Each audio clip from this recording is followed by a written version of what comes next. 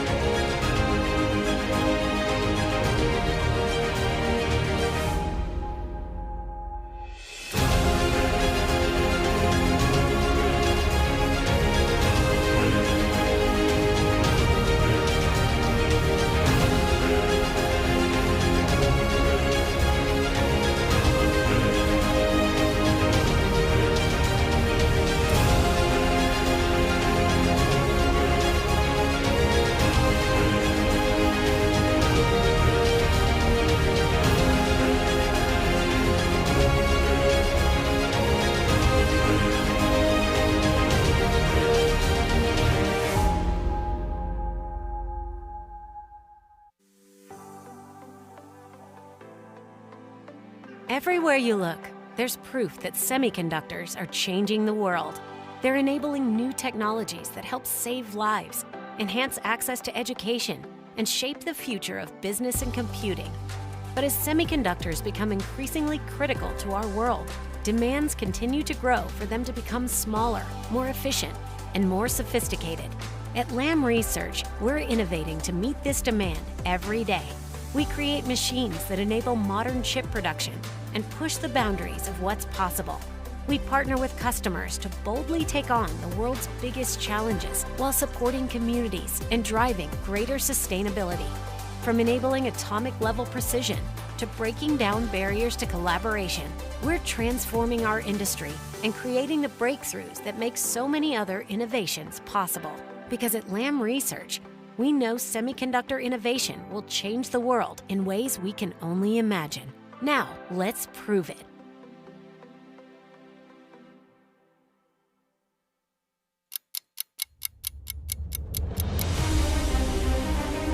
A cultural and scientific crossroads, Athens is a bridge between our ancient past and our sustainable future.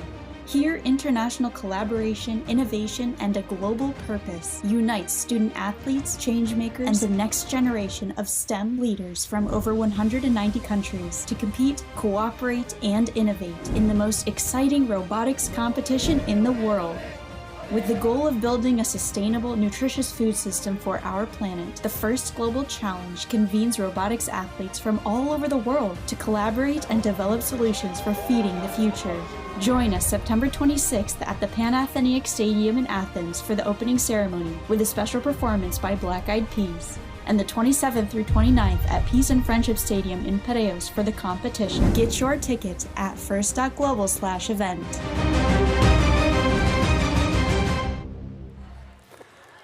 Good morning, Kalimera. There we go.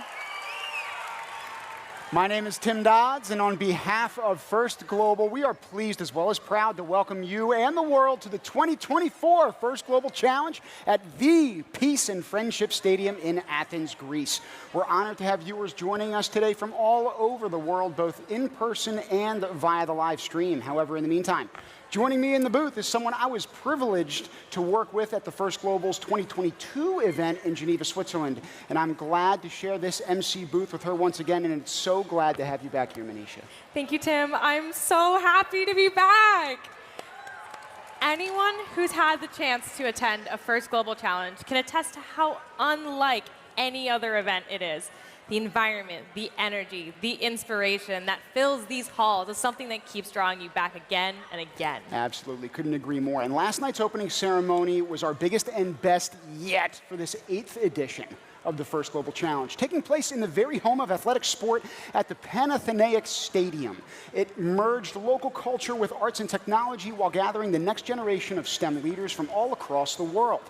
I'm always inspired to see, frankly, the hope and drive that our students from all over the globe bring to this event year in and year out, coming together to engage in competition, cooperation, and cultural exchange. You can't help but feel like we're on the precipice of a brighter and more collaborative world, frankly. I couldn't agree with you more. We've seen some of that throughout this morning as teams have been making their final adjustments to their robots and started our practice matches here on our fields behind us. We'll soon see the excitement and the action ramp up as we kick off this competition. But first, let's take a look at our electrifying and amazing opening ceremony from last night.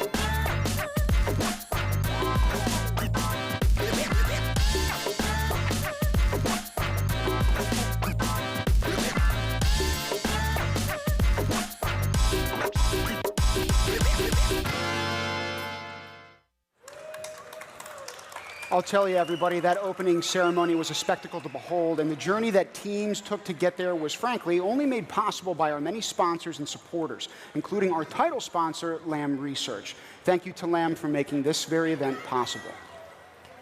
Over the course of the next 3 days, these youth from all over the globe are not only showcasing their robot skills on the competition floor, but they serve as representatives of their nations, showcasing the skills that they've built and celebrating the spirit of the first global sports camaraderie that brings us all together year after year. To get a better understanding of the robotics challenge that our teams will be participating in, let's watch the 2024 game animation video. Introducing the official game of the 2024 First Global Challenge, Feeding the Future. During the 2-minute and 30-second match, 2 3-team regional alliances work independently to conserve water and energy and produce food. All 6 teams then work together as a global alliance to secure food and balance global resources to create a sustainable food system and provide the world with equitable, safe, nutritious, and environmentally responsible food. 12 blue water and 12 green energy are pre-arranged on racks in each aligned station. 1 food is positioned at the bottom of each of the 24 Nexus goals on the playing field. Robots start the match lined up against the guardrail next to their corresponding alliance station. Teams may preload 1 water or 1 energy into the robot prior to the start of the match. The match begins when the announcer says, "Go!" Each regional alliance transfers water and energy from the alliance station to the robots via the human players. Robots then conserve water and energy by placing 1 of each type into each of the Nexus goals, designated with their regional alliance color. Robots can also conserve water and energy in the reservoir. A regional alliance earns points for each water and energy conserved. Once a Nexus goal has been successfully loaded with 1 water and 1 energy, a food is produced and released into play, which earns the regional alliance additional points.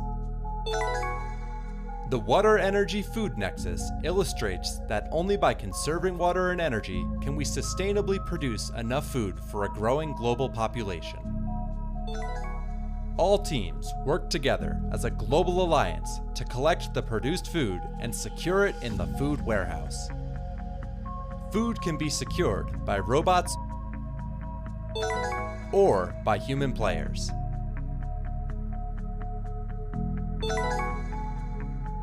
All 6 teams on the Global Alliance earn points for food secured in the food warehouse. Food security exists when safe and nutritious food is always accessible in sufficient amounts to all people.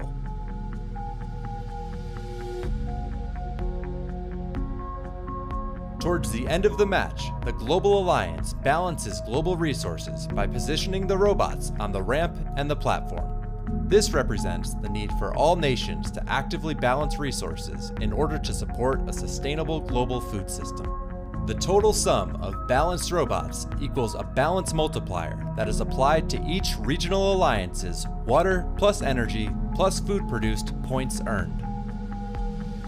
The Global Alliance earns a cooperation bonus if 5 or more robots are balanced at the end of the match, rewarding the effort when a majority of nations build a resilient and equitable food system. A regional alliance's match score is the sum of points earned for each water and energy conserved and each food produced, multiplied by the balance multiplier, plus food secure points, plus cooperation bonus points. Let's start feeding the future together.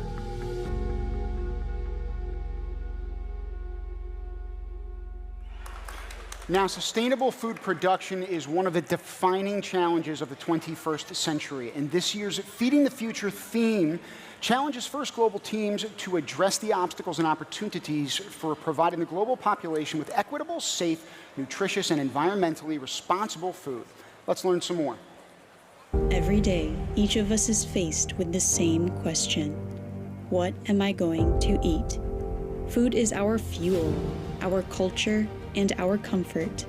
Yet, in a world of abundance, more than 700 million people are going hungry. Our global food system, which encompasses producing, processing, distributing, and consuming food, is a complex and interconnected web that is sensitive to many factors. It is straining under the effects of inefficiencies, changing consumption patterns, conflicts, economic shocks, urbanization, and environmental degradation. And the rising cost and scarcity of food is impacting everyone. In many ways, our world produces enough food, but inefficient production and consumption causes 30% of all food to be wasted. Resource-intensive meat demand is skyrocketing, and conflicts are blocking food from millions. Agriculture is the largest consumer of fresh water, while food production and delivery consume approximately 30% of the world's energy. So as our global population continues to increase, so will the demand for food, water, and energy. To develop a more sustainable food system, we must achieve economic sustainability by establishing a fair and profitable system from farmer to consumer. Social sustainability by securing the well-being of all societies and their equitable access to nutritious food. And environmental sustainability by balancing between food, nature, and climate to neutralize our ecological footprint on the planet, minimize wastage, and advance methods that are less water and energy dependent.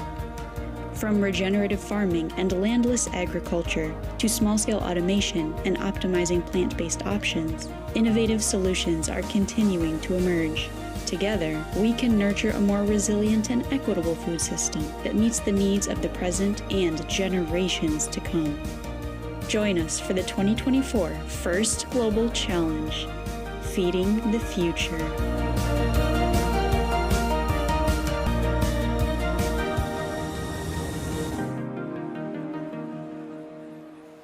With an issue like global hunger and maintaining our food sources around the world, it's a team effort. And I think the best way to talk about the team effort that goes into making an event like this possible is to recognize the support from our communities, our families, and our countries around the world. Let's take a look.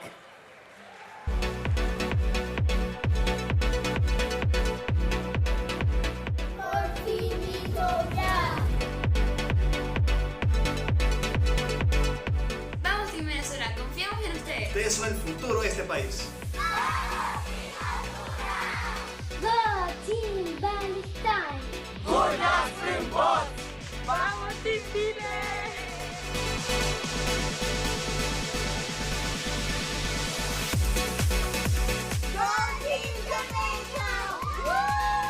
Go Team Jamaica! ¡Vamos, Mate! ¡Vamos, Mate! Go Team Bangladesh! Good luck, Team Ukraine, on your journey to the first global challenge in Athens. Team Togo, good luck! Go Team Djibouti! We support!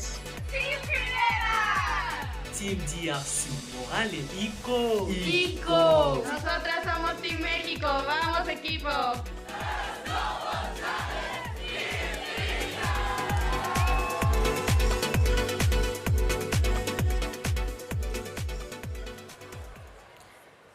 Our teams are eager to get things kicked off here. We're eager too. They've been prepping for weeks, months, coming from all ends of the world to arrive here in Athens. We're gonna converge on field 3 now for match number 3. The ranking matches will start in 3, 2, 1, go! On the Red Alliance, we have the nations of Belize, Botswana, and Zimbabwe. On the Blue Regional Alliance, we have Eswatini, Jamaica, and Panama. Again, every single match will have a different compilation and combination of nations, and their matchups will be different and unique every single time they square up today as well. Speaking of scoring, we're looking at 2 robots depositing water and energy respectively. Taking a look at our game pieces, we've got several on the field. Blue means water, green means energy, and you need one of each in order to produce food, designated by the orange game pieces on the field there. Our teams are going to be working together across the field to produce as much food as possible in the next 1 minute and 47 seconds and counting down. Now, it's pretty incredible to think about all of the hundreds of matches that we're going to bring you over the next 3 days. This is the first televised match, and frankly, we said yesterday in the opening ceremony that there have been 2 countries that have now denoted robotics officially as a sport. The first country to do so, it qualifies in this first match. It is the nation of Belize, again on that Red Regional Alliance, so kudos to them. 1 minute and 20 seconds left. You can see our drive teams are working together with their robots, not just the robots on the field.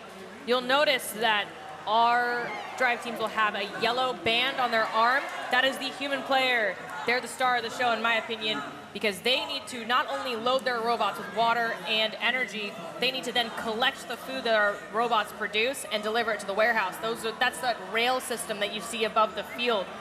2 points per food produced, so orange game pieces released onto the field, and another 2 when you secure that for your global population in that warehouse. Now, what we'll start to see over time, because teams got their practices earlier on today, as they also arrived a few days ago, hopefully to convene about their strategies here, you'll start to see towards the end of the match, teams start making their way towards the platform as that whistle sounds. That's indicative of what is called the end game, and we'll get to that later on, but it's just one of various ways that we've already alluded to in which you can score in this game. Our teams are going to be looking together to work as a global alliance here. So now, while there are blue and red regional alliance goals that they need to achieve in every match, at the end of the game, it's all about all of us coming together to secure food for our global population here. So with the last 5 seconds, we're looking at a balanced platform indicated by that purple light. Time expires. Great job in that first match to our teams on the field here. We're excited to see how things continue to ramp up, pun intended. Oh, I like that. I like that. I was going to say, I'm going to be full of dad jokes over the next 3 days, so I preemptively apologize, Manisha. I'm so glad that you can go back and forth with me on that and give me a run for my money. Always. In the meantime, these 2 regional alliances gave one another a run for their money as we show you some instant replays right now. Water being delivered here on that lower goal. Our robots are going to need to try and ascend different heights, up and over. All of our goals on the field are at different height levels. So teams will need to work together to see who can achieve which height. And the field spaces themselves are quite tight, so there are going to be some collisions between these robots. But again, the scores will be showing up for you for both of these alliances on that left side of the screen. So different categories where these points can be achieved. In these ranking matches, it's cumulative towards every single sequential match that they're going to play. So even though this is the first one that they've been in and they're putting all their chips in and what's at stake right now, there's plenty to learn from and live for, as well as evolve towards as the game continues for them. We're going to come back to the scores for our next match, but now we're going to take a look at one of our team's stories. Team Estonia comes from a country known for its digital prowess and forward-thinking approach to technology. With a love for robotics and innovation, they are excited to showcase their talents at the first Global Challenge. Let's take a look. Oh, hei, meie oleme FGC Team Estonia ja esindame Eestit see aasta FGC-l Kreekas. Mina olen Lennart. Ma olen robootikaga tegelenud juba esimesest klassist saati. Tere, mina olen Robin. Minu nimi on Jasper. Mina olen Pärtel. Olen Gregor. Mina olen Ralf. Ma olen Roland, ma tulen Põhja-Eestist. Mina olen Eki. Minu FGC meeskond on parim FGC meeskond, mis üldse on. Meie meeskond suudab väga hästi kommunikeerida üksteisega ning delegeerida ülesandeid, mistõttu meie töö tegemise kiirus on väga suur. STEM on minu jaoks oluline, sellepärast et mulle meeldib asju luua, ehitada. STEM rahuldab seda uudishimu, mis mul on maailma vastu ja igasuguste vidinate vastu. Ma olen see aasta esimest korda ehk ma olen väga elevil osalema ja uusi teadmisi saama. Me oleme see aasta väga palju tööd teinud juba enne hooaega, et meie robot tuleks parem kui eelmine aasta ja aasta enne seda. Toiduturvalisus on minu jaoks väga oluline teema ning Eesti jaoks eriti, kuna me oleme riik, mis impordib väga suurt hulka oma toidust. Osalemine First Global Challenge'il arendab mind igast küljest. Ma kasutan FGC kogemust tulevikus, kus on väga vaja meeskonnatööd, mida ma ju FGC-lt nagu väga selgelt saan ja arendan. Ma jagan FGC-lt saadud teadmisi oma kogukonnaga ning läbi selle ma arendan maailma ning ka enda kogukonda. Improve definitely is the name of the game, and every single one of these teams has improved in their understanding of science, technology, engineering, mathematics, but I certainly suspect also one another, as they've all gelled as teams coming from different distances in order to get here. I think we're going to take a look at our team that we just watched, Team Estonia, on this center field now. Match number 6 queued up in 3, 2, 1, go! Robots jumping into action. We see some energy on the field already. That's indicated by those green game pieces there. Now, we talked about how teams have had different synergies and relationships over the years. Some of them really met for the first time in this experience. Estonia, who we just featured in that video, is not one of them. It's a foreign concept because they've actually had experience working and collaborating with one another in what's referred to as First LEGO League, or FLL. So before joining the First Global Challenge, most of them were actually team members together. And despite studying in various locations across their nation with distances of even up to 200 kilometers, they said that their love for robotics is what unites us. An inspiring message from them as they compete in their first match today. Taking a look at the teams that we have on the field right now, we have Team Estonia, Team Cabo Verde, Team Sierra Leone, Team Burkina Faso, Team Nepal, and Team Saudi Arabia. Already 1 minute into this match. Right now, you don't see the scores necessarily populating, but that's because we need a lot in order to store and tabulate not just the energy and water, but then the food produced. So all 3 different colorations of those game elements come into play. We'll talk about those point valuations more over time. Current view right now shows you that food. It's currently still sitting and not necessarily being produced, but there are game pieces being put in the reservoir. We'll talk about that as well later on. Just a minute and counting down now.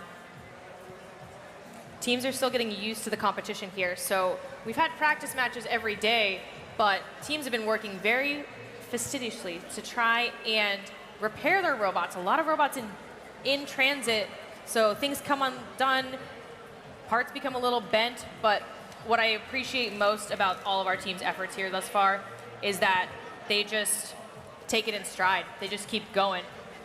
I liked a couple of shots that we had previously, and now you see those bottom 2 screens in the corners.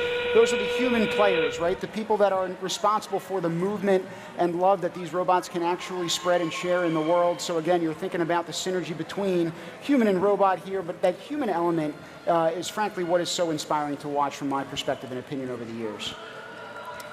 Look at the emotions on their faces. Speaking of emotion, when we were in the pits yesterday, Cabo Verde has a full DJ setup in their pit. So if you want to go a dance party as time expires here, maybe after this match, go check out Team Cabo Verde. They've got a full DJ setup. It was loud and rowdy, almost that, I would kind of liken it to yesterday's performance by that DJ that we had at Panathinaikos Stadium. He was bumping the place. We're going to take a look at some match highlights while our referees work very hard to tabulate our scores here. Energy was the first game piece in action during this match. You see the green floating around all around the field. So those green pieces being energy, those blue pieces being water. You see again those human players trying to will their robots to work. As those robots get up to that part of the field right there that I'm circling at the right side, that's referred to as the reservoir. So even if food is not produced, each one of those pieces, if put in that reservoir space, is a point for their respective alliance. Something I'd like to actually highlight as well that we were seeing in the field is that there's different lights all over the place. We'll get back to that in a second. I want to look at our scores first, actually. 13-3 for that match number 6. What did it come down to? It came down to those nexus points. So nexus meaning joining things together. You need water and energy in order to produce our food. So for every food produced, you get 2 points. I'm really excited to see how these points continue to add up. And even though we are talking about points grown in the form of growing something in a field, we've got our next field interview ready to go right now. So let's take it away. Melissa, Blair, who do we have? Niramato. How do you feel about this match? You just won. Congratulations. Thank you. I'm very excited to be here, and I'm really proud of what we have achieved, and I'm really proud of our team as well. Great. So what was your strategy in this particular match? Going right for it, going straight at it, and giving all we have got. Thank you. That's great. So now tell me a bit about your robot. So our robot was designed by our mentors and us. We practice it daily, and we have made improvements so many times that the bot is practically unseen from its first counterparts. We had made many designs at the first, but we settled on this because it was quick and easy and was quick to adjust. And based on your experience from this match, are you planning to change anything for like future matches? Yes, the speed will be a bit decreased, and we will have to put some weights because the bot is moving around too much and there's not much going on. Okay, that's amazing. Now, with regards to your cooperation with your team, what do you have to say on that? Oh, I love my alliance and my team because they had talked with us before the match and we had a great time, and thank you. So the cooperation overall was good, and did you have specific people like chosen as captain or like someone as a human player beforehand? Yes, we had our human players and captains already chosen out, and we talked and communicated the alliance before, so we had pretty much a good conversation, and this was really good. Okay, that's awesome. Thank you. Back to the booth. Thank you, Melissa. Much appreciated. I love that message from that inspiring young man talking about going all in. I could not agree more, and you see so many teams doing the same. That also includes our next team up, which is Team Bolivia. They come from the heart of South America, where towering mountains meet vibrant traditions. And with a passion for problem solving and a determination to represent their country with pride, they're ready to inspire with their innovative spirit. Let's take a look. Bolivia, un país de paisajes impresionantes, culturas vibrantes y sobre todo, jóvenes visionarios. Somos un equipo de apasionados por la robótica y estamos preparados para llevar la bandera tricolor boliviana al First Global Challenge en Atenas, Grecia. Soy Jali y desde que tengo memoria he soñado con hacer algo que cambie este mundo. Soy Rodrigo y me encanta crear cosas. Soy Lidia y la tecnología es mi vida. Soy Camilo y todo el esfuerzo, dedicación y tiempo valdrán la pena. Soy Mariluz. El movimiento, la fuerza, la precisión, todo esto cuenta cuando estamos compitiendo al más alto nivel. We are more than a team. We are a family. We are working together by the technology, and we want to show that Bolivia has the talent, creativity, and determination to succeed. We are very happy to know that we are going to represent Bolivia. This is not only our project, this is Bolivia's project. I feel a huge responsibility, but also a great opportunity to prove that with effort and passion, there are no limits. Cada día en el laboratorio es un día más cerca de nuestro objetivo. Y sabemos que podemos lograrlo. Llevar la bandera de Bolivia no es un desafío, es un honor. Y queremos demostrar al mundo lo que somos capaces de hacer. We are the ICT generation of the bicentennial of Bolivia. First Global Challenge. We are going for the victory. ¡In Bolivia!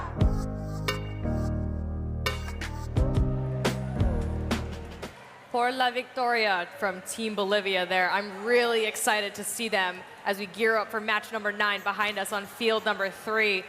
They're joined by teams from all over the world in this one. This is going to be a blast. In 3, 2, 1, go! And you mentioned those teams. We got them in store for you in the form of Ireland, India, and Trinidad and Tobago. They are squaring up alongside Hong Kong, Aruba, and Bolivia.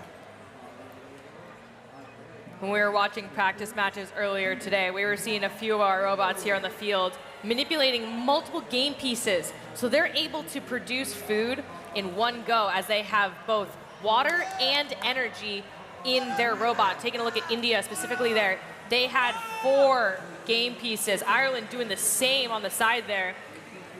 I had a chance to talk with Team India yesterday, and they found that aesthetics were equally important to the innovation of designing their robots. You can see that from their anodized parts. The only fully orange robot that you'll see.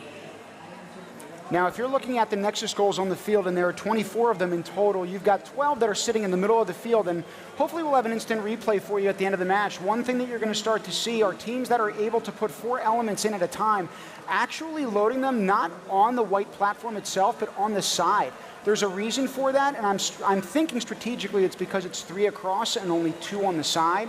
And so I'm wondering if teams are trying to be as efficient as possible if they're able to load 2 simultaneously, and that's how they're doing it. Absolutely, and you'll notice too that when you approach the middle platform from the side, both Nexus goals are the same height. But on the platform, you're a little bit elevated, so you don't need to reach up as high in order to score the game pieces. Similarly, on that back wall, you have your, what looks like an escalated, graduated set of goals there. You have to achieve new heights for every time you hit a Nexus goal. Man, I love the previous shot that we just saw. You had on that platform in the foreground both that water and energy element trying to be scored for points in that Nexus goal, and then in the background you had the orange element of food being stored in that warehouse that you see right now at the very back of your screen. As we get to the last 30 seconds of the match, something I'd like to call out, you can see in the back of the field, there are multiple different lights going on. We've seen orange. Orange means food has been produced. It's an indicator to our teams, in addition to the food coming out, but also know that there's food available for them to be storing. If you see a green or a blue, a tip at the end of the match there, that looks like Team Bolivia. We hope to see them right themselves at the end of this match with just a couple seconds left. We'll let our referees weigh in on what our balance multiplier will add up to. You get 0.2 for every robot that's balanced, so we'll let them figure it out. But in the meantime, I'd like to highlight that last match. India with 4 balls, 4 game pieces in their hopper, it looks like. That also, that's Team Hong Kong, China in the back as well. Now, what we had seen earlier on, 1, 2, 3, 4, I'm trying to keep up with these robots. They're moving at such a galactically fast pace. If you're looking at this one right now, again, different loading mechanisms for how they store those 4, but once they're on the platform, you see them trying to raise, elevate, and then score in those 2 different Nexus goals. Once that happens, again, you've got that food being released at the bottom. You need to have both of those elements in there, however, in order to release those and to get those points. Scores are up for that last match. It was a tight one, 60-52. Looks like we had a 1.6 bonus multiplier. That means 3 robots at the end were considered balanced. We're gonna actually now take it to the pits, kind of take a look at some of the action behind the scenes that we're not seeing behind us. Blair, who are we talking to? I am here in the pits where it is just as exciting as the playing fields. This First Global is amazing. And one of the amazing teams is Team Tunisia. Team Tunisia, say hello. So last night we had the opening ceremonies, and it was magnificent. And you played a part of that, and which surprised you a little bit. You want to tell us about it a little bit? Of course. So hello everyone, I'm Ahmed Amin Jalouli, member from Team Tunisia, and the best part of yesterday was the song that we produced actually. So Team Tunisia. Taleme in Greece, which means see you in Greece in Greek language. So we produced this song since the beginning of our journey for this edition. It was produced by youngsters from our team since the beginning, and we started with the lyrics and then some rhythm and some like beats, and it was collected, some Greek style, Tunisian style, all of the styles, and it was finished by our team also. And yes, everyone heard it, and I guess everyone loves it. Right? Yes, it was fantastic. They captured every First Global competition in that video. You can check it out online. Who came up with the idea for that? Our mentors. Our mentors. Our mentors, yes. Oh, beautiful. Who did all the video production? Video production was made by me. I'm the media person here and like in the traveling members, but we are four media persons in the team. We are a team of 28 members. We have a media department that is working on the media of our pages, and I made the video to like share all the memories and all the stuff that First Global gave us. You know? Well, you're going to have a lot more memories after this week, right?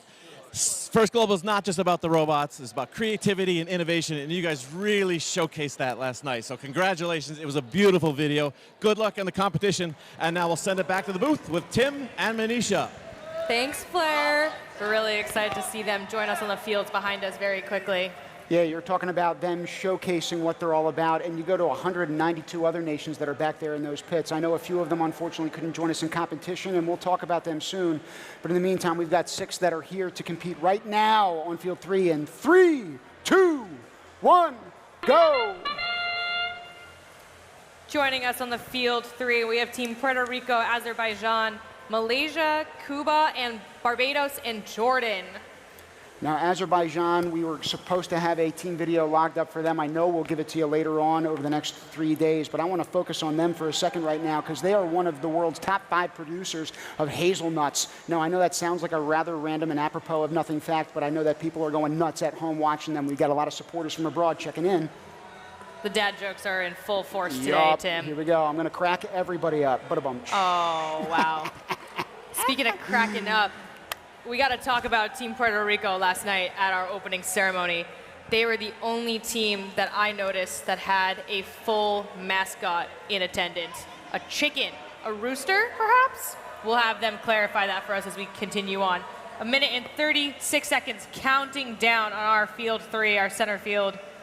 Food already being delivered into the warehouse. That's an extra 2 points for what looks like the Blue Alliance there. You were talking about the rooster potentially being that mascot, and if that is in fact the case, I would say it is definitely par for the course because it's early action here at Peace and Friendship Arena, and yet they are up with the sun and ready to rock. That team is coming really strongly out of the gate today.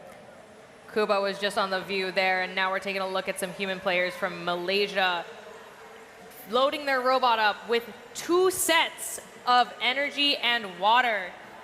And again, you're seeing that happen from the side of the platform. So as some of these teams are able to put in 4 elements at a time, I suspect part of the reason why they're doing that is because they're already paired up if you do it from that horizontal side, as opposed to the larger and broader side of that platform where there are 3 across. With just over 38 seconds left, we're getting into the end game here. You can see that there is a green light on that Nexus goal that Malaysia just put a game piece in as the whistle's blown off. You can see LEDs in the background, blue meaning there's water deposited, energy for green. That's indicating to our teams that we need 1 more game piece to produce that food. Cuba doing exactly that. They saw a blue light and they deposited a green in that Nexus goal. With 10 seconds left, we can see Malaysia ascending the platform, trying to get those balance points for that bonus multiplier. So it looks like we've got 2 of those robots in totality up on that platform. But again, we let the judges evaluate the field. It takes some time to do. Hands are off of those controllers, but that doesn't mean the action on the field stops. There are teams and scores of judges that are hard at work and trying to make sure that these kids are putting their best foot forward. Something I wanted to highlight just there is that Team Cuba, they went out of their loading area and then back in once they expanded. At the start of the match, our teams need to be within a certain limit. That is a specific inch rule that it's your starting configuration. Once you've started the match, you can exit and then expand. So that's how you're seeing our teams start in the small form factor, but then grow to achieve different food delivery, energy delivery at the different heights on our field. And we took you back to the pits earlier on. There are going to be some tweaks to these robots as well and how they are designed ultimately over the next 3 days. We're all tinkerers, and that definitely holds true for even the last parts of their stage here as they've taken months, weeks over the past year to prepare for this competition. So again, it's never really done, is it? Preparations paid off for the Red Alliance there with 40 points on the board, 12 Nexus points on the board for Puerto Rico, Azerbaijan, and Malaysia. Over on the blue side, Cuba, Barbados, and Jordan, they also were securing food during that match. Great work by all of our field teams now. We're going to take a look at our next team. This team is nestled between the mountains and the Mediterranean Sea. Lebanon's teams brings both ingenuity and determination to the first global challenge. With a deep cultural history and passion for innovation, they're here to make a strong impression on the global stage. Let's take a look.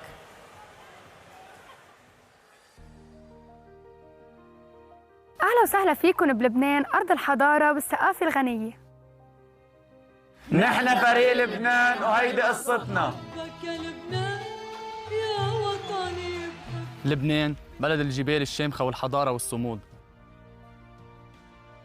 البلد اللي بيحتضن فيه الماضي المستقبل بإيدين مفتوحة.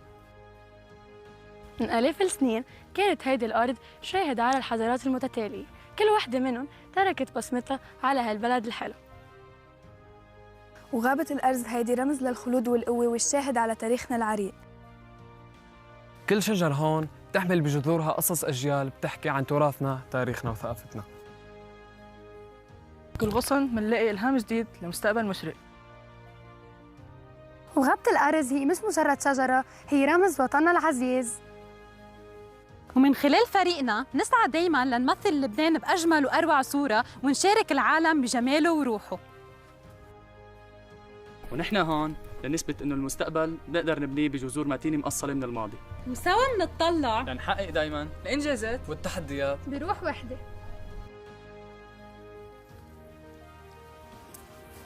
We are Lebanon!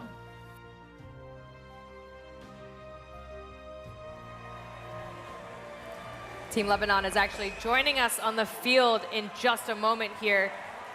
I am constantly inspired by all of our teams that are joining us from all over the world. They all have different cultural, different education, but they're all so passionate about these robots, and I can't wait to see them in action. In We're gonna start 3, this. 2, 1, go! That closing line from Lebanon is so empowering to listen to when they say, we are.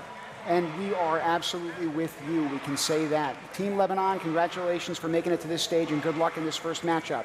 Alongside them, we've got teams Egypt and then our host nation of Greece. We'll absolutely cover them over the next 3 days.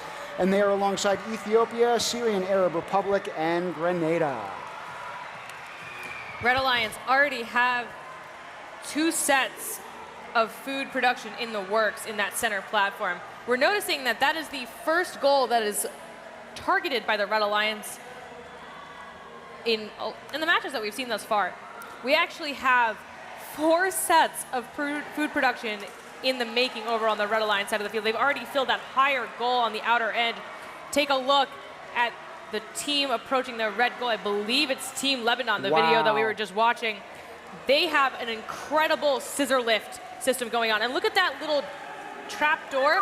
It also has a lever that pops up.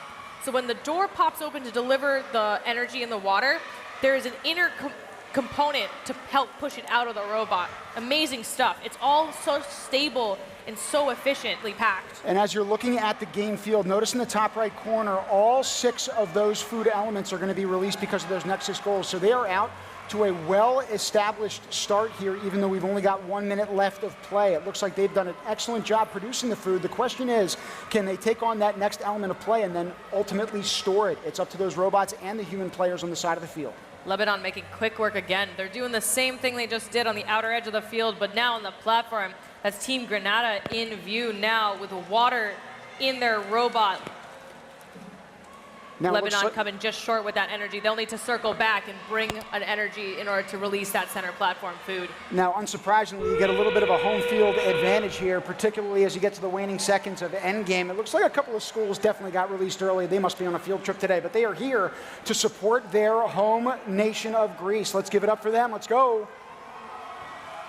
We've got Team Syrian Arab Republic now ascending the platform. They're joining Lebanon and what looks like our hometown crew, Team Greece. With just 5 seconds left in this match. Get up. Team Syrian Arab Republic, can they make it? And can they balance that ramp as time expires? We will see. Again, the judges have a very difficult job on this field, but you know, regardless of the outcome, you can tell that the process was worth it. Those cheers say it all, folks, and that's not just the competitors on the field, but certainly those in the stands here supporting them and that at home watching remotely. Let's take a look at that last match real quick. There's a look at Team Lebanon gearing up to receive a set of energy and food and water, excuse me.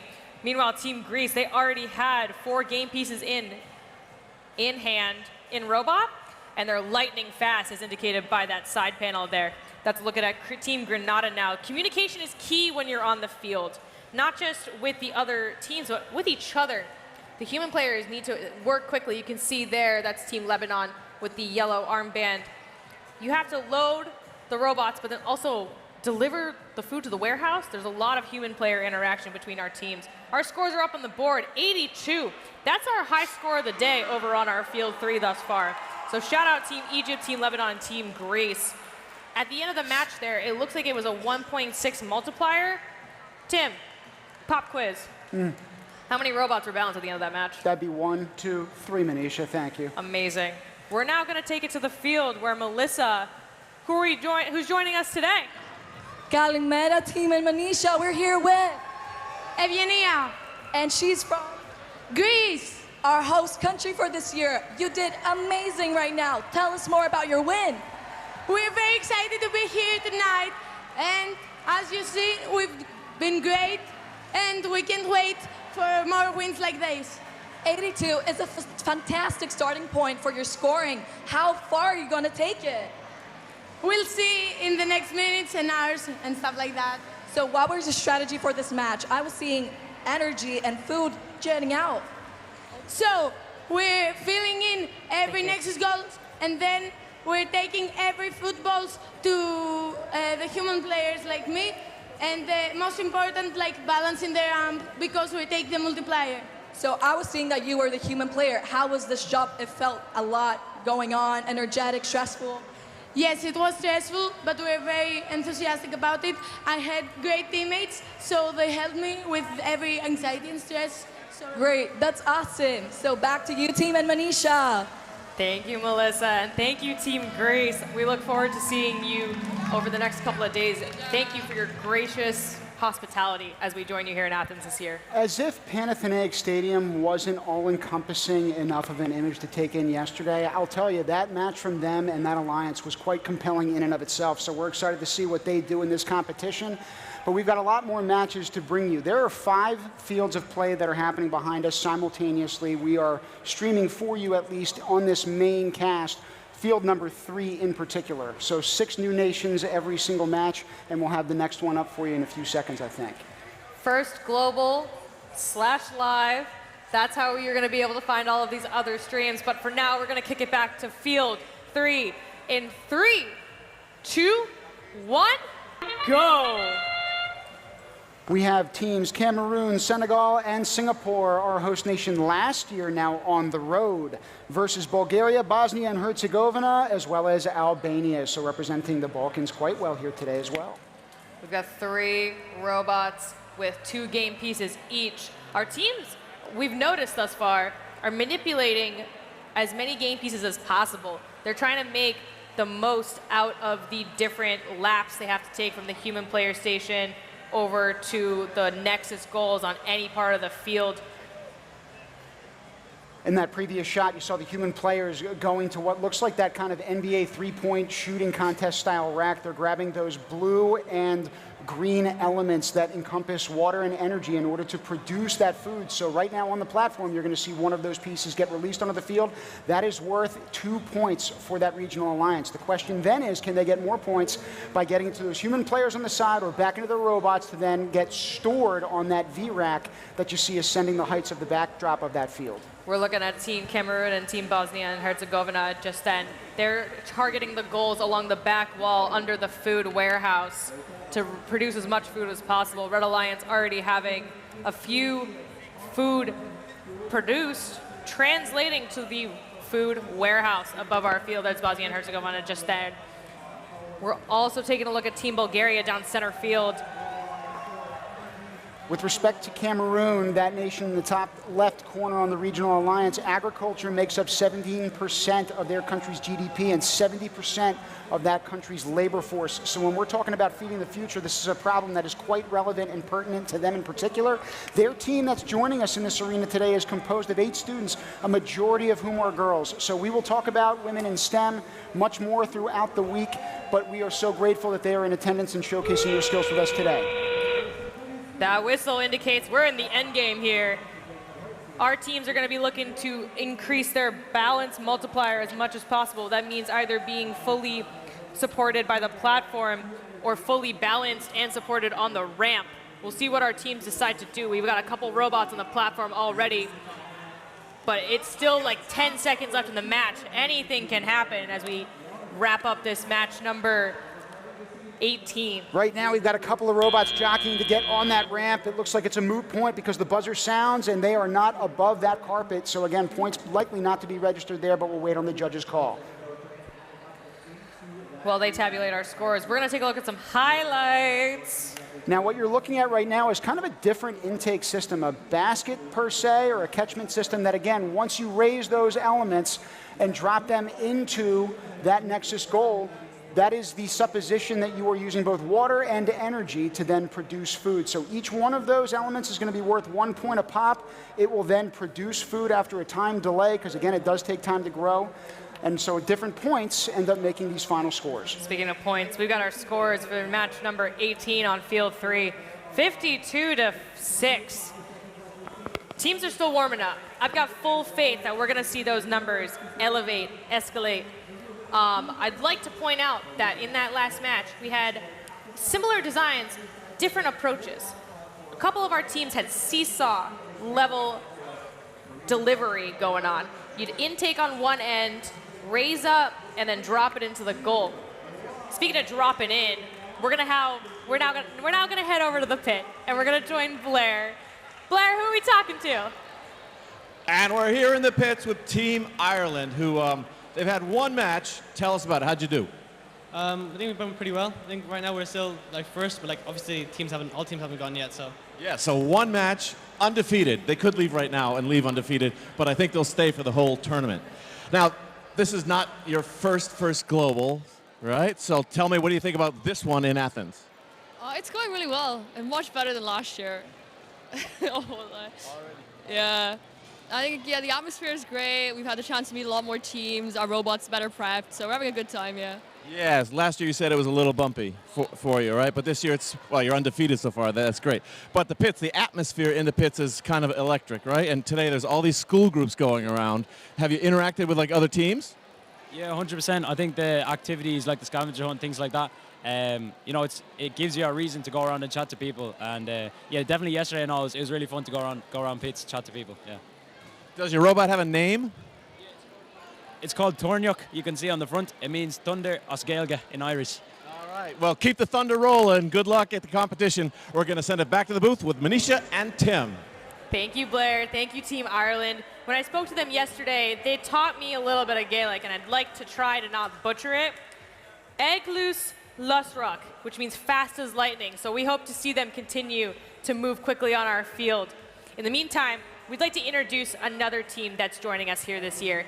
Team Philippines. They combine the technical know-how with a collaborative mindset, inspired by their nation's dynamic tech scene. They're ready to bring their solutions to the forefront of this global gathering of innovators. Let's take a look. I'm excited to be a part of the 2024 First Global Challenge because it is an opportunity for us to showcase the potential of Filipino youth to collaborate with other countries. I decided to join First Global since I aim to contribute to a better future by making positive changes with the use of technology. STEM is important for me as it opens doors to opportunities in learning, not just in robotics but also in various fields such as environmental preservation and food production. This year's theme, Feeding the Future, is important for us since millions of Filipinos still rely on agriculture for their livelihood. Our team will use this experience to make our country and the world better by analyzing setbacks and developing better strategies. Our team can also use this experience to seek opportunities to collaborate with diverse stakeholders, including government agencies and academic institutions. As we embark on this journey, we carry with us the spirit of bayanihan, the Filipino value of community cooperation. Proudly from the Philippines, we are the DYCI Primes. Those Filipino values very much embodied not just in the work of that team, but also in the 192 others that joined them and us and this global community here in this arena. Well, they're going to be one of 6 teams upcoming next on field number 3, and we are ready to get that action to you in 3, 2, 1, go! Joining Team Philippines on the Red Alliance, we have St. Kitts and Nevis and Niger. On the Blue Alliance, we have St. Vincent and the Grenadines, Antigua and Barbuda, and the United Republic of Tanzania. Now, St. Vincent and the Grenadines is made up of 32 islands and the Cays, making it the largest archipelago state in the Windward Islands of the Caribbean. Now, they are making winds and storms here on the field of play in their first match, and I know supporters at home can say the same. I'm sure that they're delighted to see them in action here. We've got the United Republic of Tanzania lining up at the reservoir with their energy and their robot. Meanwhile, that looks like Team Philippines delivering 1 energy, 1 water to the Red Alliance side of the Nexus goals. I look forward to seeing what our other teams are working on the other sides of the field. With 1:40 counting down anyone's game. And in terms of each of these games, 2.5 minutes in total, so we are 1 minute into this action right now. The human players on the side, again, can populate those robots with either element of energy or water. Each of them is going to be worth 1 point so long as they can ultimately be stored in any of those 12 Nexus goals. There are 12 of them per squad, so 24 in total on the field. Ice in the veins over on that Blue Alliance side of the field. Our teams are so focused. All of their hard work over the last few months have culminated here and now, and they're just trying to see their vision of their robots in action, get as much competition time as they can. And right now that food right there was being produced, I think, and then stored ultimately. You see the human players escorting it over for the Red Regional Alliance with that fork and then offloading it into that food warehouse in the back. So even in the kinesthetic level, there are so many different manipulatives to this game that make it both unique and interesting, not just with respect to comparing it to other sports, but even within the framework of each first global challenge that we've had over the past 7 years. Team Philippines looking to ascend the ramp as we are now in the end game with the last 30 seconds of this match. Food being secured in the warehouse by Team Tanzania. Meanwhile, Team Philippines in the middle, already on the platform, slowly rising up, lining up the shot just right. Now, what you got to love about that strategy by that particular team in Robot is that even if these points don't get deposited, they're still on that white platform for that bonus multiplier at the very end. So they kind of pre-position themselves, regardless of whether they beat that buzzer or not, to get some points for their alliance. Smart strategy. Hands up. Let's look at some highlights. That's Team Philippines there loading up a energy and a water getting started. Looks like their hopper, it needs to be positioned just right to have both elements secure, and then sort of like a big truck, it rises and gently delivers it into the goal. I think precision is key here when you're lining up. Yeah, they were trying to lean into the force of gravity to allow it to roll down. So earlier on, you see they're only positioning one at a time, trying to let it actually work up a little bit in order to corral it accordingly. If it were straight up and down, it's a little bit harder and more precarious to balance. So kudos to them for having the patience and discipline to get that done. I think Team Philippines also had an enormous following last night in Panathinaike Stadium. It was wonderful to listen to their students and supporters from abroad get jacked up for them. We've got our scores up on the board now, 12-2. Looks like we've got some improvement from both of our teams over the course of that match. They were getting faster every time they were making the laps from their human player area to the goal. Speaking of bringing us to goals, we'd like to recognize the generous support of our title sponsor, Lamb Research. Joining us now is Aaron Fellis, the Chief Vice President and General Manager of Lamb's WETS Disposition Business Unit, and I'd like to learn more about that. Also, he is a Lamb and Foundation Advisory Board member. Thank you for joining us, Aaron. How are you? I'm doing very nice. Very good to be here today. Really enjoying the competition, walking around, seeing all the students, having a wonderful time. Now, I was going to say, Aaron, this is Lamb's, I think, 3rd year as a sponsor. 2nd, though, as title sponsor, so elevating yourselves into that type of position and being on the frontier and foreground of this type of event, what does it mean to you and Lamb? How did you come to that conclusion for yourselves, and what inspired you to support us here? Well, science, technology, engineering, math are vital within our industry, and it's an industry that's growing tremendously. So inspiring young students to come into the field today so that we can support the ongoing growth that this industry has. We see that, everybody's talking about artificial intelligence today, AI for short. So many people are now talking about this technology. Interviewing many of the teams in some of the judging panels the last couple of days, these students are talking about artificial intelligence as they go about developing their programs for the robots and food preservation programs. Really outstanding. We see that the AI market is going to grow tremendously through the year 2030. Experts are saying the market could be as big as $2 trillion in revenue over the coming years. So we see a tremendous amount of growth. With that, the number of people we need doing science, technology, engineering, math, robotics, and other fields that it leads to is very vital to Lamb Research. It sounds like you really recognized what changes the game, you know? And you're part of that forefront. In your opinion, how do you know what's needed for the next game changer in the industry? Yeah, that's a great question, and it's really challenging. And Lam's focus is to work very closely with our customers. They are the ones that are actually designing the chips and seeing what they can do from chip architecture standpoint to push the limits of design to bring more and more technology closer to users like ourselves. And so by us working closely with our customers and their roadmaps, knowing their technology directions as well as they do, asking them to come to Lam with what are their most challenging problems so that we can work closely with them to deliver the equipment that will bring these leading edge chips. As I talked about AI, these chips require the most specialized chips the industry, the world will have ever known. It's part of our everyday lives today. So working so closely with our customers so that we can deliver equipment that will help them build the chips with these very advanced designs that bring this massive computing power together with the most advanced memory for storage, whether it be high bandwidth memory that we couple together in advanced packaging with these GPU chips that are essential to AI. A big development for Lam in the industry is working with our customers on the path to 1,000-layer NAND storage devices so that all of the computing power requires massive amounts of memory that we can couple closely together with the processing chip.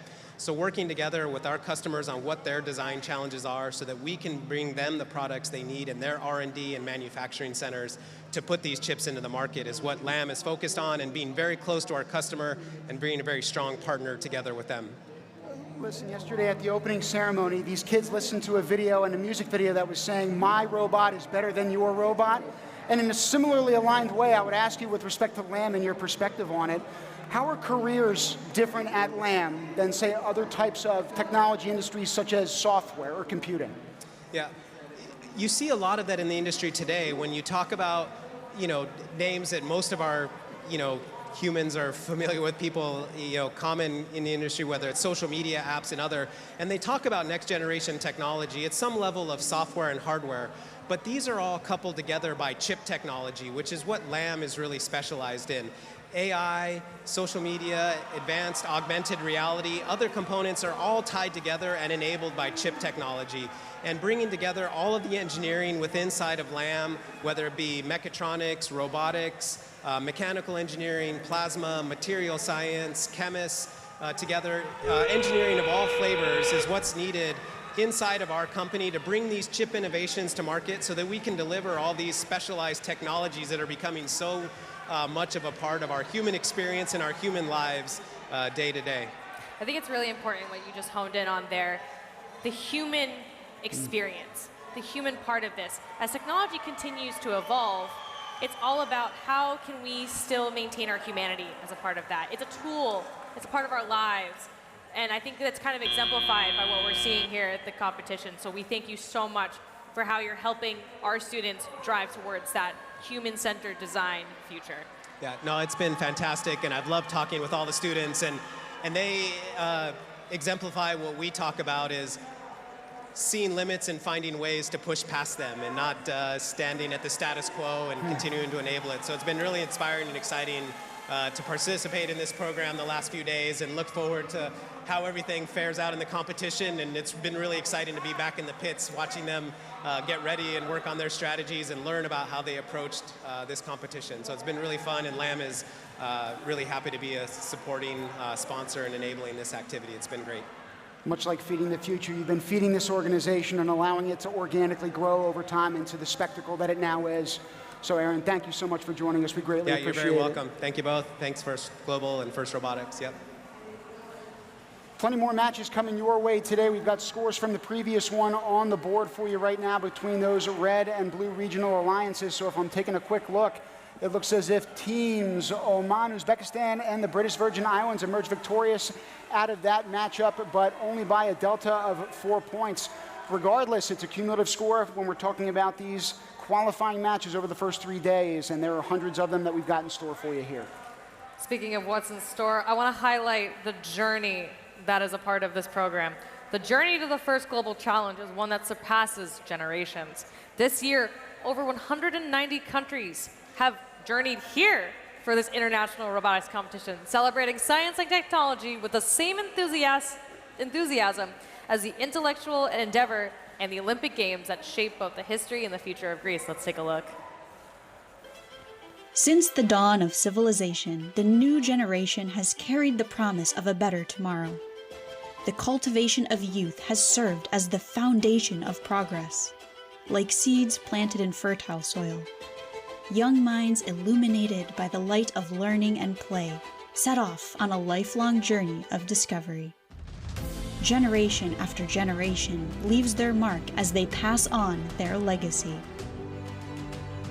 Nearly 3,000 years ago, a civilization emerged in the land of Greece that carved a path for future generations. In the Agora, the seeds of democracy sprouted, and teachers like Socrates, Plato, and Aristotle taught us that to prosper, we must learn, and to learn, we must seek the truth. In pursuit of truth, the Greeks pioneered principles of science and mathematics, Archimedes on the laws of the physical world, Pythagoras on the harmony of numbers, Euclid on the basis of all human structures, and Democritus on the smallest particles of matter. They knew the inheritance of each generation is in the richness of knowledge and benefit they weave into the lives of others.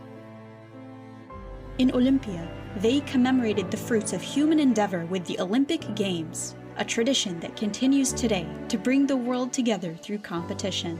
These games highlighted more than physical strength, celebrating our common fraternity in the pursuit of excellence.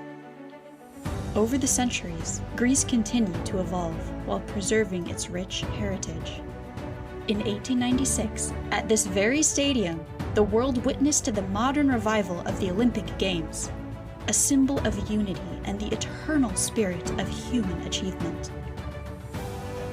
Then, 20 years ago, in 2004, the Olympic Games once more returned to Athens, reminding the world of the timeless value of sport in the advancement of humankind.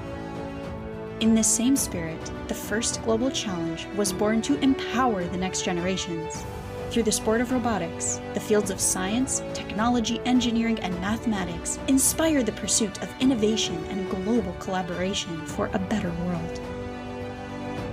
From the seeds first planted in Washington, D.C. in 2017, to the vibrancy of Mexico City in 2018, to the futuristic skyline of Dubai in 2019. Even as the world shut down in 2020 and 2021, the spirit of discovery connected us through virtual spaces. We met again in the landscapes of Geneva in 2022, then in the gardens of Singapore in 2023. Each event a testimony to the resilience and ingenuity of youthful thinking. Today, here in the home of democracy, philosophy, and the Olympic spirit, we continue our journey, merging the worlds of athletic sport and STEM innovation. Welcome to the 2024 First Global Challenge, where young minds pass forth the beacon of inspiration, paving the way to a brighter future for all.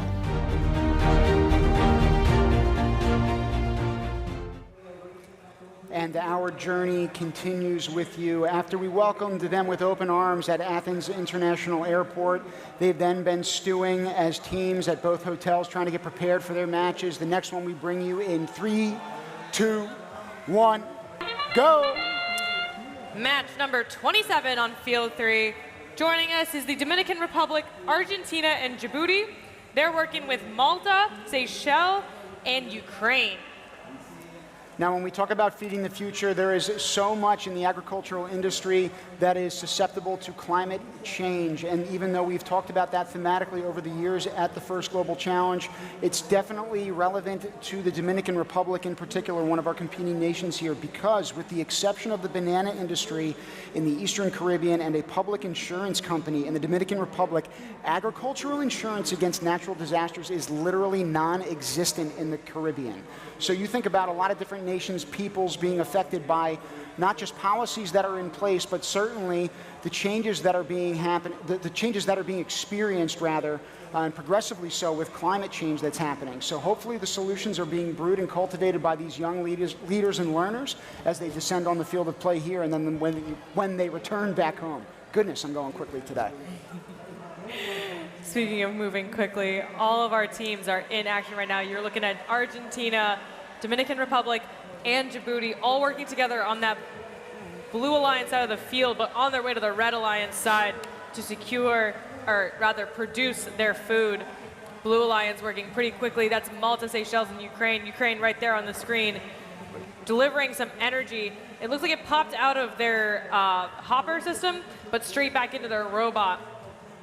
In the middle of the field, we've got a team ascending the ramp to score in the Nexus goal in the middle of the field.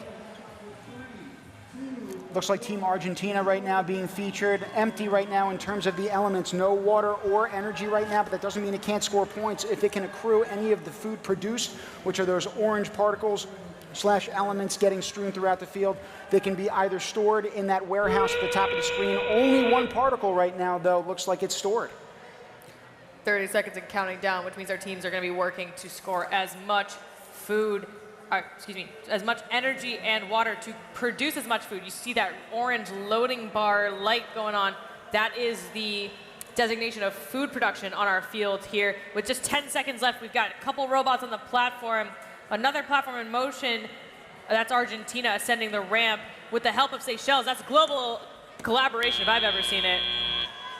So it looks like that food might not be stored necessarily before the buzzer sounded in that warehouse. We'll let the judges decide. But Team Malta, that's on the right side of that platform right now, again, is incorporating a strategy that we've seen time and time again in these first competitive matches on the field of play. They're trying to get on that white platform, frankly, before even endgame begins. That way they can still get those bonus multiplier points, but then additionally, potentially, conserve the water and energy in those Nexus goals as well. Scores on the board. It's 26-5. Our Blue Alliance, 11 points in the Nexus, 6 points of food production. Great work by all of our teams to achieve a 1.4 bonus multiplier. Teams have to work together in the end to make sure that they can get as many of the 6 robots on the top as possible.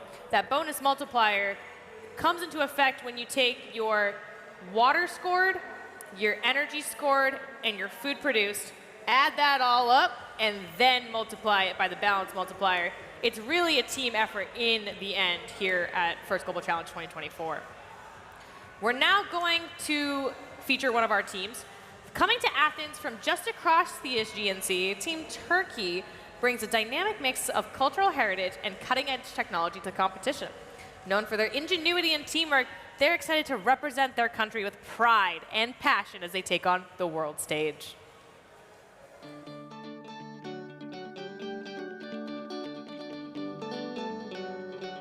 Sustainable food refers to food production and consumption that both protects nature and supports human health. The sustainable food system aims to provide clean water, fertile soil, and healthy food for future generations by protecting natural resources. This year, as Team Turkey, we are working to learn the obstacles and opportunities of providing fair, safe, nutritious, and environmentally friendly food to the global population and to instill this in our environment. As 5 students from all over Turkey who met for this purpose in Istanbul, we're trying to improve ourselves in the field of robotics and also focus on how can we be beneficial to our environment and people. Our biggest goal as a team is to spread STEM as much as we can, first in our country, then in the world. Because we believe that the solution to the problems the world faces lies in education. Participating in the First Global Challenge increases our curiosity in robotics while also allowing us to get to know and interact with people from different cultures. Throughout this process, we continue to dedicate each day to having fun, learning and benefiting the world while adding a lot to ourselves and our environment every day.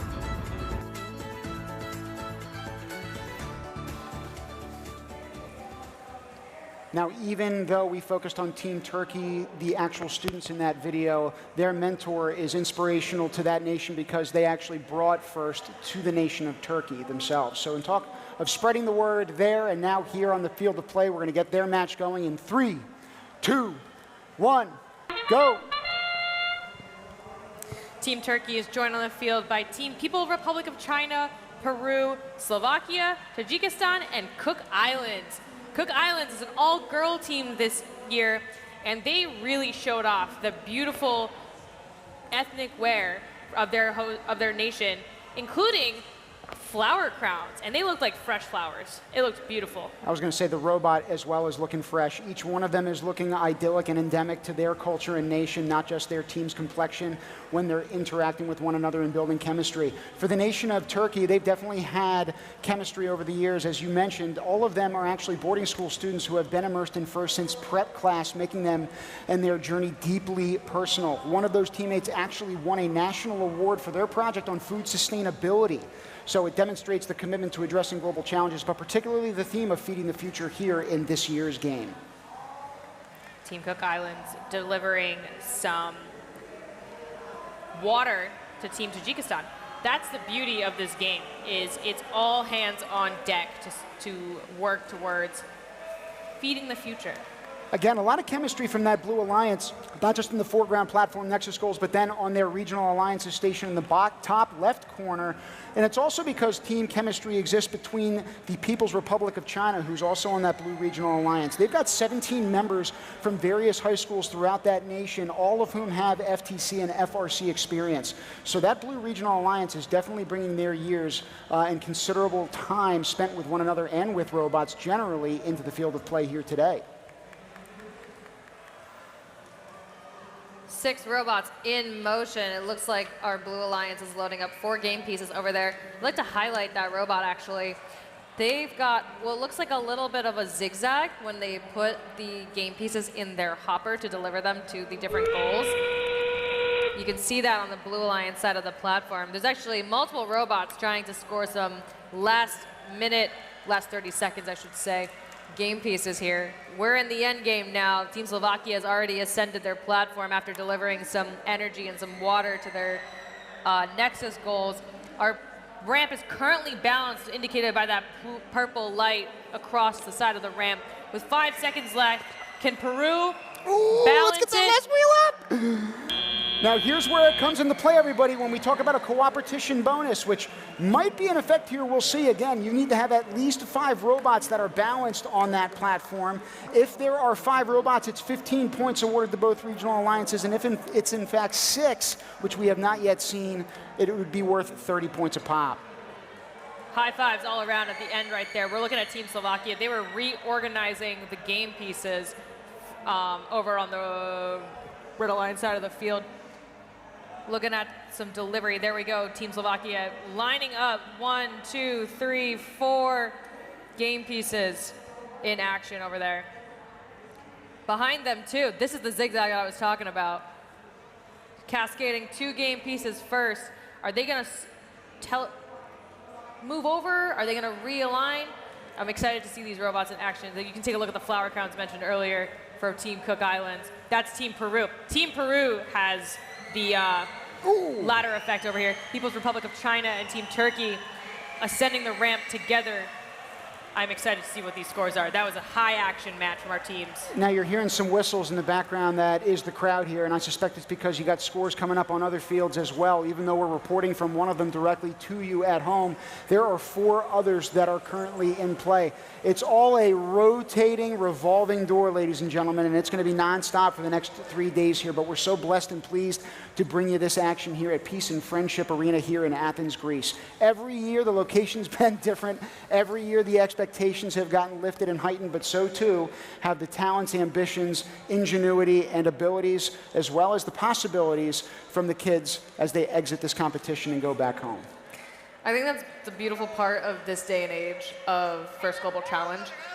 A lot of our teams participate in social media challenges coming into this. So they're starting that inter-team communication way before they're getting ready for their match. Speaking of match, we've got the scores for match number 30 now. That was 101. We've got a new high score on field number 3 of 55 to 101. Great job by all of our teams. Let's take a look at the bonus multiplier there. Times 2. That means 5 robots were balanced at the end of the match. That team earned the cooperation bonus of 15 extra points for 5 robots. Great job to all of our teams there. We're now going to take it to the pits, a look behind the scenes. Blair, how are ya? The pits are an exciting place. There's a lot going on, but the hub of the pits, where everything happens, starts to happen, is at Pit Admin, support for teams. This is our Pit Admin crew. Tell me, what do you do here? We're the center of the universe. This is the actual center of the universe, so we have found it. What specifically do you do? Oh, we do everything. We have challenges you can't even imagine. Like closing the pits at night. That's a big one, yeah. Clearing the pits, getting them onto buses, getting them to opening ceremonies, passing out flags. We are the admins. We do it all. We take all the support for all the teams and give it to them so they have a great time. What's the most interesting, strange, bizarre request this year? So for this year, we get like actually lots of questions, lots of requests, but maybe the main bizarre one, let me remember.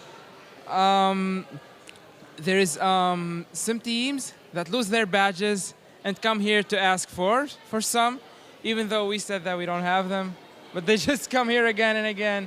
But that's what we do. We're here to support teams. That's our job to tell them. So you smile and you nod a lot and you say, we'll figure it out. Thank you. Keep up the good work. Before I send it back to the booth, we have a lot of school groups here today, including this one, and they have one thing to say. We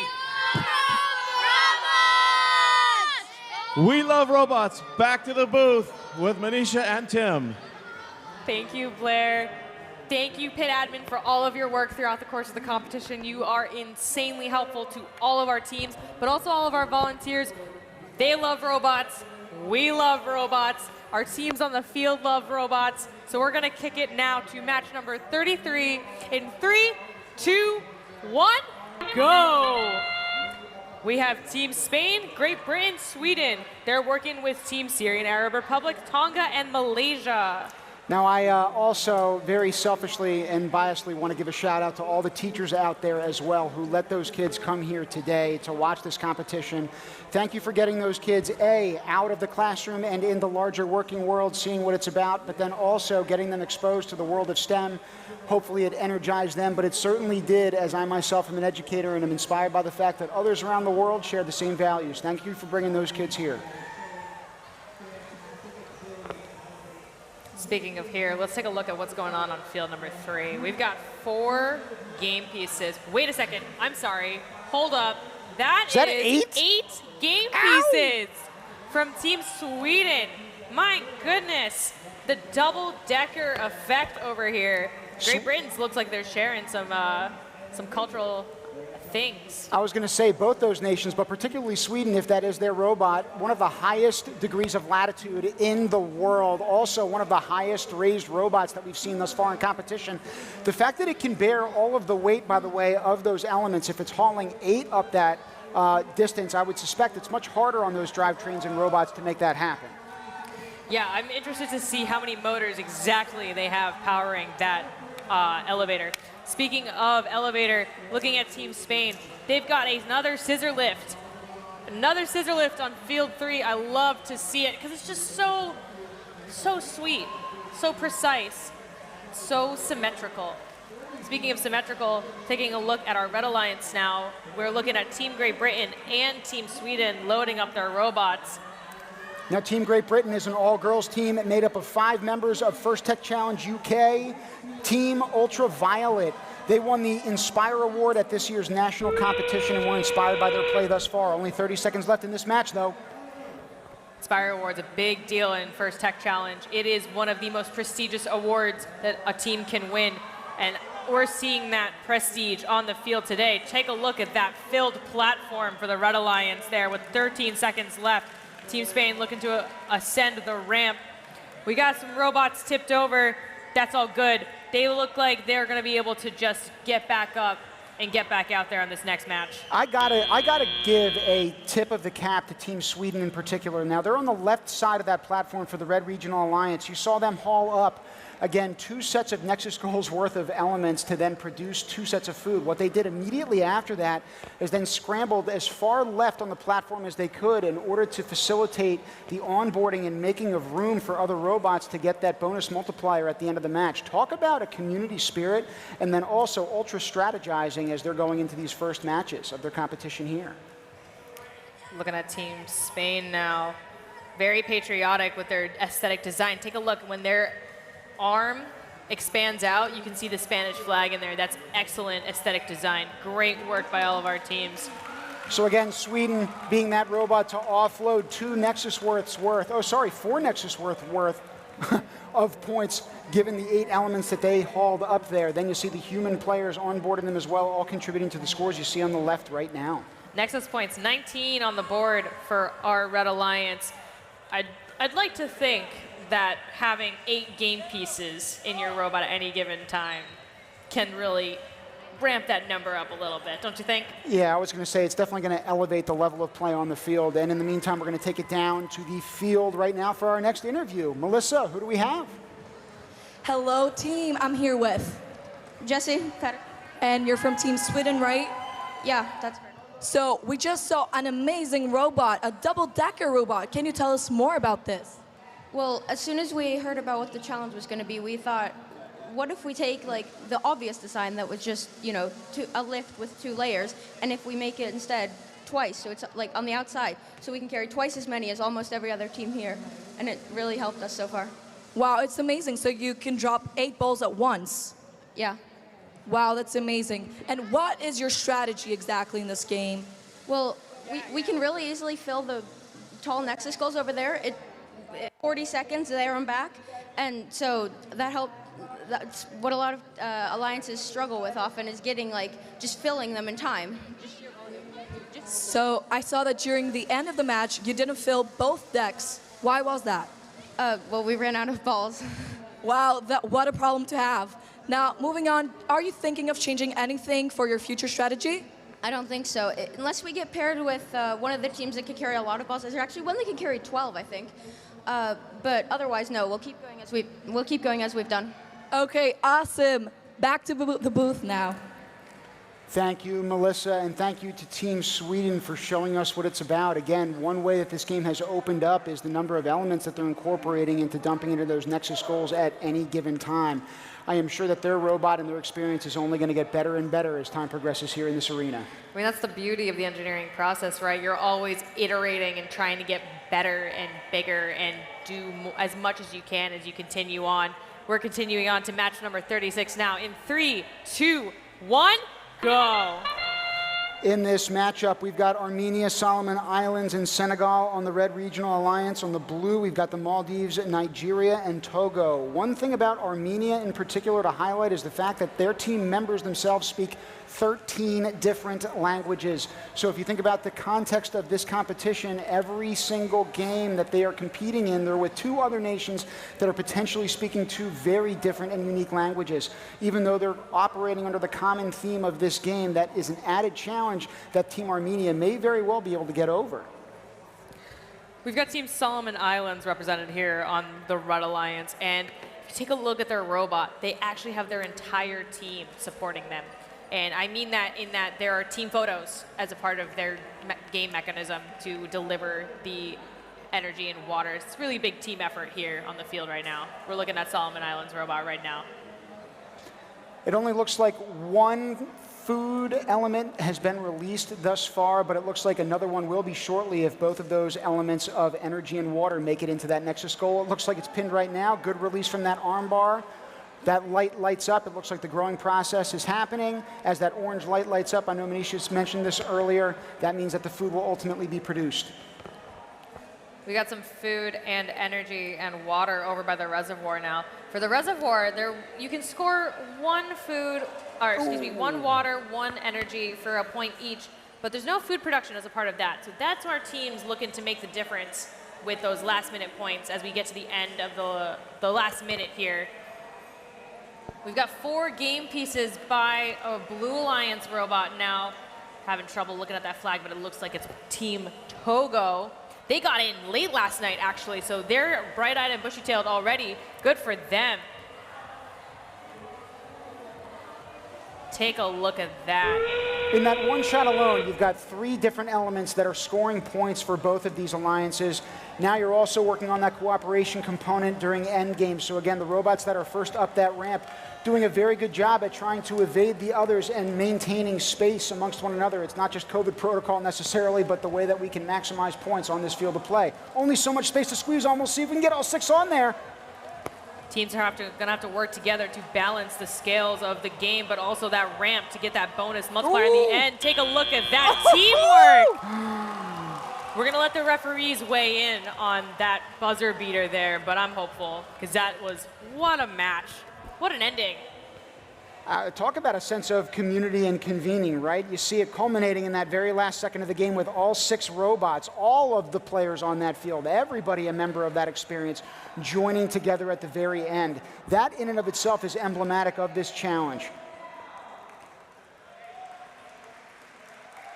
Also challenges trying to get into the various heights that are these Nexus goals right now. You're seeing 2 of those particles being released successfully so by that robot. Not always the case. I think a lot of our teams are trying to deliver one after the other, but that was actually a work in progress for 2 different Nexus goals. One water going in one energy going in the other. Scores are up on the board. What a tight match. 69 points and 67 points, but a bonus multiplier of 2.2. Do you know what that means? That both teams are going to get that 2.2 multiplier. They are, but all 6 robots are in the air. So both alliances get 30 points of cooperation bonus. Great job. Match number 36 on field 3.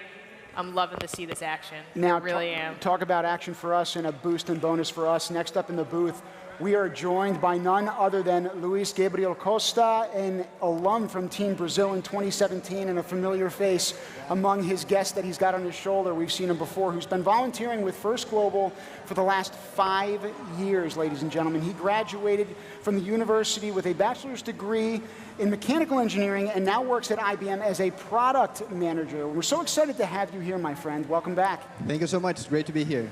What sticks with you most from your experience in 2017 when this first started until now? Talk to us about that. Well, it's kind of like very good to see how the tournament is growing, right? Because like when my team was invited to be part of like this competition, we thought it was something like was going to happen only once ever, and then never going to happen again. So it's nice to be back here, see all the kids growing, and see that we are making history, right? All the kids, like I'm an example of what First Global can do with some kids, and I like to be back and just give it back and see whatever it's doing with everyone. I need to know. I need to know.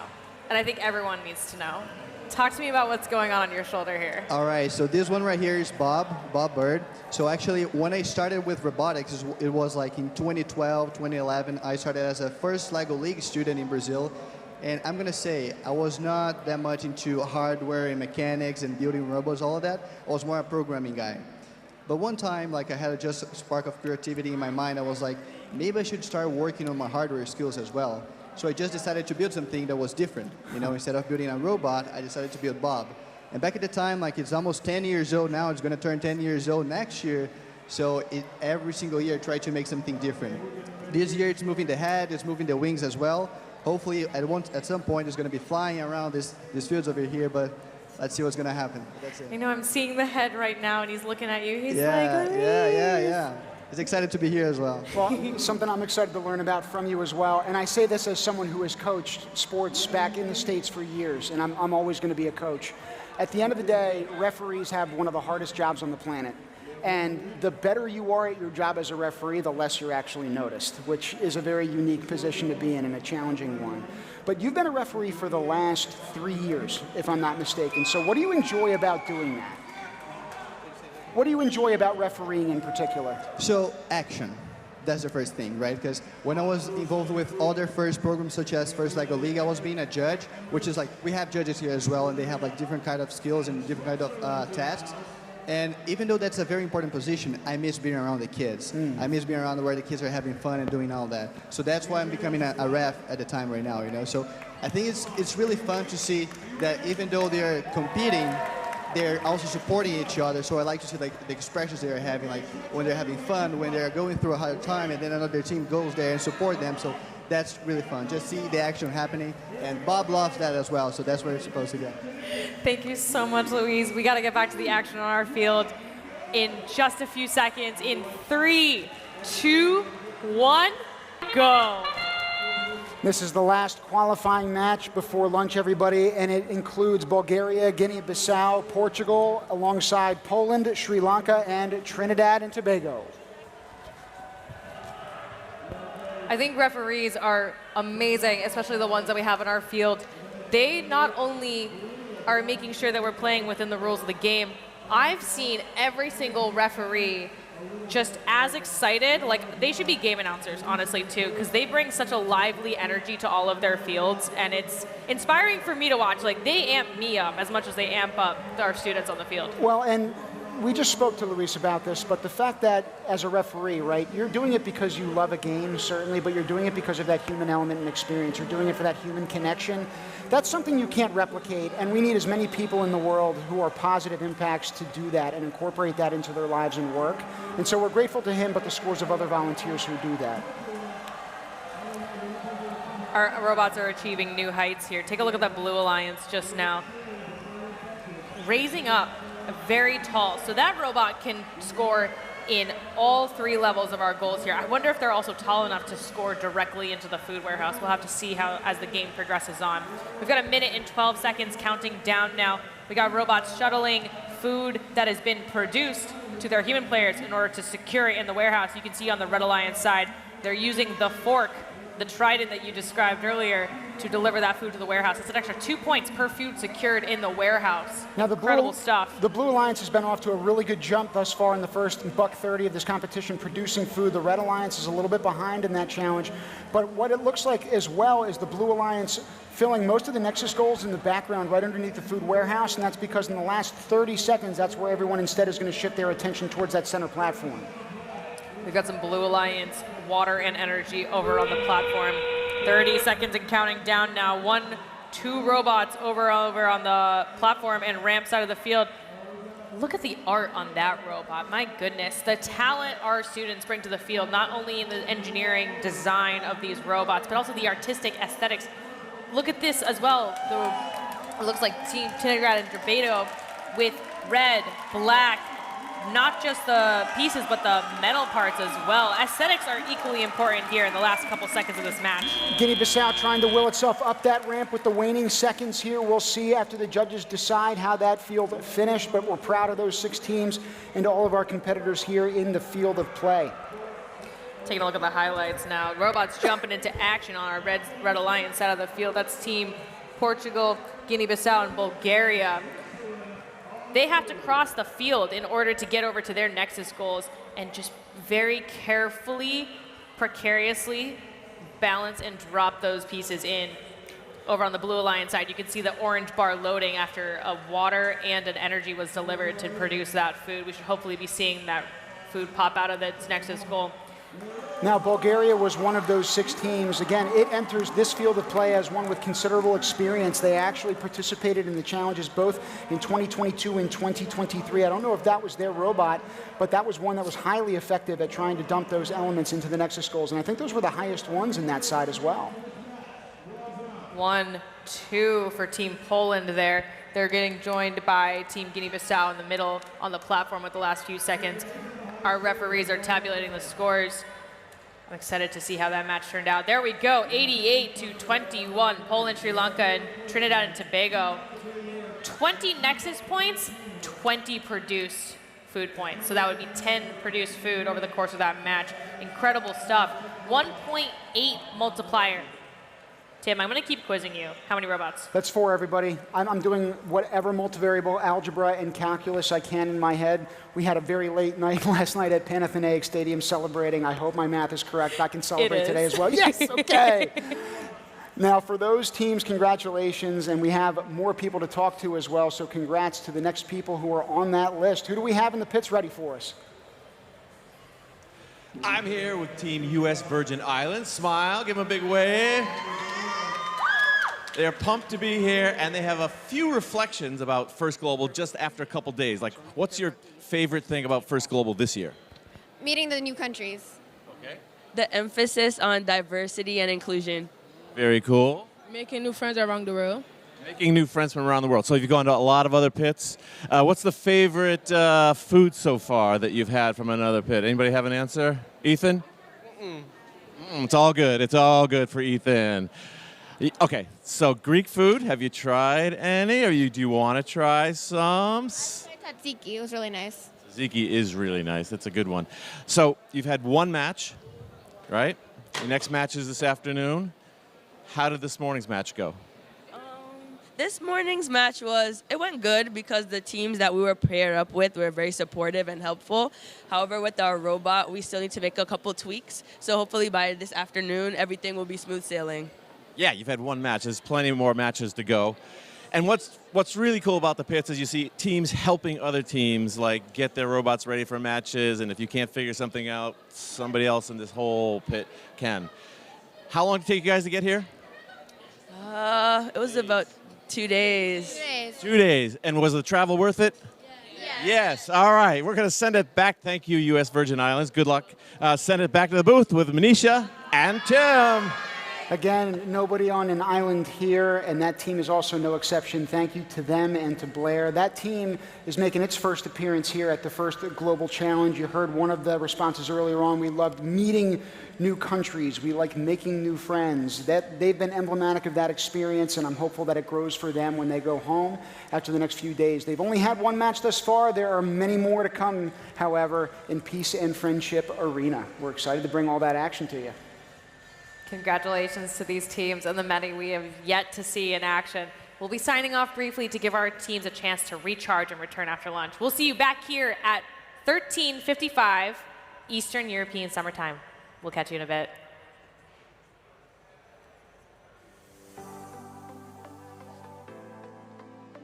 Everywhere you look, there's proof that semiconductors are changing the world.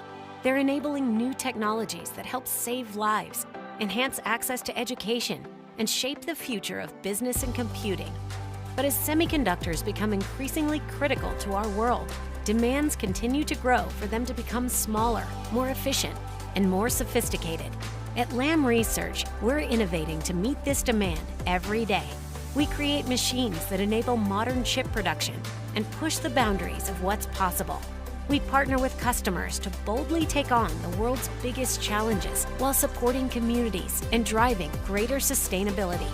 From enabling atomic-level precision to breaking down barriers to collaboration, we're transforming our industry and creating the breakthroughs that make so many other innovations possible. Because at Lam Research, we know semiconductor innovation will change the world in ways we can only imagine. Now, let's prove it.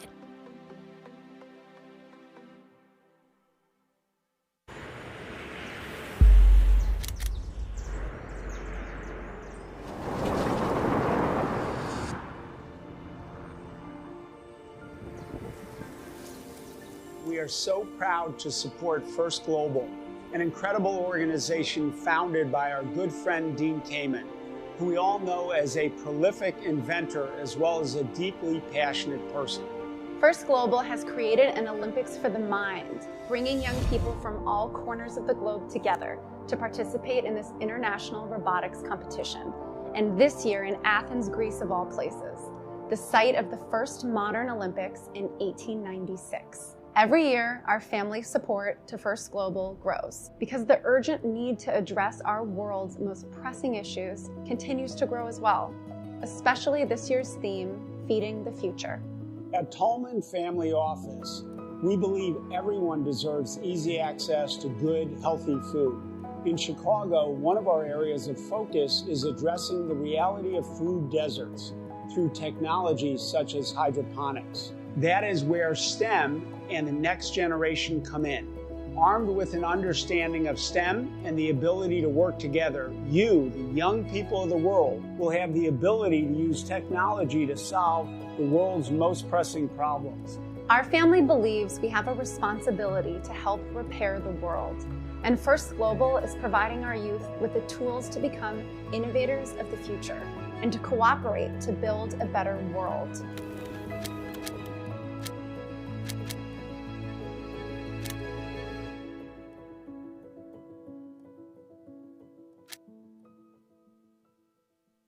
Bring rings to beach wedding. FedEx presents Tall Tales of True Deliveries. Just another day on the job. We did this for love. See what we can do for your business. FedEx.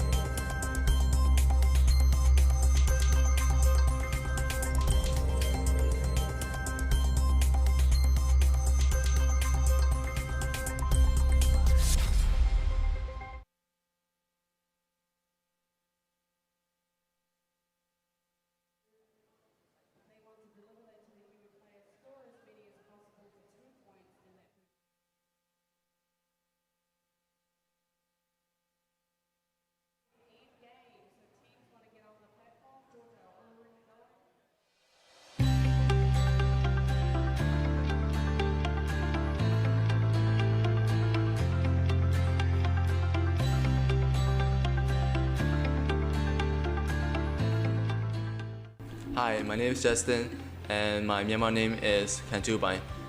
My name is Ong Kei Heng. You can also call me Alfred.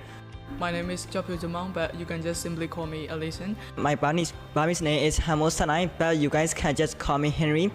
My name is Yanai Ao, and you can just simply call me Freddy. I'm excited to be part of the first global challenge because I can travel to Greece to compete in a global robotics competition. STEM is really important to me since it is I did like a help connecting all my hobbies, and it is driving me to think out of the box. I will use the experience to make my country and work better by applying my skill and knowledge that I learned from first global.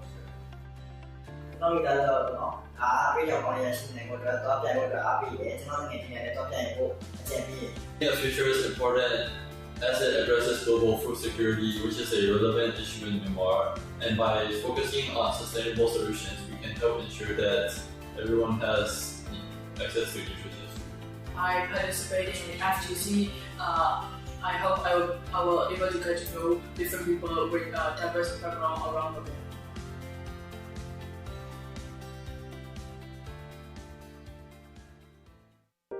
For generations, humanity has witnessed the birth of great stories, filled with strength, determination, and unwavering passion.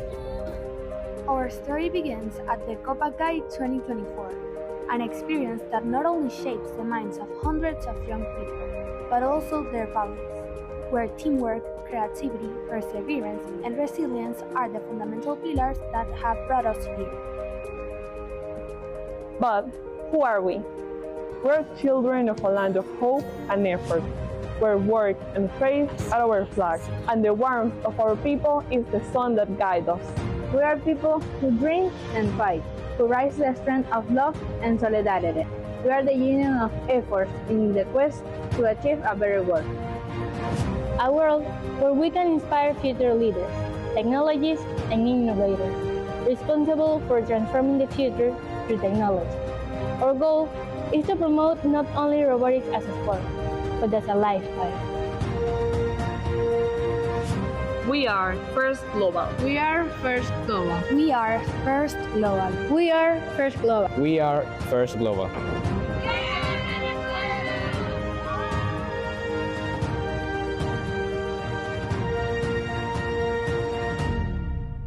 From humble beginnings, it all started with a dream to make a difference. And today, after 7 years of dedication, we proudly continue to represent Tunisia in the 8th edition of the first Global Challenge.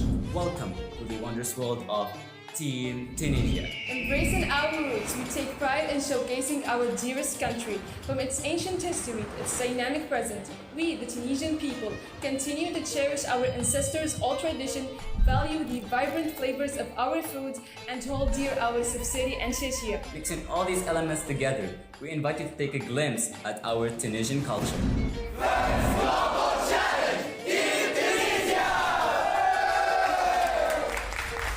Shared enthusiasm, 13 members divided into 7 sub-teams gathered all together to honor Tunisia. Driven by Olympic values and cooperation, every team member is committed to push beyond their limits and bring their unique talents to the table. As coaches in the First Kiss Club, we take STEM as a promising path to create innovative solutions, and with that, we believe that we can feed the future and achieve a sustainable tomorrow. Join us as we unfold the upcoming chapters of our story. We are ready to be the change, and together we will change the world into a better place to live.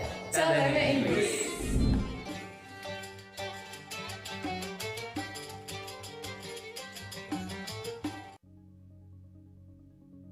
Hi, I'm Harish, and we are First Global Challenge Team United States of America. Our team comprises of 5 members from First Tech Challenge Team 12791 Iterative Intentions from Flower Mound, Texas.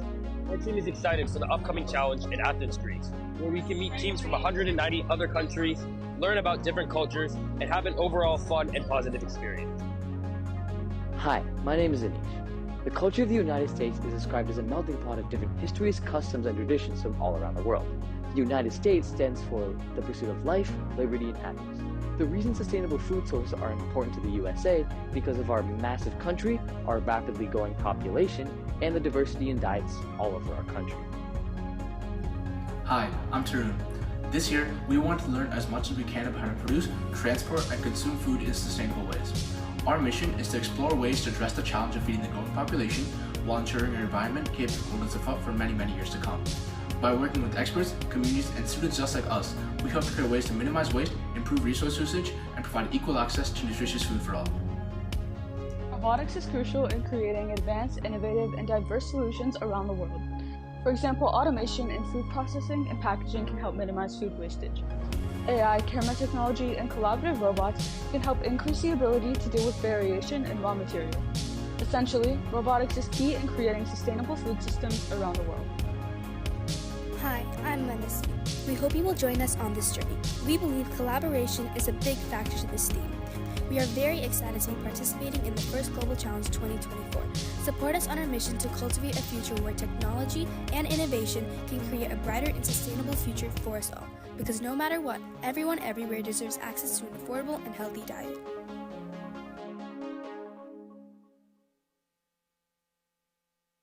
Hi, my name is Kovid Kapildeo. Hi, my name is Xavier Blash. Hi, my name is Justin Basu. Hi, my name is Xavier Edwards. Hi, my name is Vivek Bahadur Singh. Hi, my name is Samir Badri. Hi, my name is Philip Raghuba, and we are Team Trinidad and Tobago.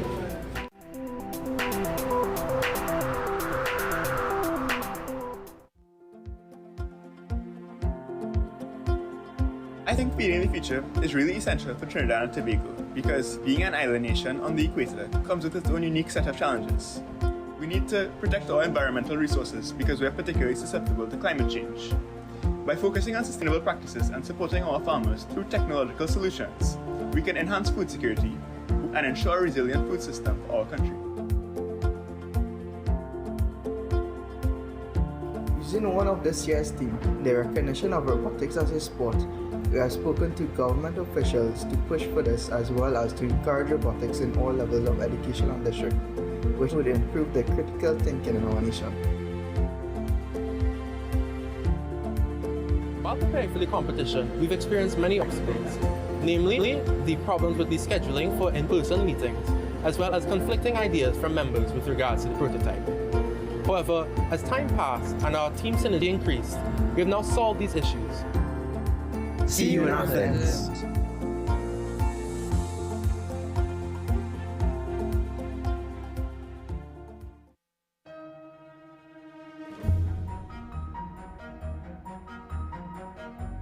Hi, I'm Yanis. I'm the oldest of this team and team captain. Building robots has always been a part of my life. Hello, I'm Lionel, and it's my first time participating in the first Global Challenge. I've always loved to code, so I'm going to focus on programming a robot. Hi, I'm Arnd. I love being creative, and I'm excited to meet people with similar interests. To me, science is very important to improve our lives and to make technological advancements. Hi, my name is Tobias and I'm 15 years old. I have been an active member in our school robotics club since 2021. I'm excited to start this new challenge and I'm looking forward to meet new people. Hi, I'm Natasha, and since I'm 18 months old, I love to screw drive, so I'm very happy now that I can do this in the form of a competition. I'm very excited to meet new people and building the robot. See you guys in Athens.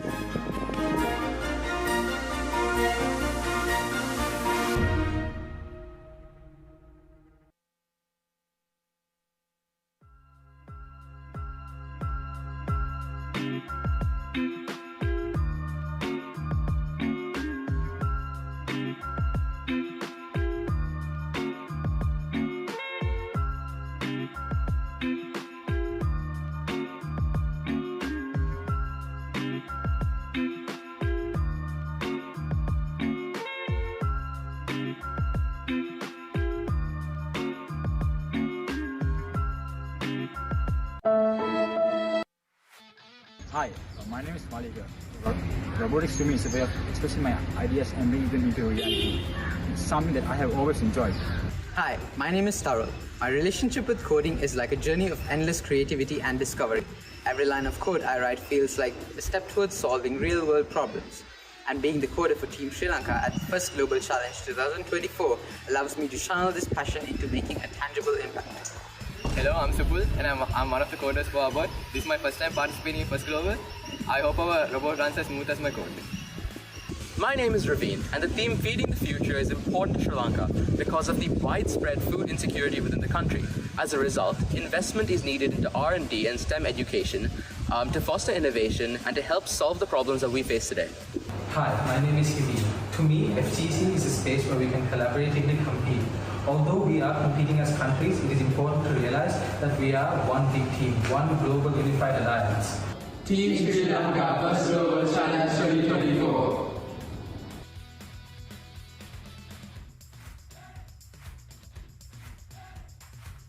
Hello, my name is Nikita. My name is Aymar. I'm Jaime. My name is Iria. I'm Xavier, and we are Team Spain. We are an enthusiastic and dynamic team of teenagers between 14 and 17 years from Valencia and Navarra, two cities of Spain united by a shared passion of robotics and technology. We participated as two different teams at the First Lego League Championship at Houston, and we got offered to represent our country together. Spain is a country renowned for its rich cultural diversity, reflected in its languages, traditions and festivals. This linguistic diversity adds depth to our cultural identity, with each language representing the rich heritage of its region. In our team, this cultural diversity is a strength. The collaboration between members of different backgrounds enriches our approach, allowing us to tackle challenges with innovation and creativity. This competition represents a unique opportunity for us, not only to show our skills and knowledge, but also to learn, grow and collaborate with other teams from around the world. What is First Global for you in one word? Innovative. Inclusive. Creative. Inspiring. Teamwork. As we contribute to feeding the future, our diverse backgrounds and perspectives help us innovate solutions which are inclusive and reflective of the world we live in. Celebrating our differences, we work together to build a more sustainable and united future.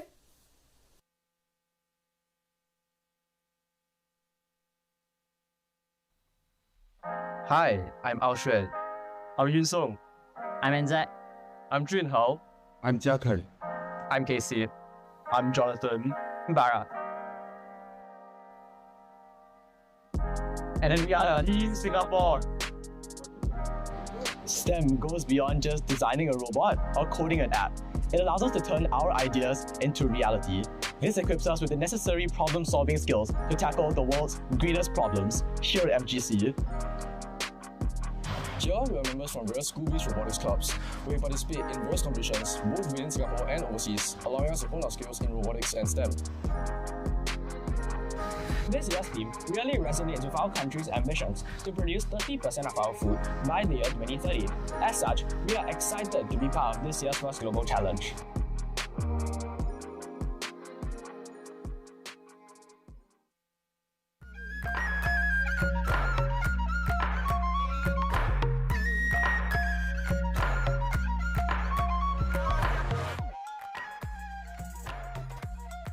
Hello, we are representing Romania at the 2024 First Global Challenge, Feeding the Future. Our team consists of 5 dedicated high schoolers. We stand out not just for our impressive resume, but for our dedication and passion we infuse in every project we undertake.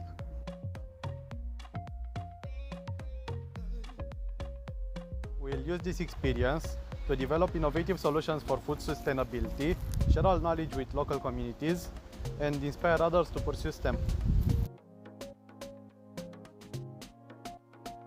STEM is important to us because it equips us with critical thinking, creativity, and collaboration skills, essential for taking challenges like food sustainability and building a better future.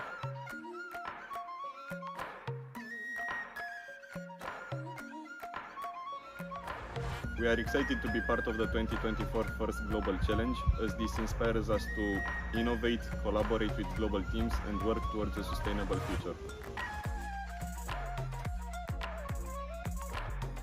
Feeding the future is an important and relevant concept for Romania because the country has a rich tradition in agriculture and food production.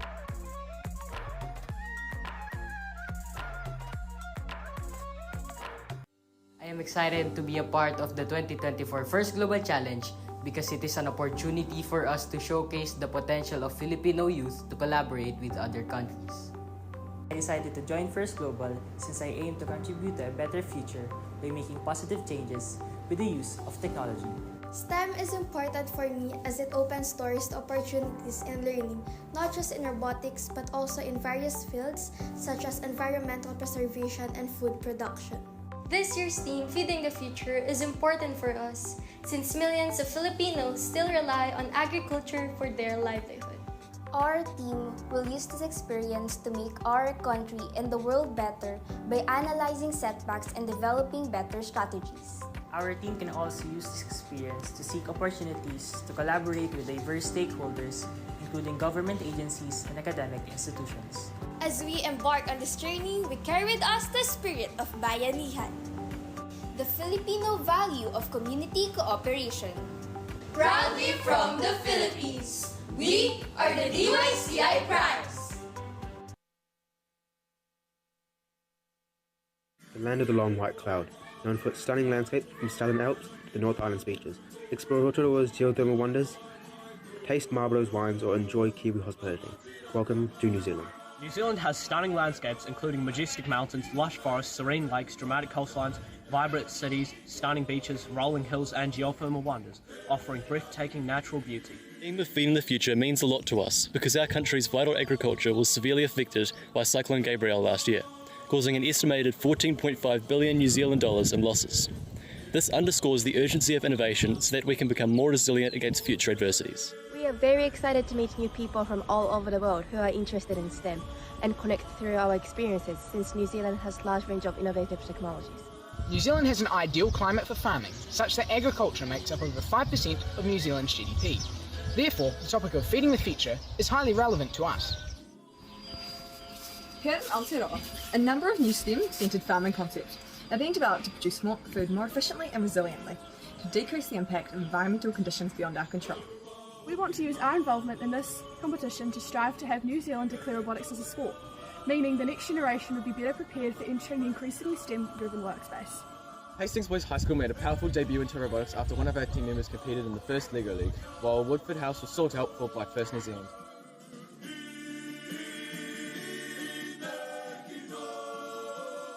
Morocco is located in North Africa. It is known for its diverse landscapes that are truly breathtaking. From the golden dunes of the Sahara Desert to the majestic Atlas Mountains. Our team consists of 6 high school girls aged between 17 and 18. Yusra, Jihan, Khadija, Ilham and Sarah.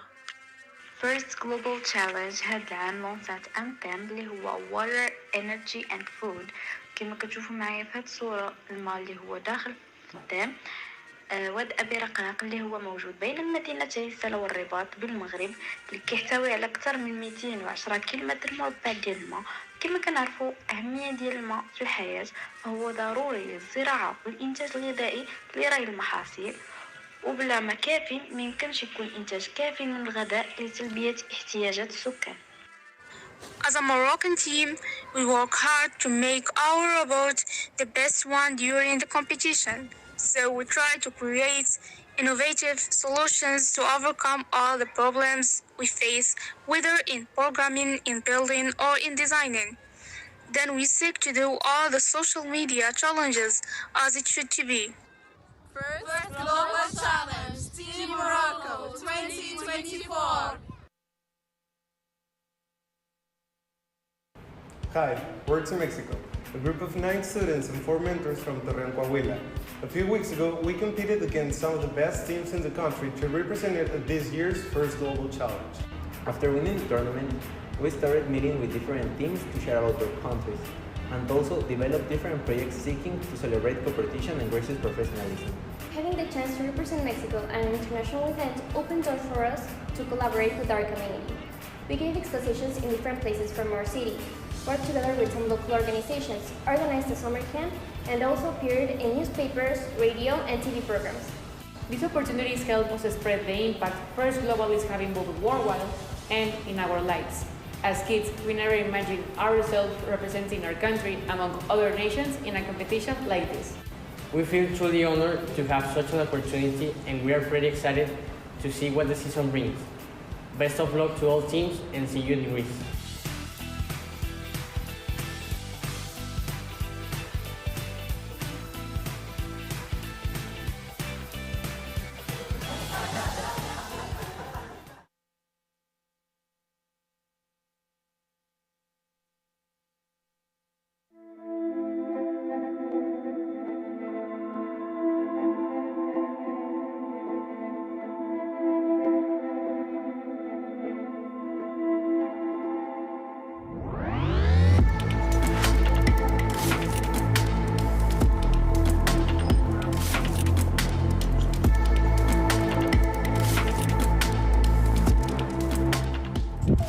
name is Martin. I am 16 years old. My name is Sally. My name is Leah and I am 16 years old. Hello, my name is Surab. I'm 17 years old. I am Ian. I'm 18 years old. First Global represents a new level of challenge and excitement for me. It is a way to train the future generation of engineers. The main reason I like robotics is that it includes many subjects that I like, such as mathematics, physics, engineering, and computer science. First Global for me is about meeting new people, exchanging experiences, overcome challenges, and just overall have fun. I love robotics because it combines creativity and logic and helps to solve real problems. I take the First Global competition as a challenge for myself and also a great opportunity to improve my skills or even learn new ones.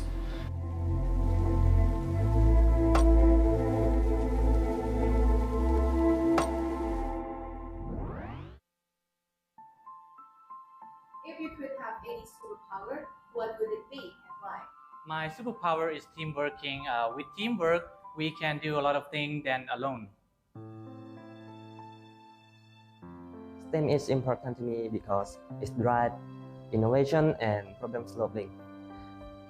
I'm fascinated by how STEM can solve our problem and improve our life. I am excited to join First Global Challenge because it's my first time competition on a global stage. I want to be an engineer when I grow up.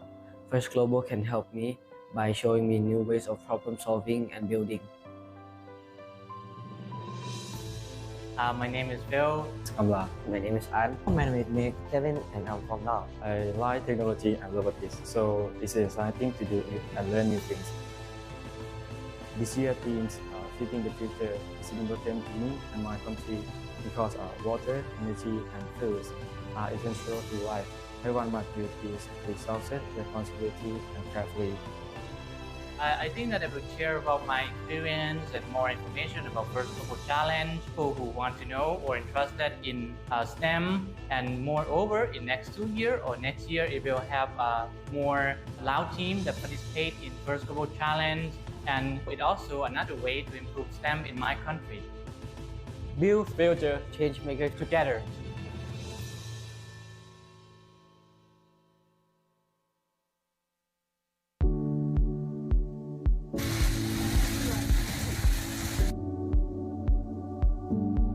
We thrive off exploring new ideas, understanding complex systems, and tackling challenging problems. Our enthusiasm for STEM fuels our collaborative spirit and the determination to push the boundaries of what's possible. Through perspective farming, using technology, we're able to use GPS and LOT sensors.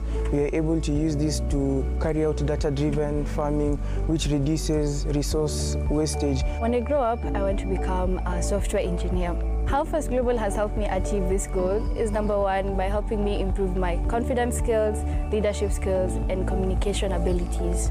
There's also the aspect of global networking where you can interact with many people and also use the same ideas all over the world. Robotics is a great way to promote teamwork, creative thinking, and innovation. My team is made up of very creative, inspiring, and hardworking individuals. I admire how driven we are to finding solutions, and every time I'm around them, I'm just always happy.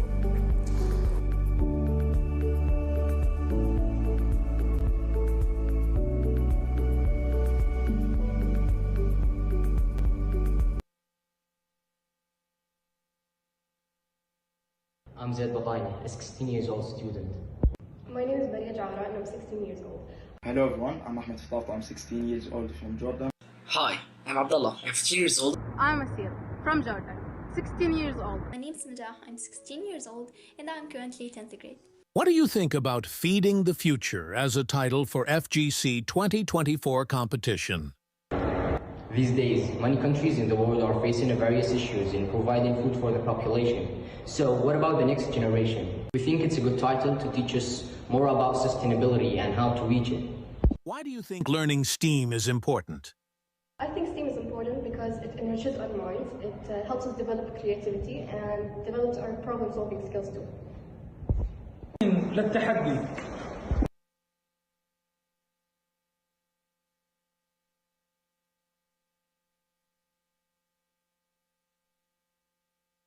Come Team Italy siamo nati 2 anni fa con la prima avventura alla First Tech Challenge Italia, dove abbiamo vinto l'Innovate Award. È l'Innovate Award per chi ha trovato delle soluzioni innovative e fuori dagli schemi per risolvere i problemi che hanno avuto in campo. Questo premio è per il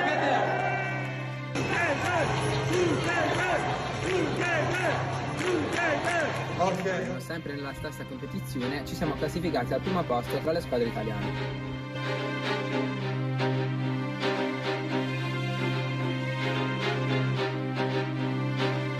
L'esperienza fatta da aprile alle 1 in Francia, in un amichevole della First Tech, il 30 maggio, durante la 79esima Assemblea Nazionale di Confindustria Italia, ci è stato riconosciuto il premio di migliore squadra italiana e la possibilità di rappresentare la nostra nazione alla First Global Challenge di Atene. Il team che stacca il biglietto per Atene e rappresenterà l'Italia in questo importante challenge è Together. A voi. Festa! I ragazzi e 3 coach appassionati di robotica e STEM e appartenenti alla stessa scuola sono gli ingredienti del nostro gruppo. Speriamo di dimostrare quanto abbiamo imparato in questa esperienza e di portare la nostra italianità da far conoscere a tutti gli altri paesi che partecipano alla First Global.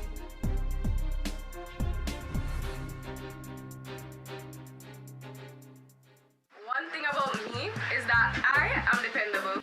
I am innovative. I am respectful. I am a problem solver. I am willing to. I am a group of unique and driven STEM students from all over the island. So even though we didn't know each other before this competition, we quickly became friends due to our love and appreciation. I think that alliances are very important to our team success. Establishing connections prior to competition with other countries fosters an environment where new techniques, knowledge, skills, and support is born. I'm excited to be a part of First Global 2024 because I believe that it can greatly fuel my passion and love for robotics.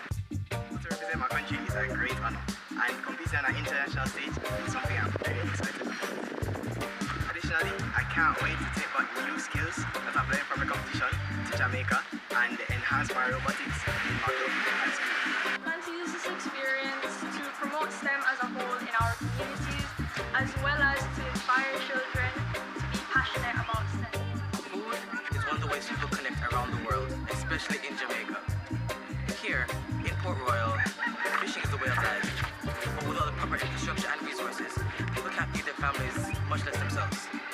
We can't wait to show you guys how nice we are, because as they say in Jamaica, we're little but we're Tarawa.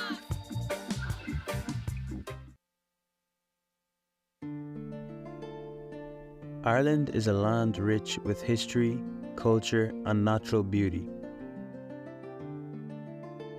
Here, in the heart of this ancient land, our robotics team is forging the future. Our team has been molded by years of hard work and dedication. We've been shaped by both our losses and our success. Our journey has taken us from the FLL to launching our own satellite, making national headlines, presenting at the President's House, and eventually to representing our nation on 6 different occasions.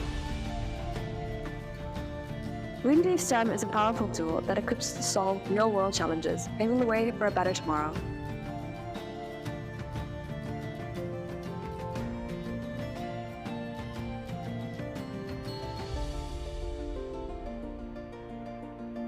This year's theme, Feeding the Future, is incredibly important to us in Ireland as we have the potential to change hundreds of thousands of lives that depend on this vital sector for their livelihoods.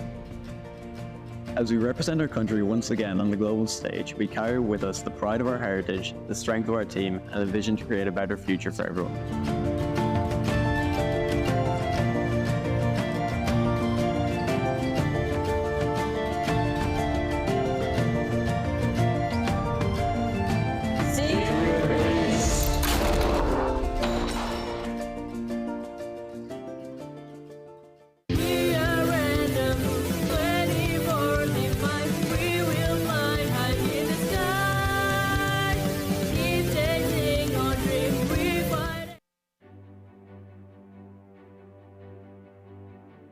Indonesia is a country filled with cultural and agricultural riches, but due to climate change, we often face the global problem, the food crisis. The future of Indonesia's 2045 vision is in imminent danger due to limited land, unpredictable climate, and costly fertilizers. And as Team Indonesia representative at the first Global Challenge 2024, we are here to solve global problems through robotics and promote STEM education in our country. The Year 2045 Team Indonesia is committed to inspire the future generation of engineers, innovators, and scientists. We do propose a solution to our feeding for the future by integrating technology, robotics, and AI for future homegrown spice cultivation for world culinary. We plan to create a generation of future engineers to realize the Indonesia 2045 vision and inspire not just our own nation, but the whole world. We are currently campaigning Robotic as a Sport movement launched by First Global. Since recognizing robotics as a national sport marks a significant step toward promoting STEM education and achieving Indonesia's vision of mastering disruptive technologies for Industry 4.0 by 2045. Coinciding with the nation's 100th anniversary of independence. Through Indonesia's National Olympic Committee, we were able to get support to more publicly campaign for the Robotic is a Sport movement, so that every robotics activity carried out in this country is recognized as a sport by the state. We are Team Hong Kong, a group of passionate senior form students from Northtown Secondary School. We have been working on regional and national robotics competition for 3 years. We are dedicated to join First Global Challenge, a global event. Engineering teams 4x4 make us engage in hands-on practices. We will stay at night together with our creativity.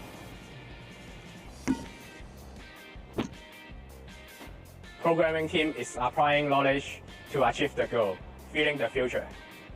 Input energy and water stably to produce food. Make sure our food system in a sustainable way. Team Hong Kong is looking forward to broaden our horizons and exchange ideas with teams around the world. And we will see you at the first Global Challenge.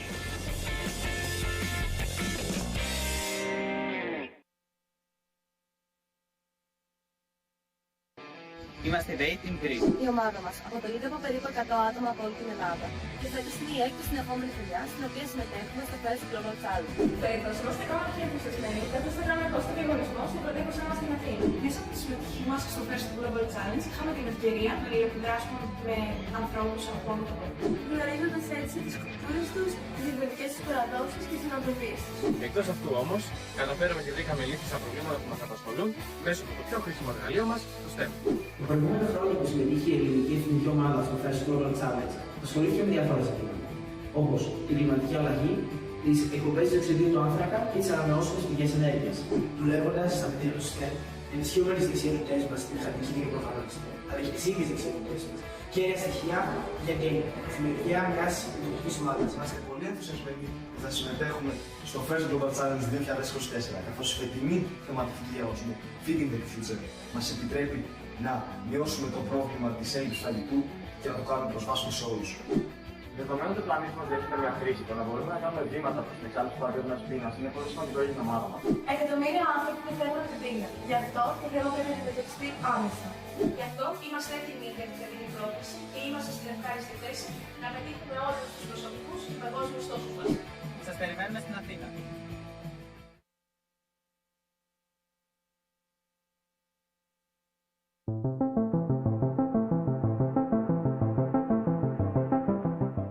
Map salue First Community. Non pam se Merli, moi c'est driver équipe là. Moi j'aime STEM parce que li apprend moi avec ti équipement nous gagne nous ka faire des bagages qui extraordinaires. Yon nan bagage qui plus important li apprend moi c'est partager connaissance. Et si une connaissance qui pas seulement utile moi mais capitile avenir demain. Moi c'est Roosevelt, moi c'est driver équipe là. Mais nous te fait commencer, nous pas d'espace pour nous travailler, nous pas assez matériel et nous avons utilisé un ancien robot qui a été fait nos cadeaux. Manque de ressources pas de camper travail là parce que nous avons une détermination avec créativité. Moi c'est Jolanda, moi fais partie mécanique et programmation. Là nous te fait commencer, nous pas prendre nous au sérieux, mais nous te prendre dans tête nous ak nan yon lot. Nous te quoi depuis travail dit ak persévérer, n'a réaliser un pile gros bagay. Moi c'est Stanley, moi fais partie mécanique équipe. Non pas c'est Faïka, moi fais mécanique dans l'équipe là. En plus de robotique, nous apprenons leadership. Mwen reme mécanique ak électronique. STEM mette passion sa yo ensemble et permet mwen innover, li encourager nous pour nous porter solution à des problèmes. M'a travaille plus que possible pour me capable bâtir un Haïti qui plus fort. Nous jouons plusieurs obstacles chaque jour, mais nous toujours kembe moral nous et ça c'est une force nous joindre dans kilti nous. Anéa, nous très excités pour nous aller en Grèce et nous souhaiter apprendre plus toujours. We are Team Haïti.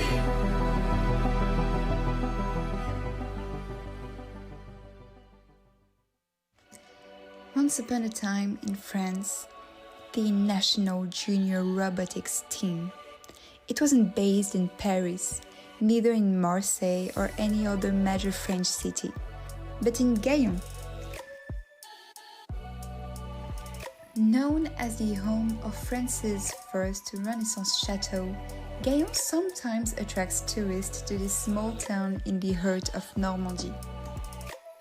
We can also take advantage of the chateau's fabulous gardens, which brings fresh local produce to our residents. But above all, what you can find in Gaillon is WeRobot, our fabulous robotics association located not so far from the castle. Created in 2017, the association made its debut by taking part in the first edition of the first Global Challenge in Washington. Then, WeRobot only got better by taking part in national and international competitions like in Singapore in 2023. And a few months ago, we were notified that we will be taking part in the first Global Challenge 2024 in Athens. And now, we are ready!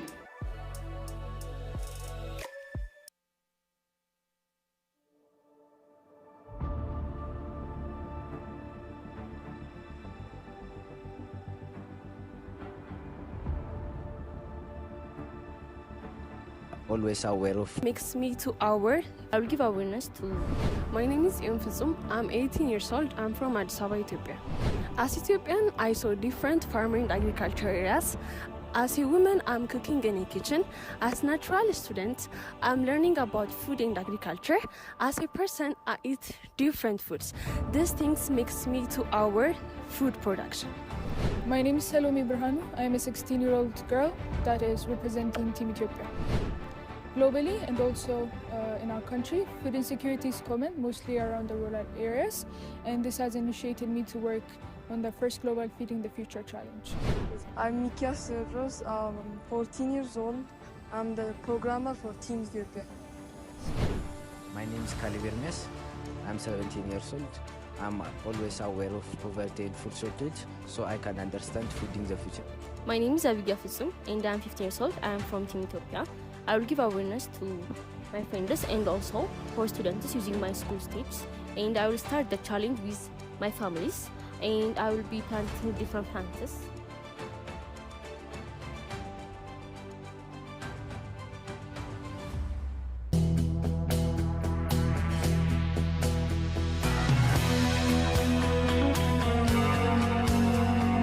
Hola, mi nombre es Stephanie Arantes. Mi nombre es David. Mi nombre es Jefferson Escobar. Mi nombre es Estefania. Mi nombre es Francisco Andrés. Llevo 2 años en este maravilloso mundo de la robotics. Llevo 3 años porque siempre me ha llamado la atención este mundo de la tecnología y la programación.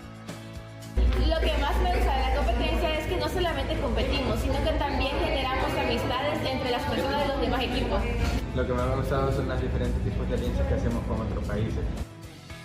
Que nosotros pensamos que nuestro robot innove a través de la agricultura y que pueda ejercer diferentes tipos de cargos que también los seres humanos pueden hacer, pero hacerlo de una manera más sistematizada.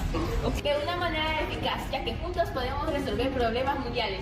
Lo que más me ha gustado de la preparación para la competencia de Food Global Challenge ha sido la oportunidad de trabajar en equipo y colaborar con mis compañeros. Además, a mí me encanta mucho estar con mi team porque desarrollamos habilidades blandas y habilidades técnicas. A mí me encanta mucho participar en todas las actividades que hacemos nosotros en grupo, el tiempo que pasamos como que si fuéramos familia, y nosotros somos muy unidos con fuerza porque Together, feeding the future.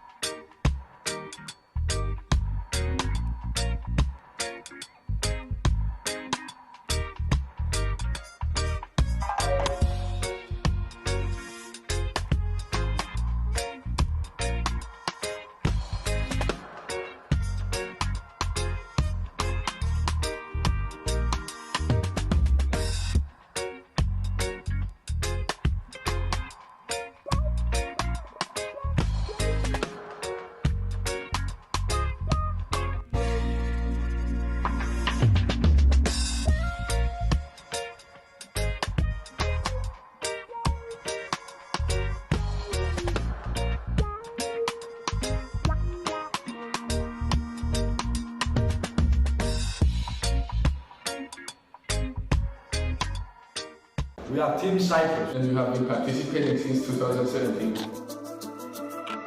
Hello, my name is Yoros Padis and I've been participating in robotic competitions for the last 7 years. Hi, my name is Dimitris and I've been interested in robotics since I was 7 years old. My name is Nicolas and I have been doing robotics for the past 6 years. I'm Stas and I've been interested in robotics for the past 5 years.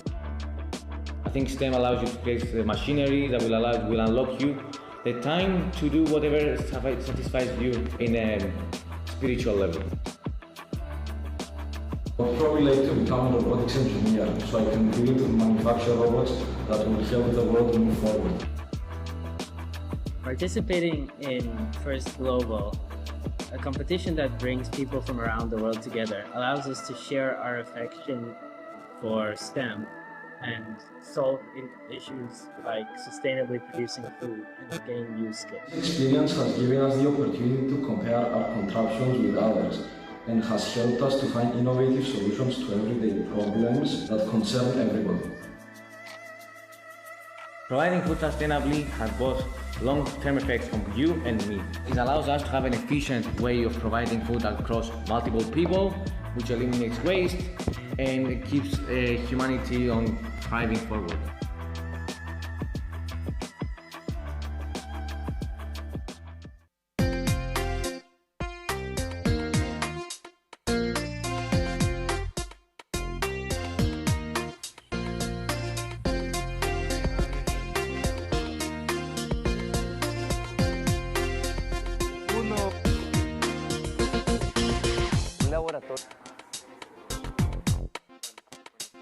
Hola, mi nombre es Así Romero y les voy a hablar de la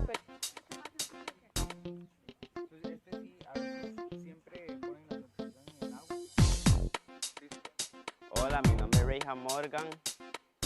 Hoy nos encontramos en el centro.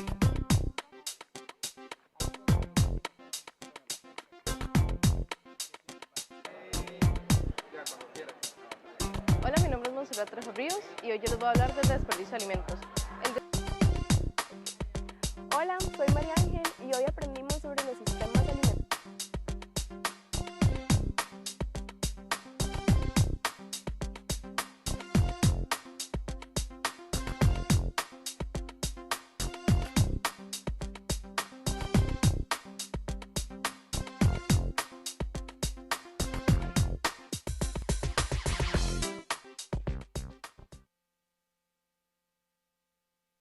First Global no es solo una competencia de robótica, sino una experiencia única para cultivar los valores y habilidades necesarias para construir un país y un mundo mejor. Equipos de diferentes países y culturas se unen para enfrentar desafíos tecnológicos y resolver problemas globales, creando un ambiente de solidaridad y cooperación que forjará a los jóvenes del mañana. Los equipos abordan problemáticas características de nuestra realidad, como el cambio climático, la energía sostenible y la industria alimenticia. Lo cual no solo pone estos problemas en la mesa, sino que también inspira soluciones innovadoras y prácticas que puedan tener un impacto real en la calidad de vida de todos. La misión de First Global incentiva la participación de los futuros trabajadores de STEAM en el cumplimiento de los Objetivos de Desarrollo Sostenible, equipando a los jóvenes con habilidades críticas para el futuro, causando un impacto en el desarrollo de un mundo más justo y sostenible. ¡Somos Team Chile!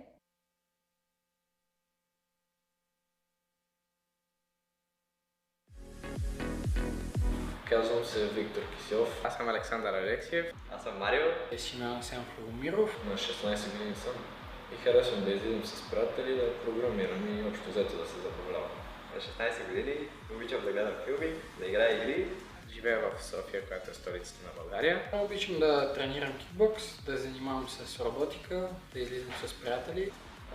First Global Challenge ми дава възможностите да се социализирам, да създавам приятелства, да комуникирам, да развивам езикови умения. Това, което ме кара да съм въодушевен и да искам да участвам в First Global, е това, че получаваме безкрайно много неща, като знания, като общуване с хора от различни държави и нации. Видях колко много млади умове и много полезни неща се научават и ми помага за напред за бъдещето.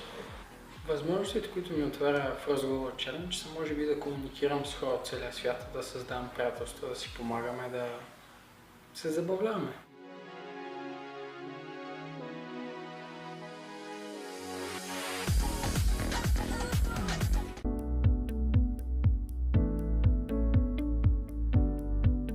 Hi, my name's Dex. My name is Dana. I'm from Artemis. Hi, I'm Jess. Hi, my name is Vera. Hi, my name is Viana. Hi, my name is Mia and I'm the head mentor. My name is Eleanor.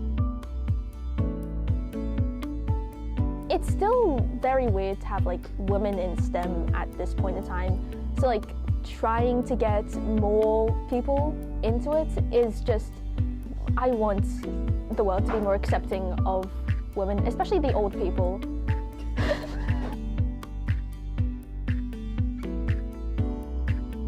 I think the First Global Challenge is a really amazing opportunity where we get to both test our skills as individual team members and communicate with other teams around the world.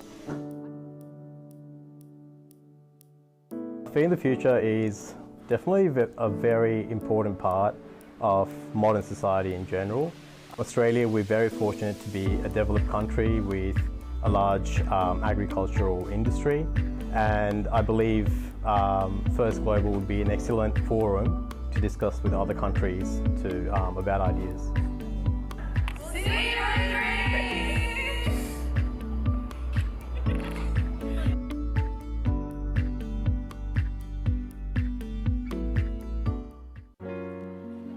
This year's theme, Feeding the Future, is crucial for our country, which relies on food imports. For this challenge, we aim to gain knowledge on ways to achieve self-sufficiency and ensure enough food is produced for everyone in the Bahamas, now and in the future.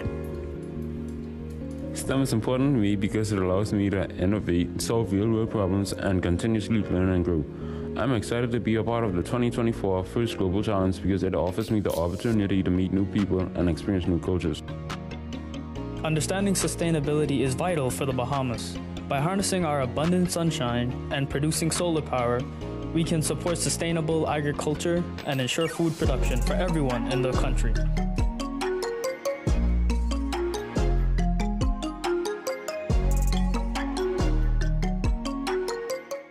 Cuando mi familia se enteró, estuvo muy contenta por mí y me dijeron que estaban muy orgullosos de que fuera parte de esta oportunidad.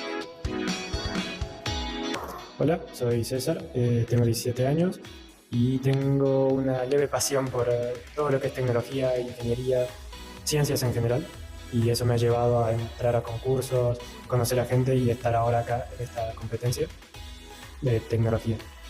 Hola, soy Simón Mucatar, tengo 16 años, soy integrante del Colegio San Marcos y nada, me dedico a jugar al handball y a estudiar. En este desafío en especial las alianzas son muy importantes porque también los otros países van a formar parte de nuestro equipo y nosotros de cierta forma vamos a depender de ellos para nuestros resultados y bueno, ellos van a depender de nosotros y también está bueno porque nos obliga de cierta manera a interactuar con otros países y nada, de esa forma vamos a aprender de sus culturas, costumbres y todo en general. I'm excited about participating in the First Global Challenge because it's a great opportunity to meet people and make a better world. My name is Hannah Mebni-Viapiana. I am 17 years old and I love to hang out with my friends, and I'm a future, hopefully, environmental engineer. This year's topic is really sensitive for me and my country because of the big economic crisis that Argentina is currently going through. So this would be a great way to inform ourselves about ways, projects and laws to apply to reverse the situation.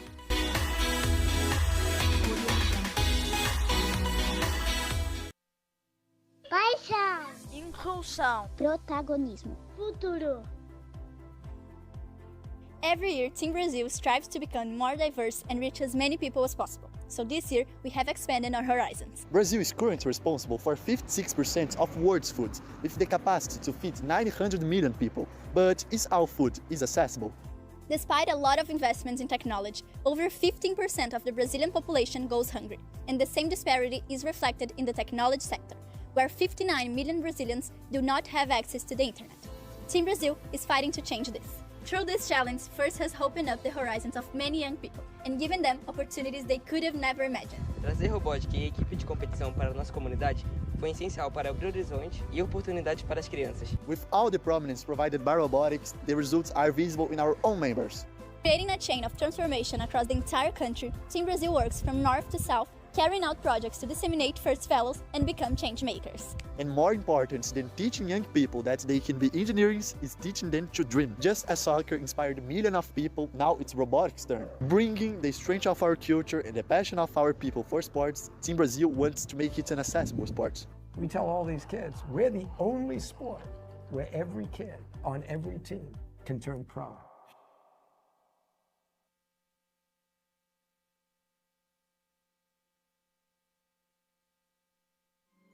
To me, robotics was the gateway to new possibilities. To me, robotics is a sport. To me, robotics is family.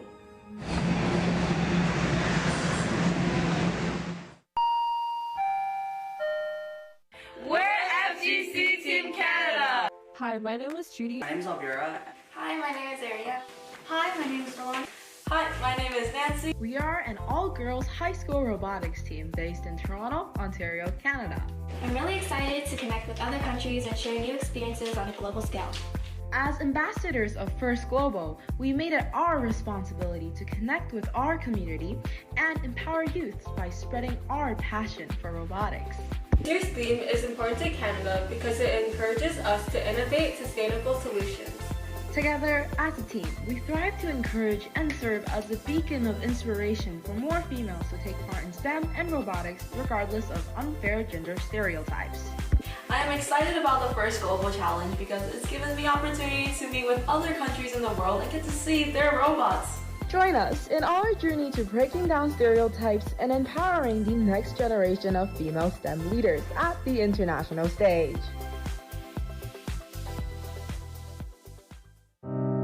Bolivia, un país de paisajes impresionantes, culturas vibrantes y sobre todo, jóvenes visionarios.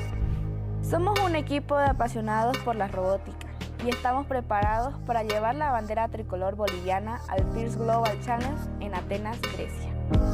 Soy Jali y desde que tengo memoria he soñado con hacer algo que cambie este mundo. Soy Rodrigo y me encanta crear cosas. Soy Lidia y la tecnología es mi vida. Soy Camilo y todo el esfuerzo, dedicación y tiempo valdrán la pena. Soy Mariluz. El movimiento, la fuerza, la precisión, todo esto cuenta cuando estamos compitiendo al más alto nivel.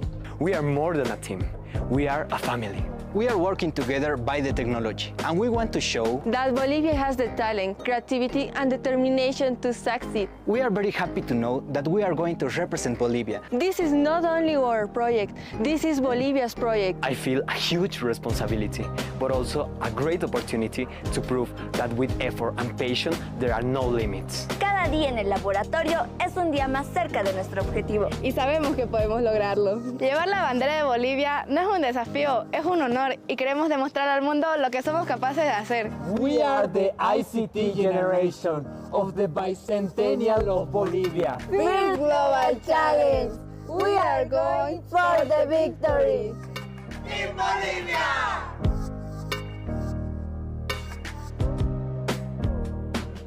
Somos 19 estudiantes y más de 15 mentores los que este año conformamos este gran equipo. Y juntos somos el Team Colombia. Me llamo Nicolás. Soy Alejandro Badia. Mi nombre es Alejandro. Mi nombre es Santiago. Mi nombre es Mira Camila. Soy Valeria Ansel. Mi nombre es Alejandro. Soy Santiago Sierra. Mi nombre es Jacobo Penilla. Mi nombre es Shari. Mi nombre es Dana Gabriela. Soy Salomé Saga. Mi nombre es Samuel Giraldo. Camilo. Soy Juan Esteban. Mi nombre es Hermione. Mi nombre es Julieta Fabri. Mi nombre es Tania.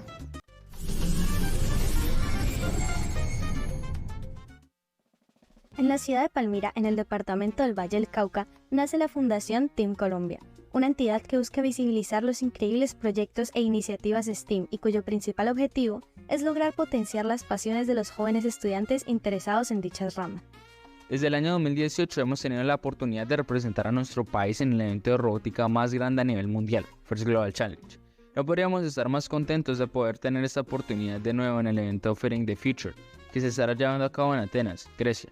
Feeding the Future representa una oportunidad para plantear una solución práctica necesaria para una problemática mundial y nos da un punto de partida para generar conciencia respecto a esta, haciendo un llamado a cuidar de algunos recursos fundamentales como lo son el agua, la energía y la comida.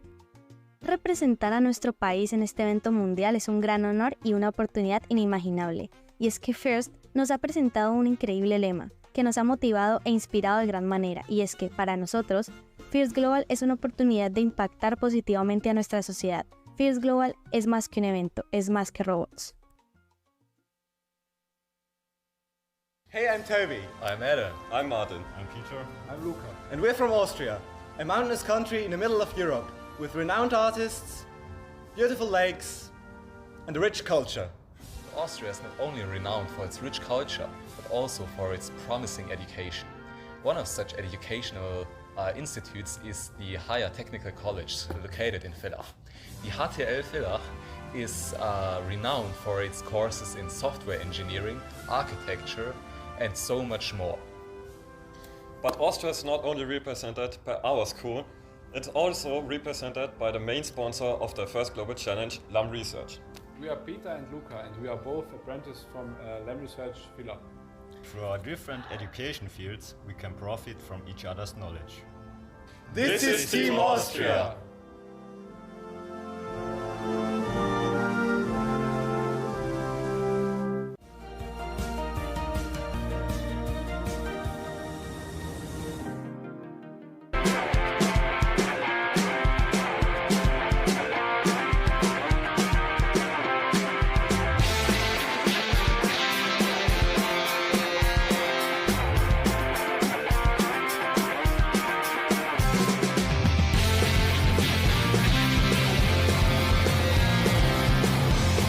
Pozdrav svima, ja sam Hrvoje Tišar, mentor FGC Team Hrvatska, vidimo se u Ateni.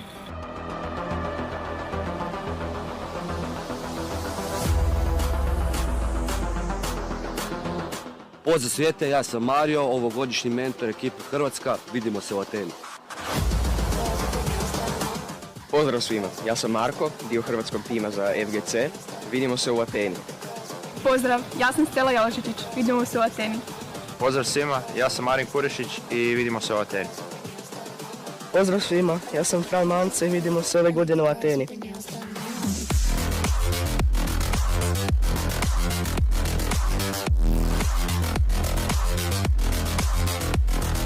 Veliki pozdrav svima, ja sam Marijan Večerin i vidimo se u Ateni.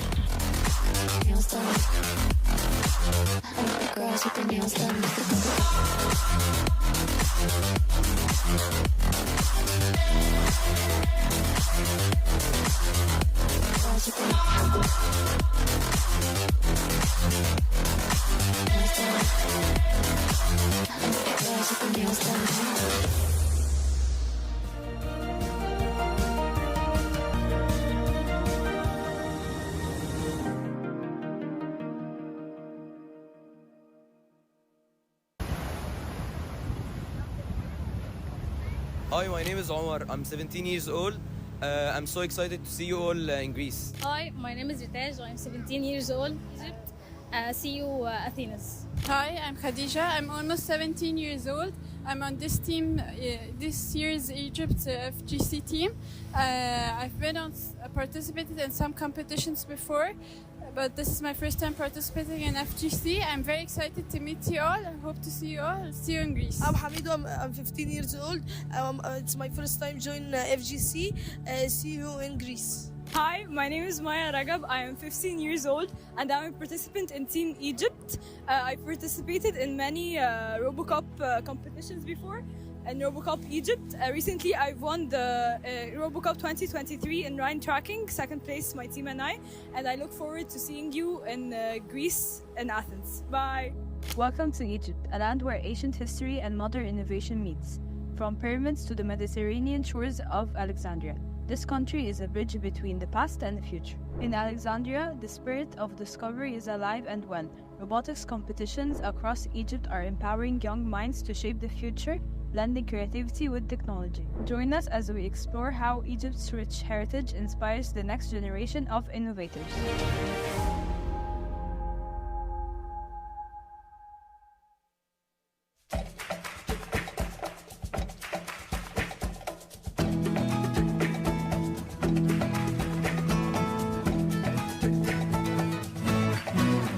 Hi, my name is Sherry Chong and I am the programmer.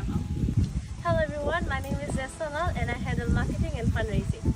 Hey guys, my name is Divya. I also handle marketing and fundraising. Hola, I'm Jessica and I'm the strategic planner. Hola, my name is Navnya. I am the team builder and I manage the resources. Hola, my name is Noah and I'm the strategy planner.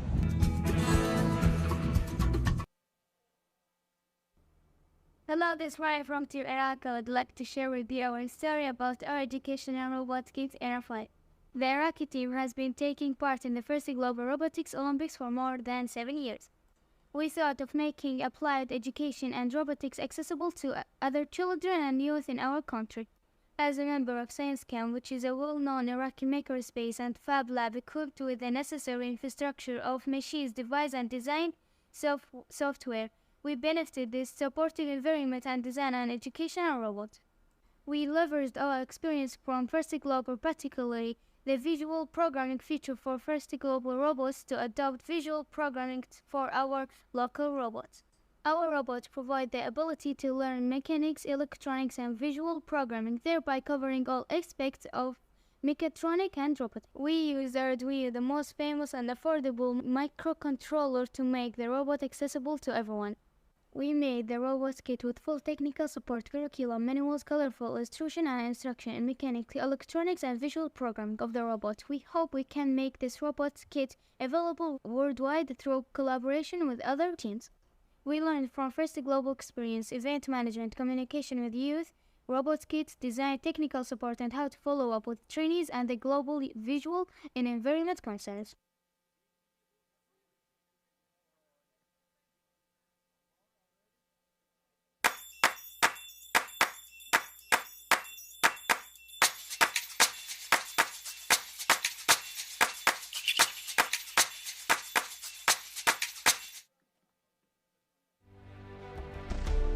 チームジャパンは東京から北海道まで全国各地のメンバーで構成されており、地域や学校など様々なつながりを持っています。全国から各分野のプロフェッショナルが集まっているため、各課題に対して最大限のパフォーマンスを発揮することができます。ロボット制作を通して今回の FGC のテーマでもある食料問題のような世界が共通で抱える問題に挑戦してみたいと思ったからです。テクノロジーを使った問題解決のスキルの向上です。STEM 教育を通じて論理的思考と科学的なアプローチを身につけ、生徒が実社会での課題に対して効果的な解決策を提案できるようになることが重要だと考えています。日本は食料自給率が低く、食料問題は近い未来必ず起こり得るものなので、私たちのような若い世代が興味関心を持ち、積極的に関わっていくことが大切だと考えます。 FGC は技術だけでなく、グローバルな協力や持続可能な未来に貢献する意識を育む場でもあります。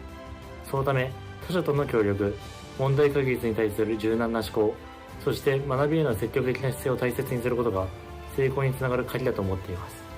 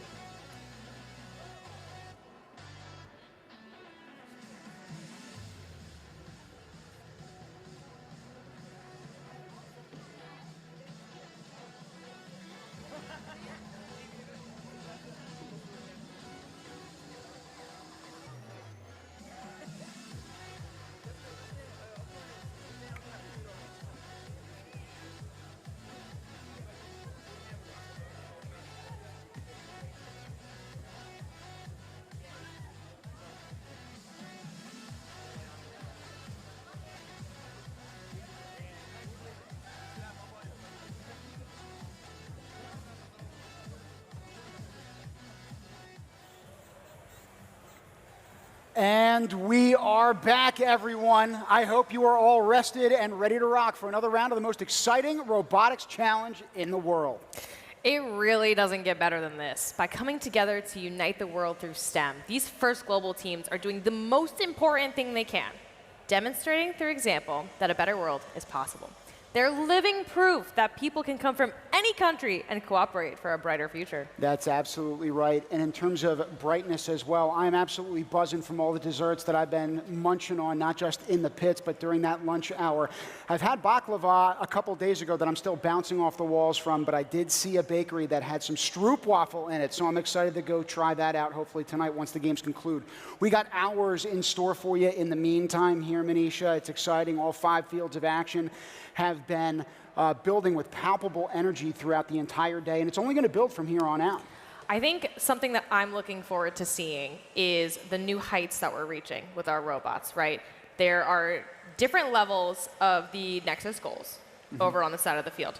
There's the platform. We're seeing a lot of teams approach the platform from the side. So they're scoring, instead of sending the platform to scoring those 3 Nexus goals for their respective alliance color, they're going in from the side and tackling it kind of outward in, so to speak.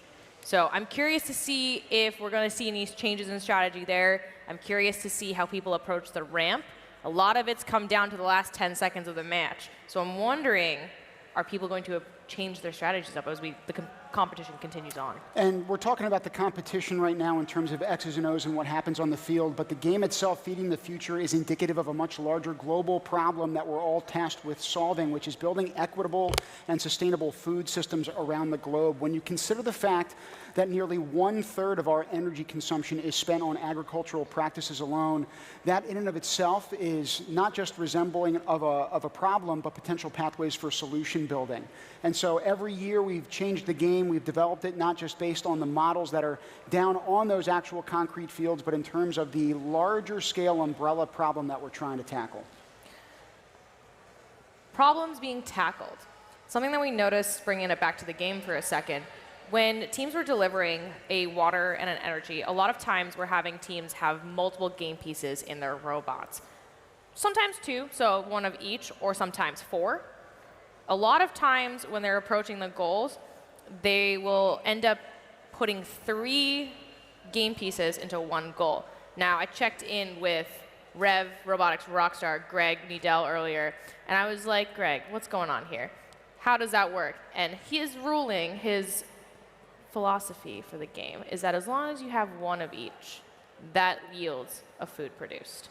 Beautiful. And in terms of producing for you, we've got a lot of different countries we're going to highlight. The first up the afternoon is something I'm going to introduce to you right now. So from the vibrant landscapes and diverse cultures of Kenya, this team brings a wealth of innovation and enthusiasm. Their commitment to problem solving and their deep connection to their roots fuels their drive to make a mark on the global stage. Let's have at it.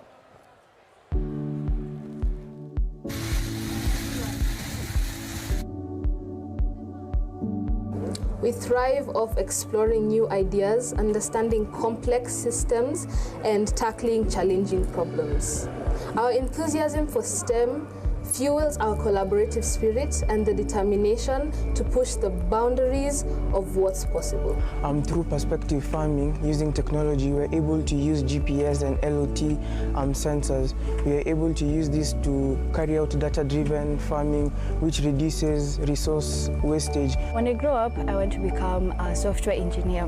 How First Global has helped me achieve this goal is number 1, by helping me improve my confidence skills, leadership skills, and communication abilities. There's also the aspect of global networking where you can interact with many people and also use the same ideas all over the world. Robotics is a great way to promote teamwork, creative thinking, and innovation. My team is made up of very creative, inspiring, and hardworking individuals. I admire how driven we are to finding solutions, and every time I'm around them, I'm just always happy.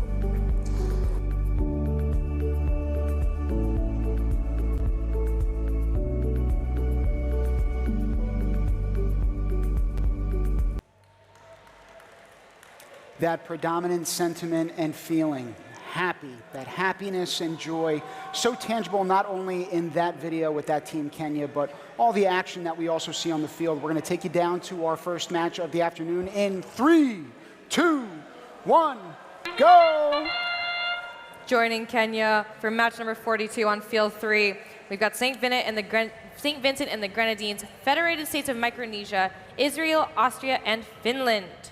Now, Finland, that last team that you mentioned, hails from Helsinki Upper Secondary School of Natural Sciences. It's complete with 990 students. They just emptied 2 of those elements, however, into that Nexus goal for what are going to be 4 total points.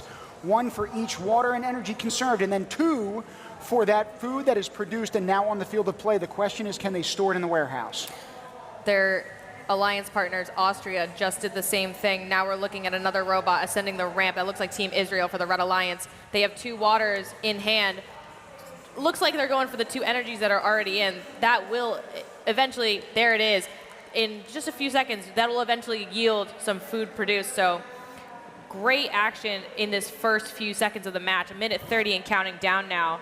I want to go back to that team of Finland very quickly because I just mentioned where the team hails from itself, but their mentor, Simo Natula, was a 2017 First Global Challenge gold medalist. That's all the way back in Washington, D.C. in year 1, folks. So you're talking about people being involved right from the ground level, all the way from the beginning, and now all the way to the top where we now exist. Right now you're seeing one of those robots also get all the way to the top of that near side Nexus goal. They just put 2 water elements in each sequential bin. Both of those Nexus goals should now be releasing simultaneously those 2 food elements, and there they go. We got to highlight the Blue Alliance over here, though. There's a robot with 6 game pieces in their possession. It looks like there were 2 elevated, and then on the side there, take a look at that. Having trouble identifying which robot that is, but 2 game pieces scored for the Blue Alliance there in the center platform. Blue platform right now getting a lot of action right now. The center part of that backdrop of the field, those water elements are getting dropped in. Now you got a double-decker element getting launched into that blue and green. That food particle should now start, but that, again, train whistle will always indicate endgame, which is a different element of this game. In the last 30 seconds, our teams are looking to ascend the platform and the ramp, trying to get the highest bonus balance multiplier that they can. The more robots on the platform and the ramp, the better. With 5 and 6 robots balanced at the end of the match, gaining 15 and 30 extra cooperation bonus points respectively, with just 1 second left. It looks like Team Austria just squeaked onto that platform in the waning seconds. We'll wait on the judges' call for that. In the meantime, in the background, we had quite a bit of food elements that were stored up in that warehouse. That V-shaped structure had quite a few elements in it for extra points for both squads. We're looking at Team Finland right now with 1, 2 game pieces in their robot. Initially going over towards the ramp, but then quickly pivoting. I think that's something that we have to think about when it comes to the hunger issue around the world and producing food. When you have an excess, maintaining that food production, like for example in our food warehouse at the top of our fields, our teams are looking ahead and making sure that there's always something, ready for the rest of the world. Whenever someone's in trouble, you want to be able to help each other out. Pivoting to our results here. We've got 86 points for the Red Alliance, 52 for the Blue. 21 Nexus points for our Red Alliance there.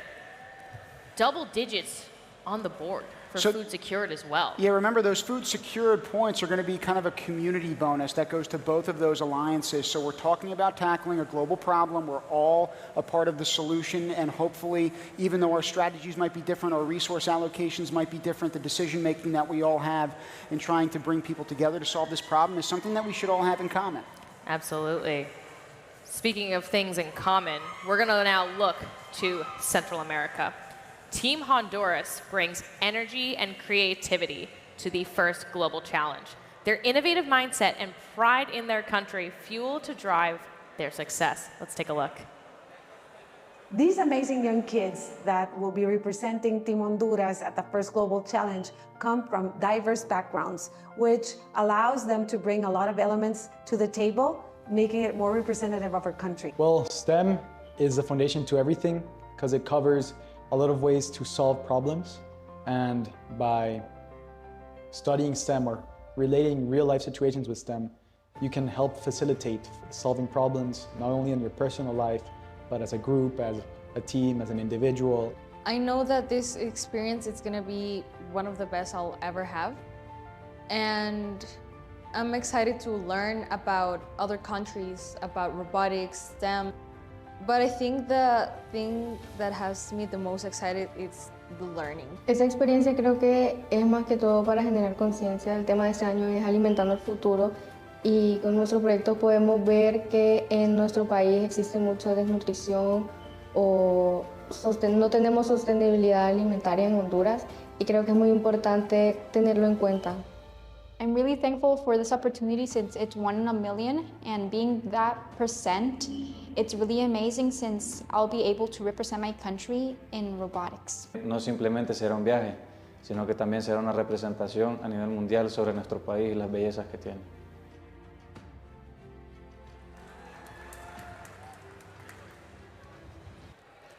For the beauty it holds. I would say that's not just in the country of Honduras, but in their performance here as well. It's been beautiful to see them come together and gel as a team, to tweak their robot back in the pits, and then to bring that same robot back onto the field of competition. They're going to be next in our lineup on field number 3, and we'll talk about the 5 other teams as well that will be joining them. But in the meantime, for Honduras, just FYI, there might be some familiar faces as you pan down to the field of play, and part of the reason is because even though they've got 20 new team members this year, which is a massive explosion, their team mentors are actually the participants of last year's challenge. So we're happy to welcome them back, and their match starts up in 5, 4, 3, 2, 1, go! I think that's really a beautiful part of the first Global Challenge is that as members experience and are inspired by this program, they want to keep that forward momentum going, and by coming back and inspiring the next generation, it's just absolutely fantastic to see.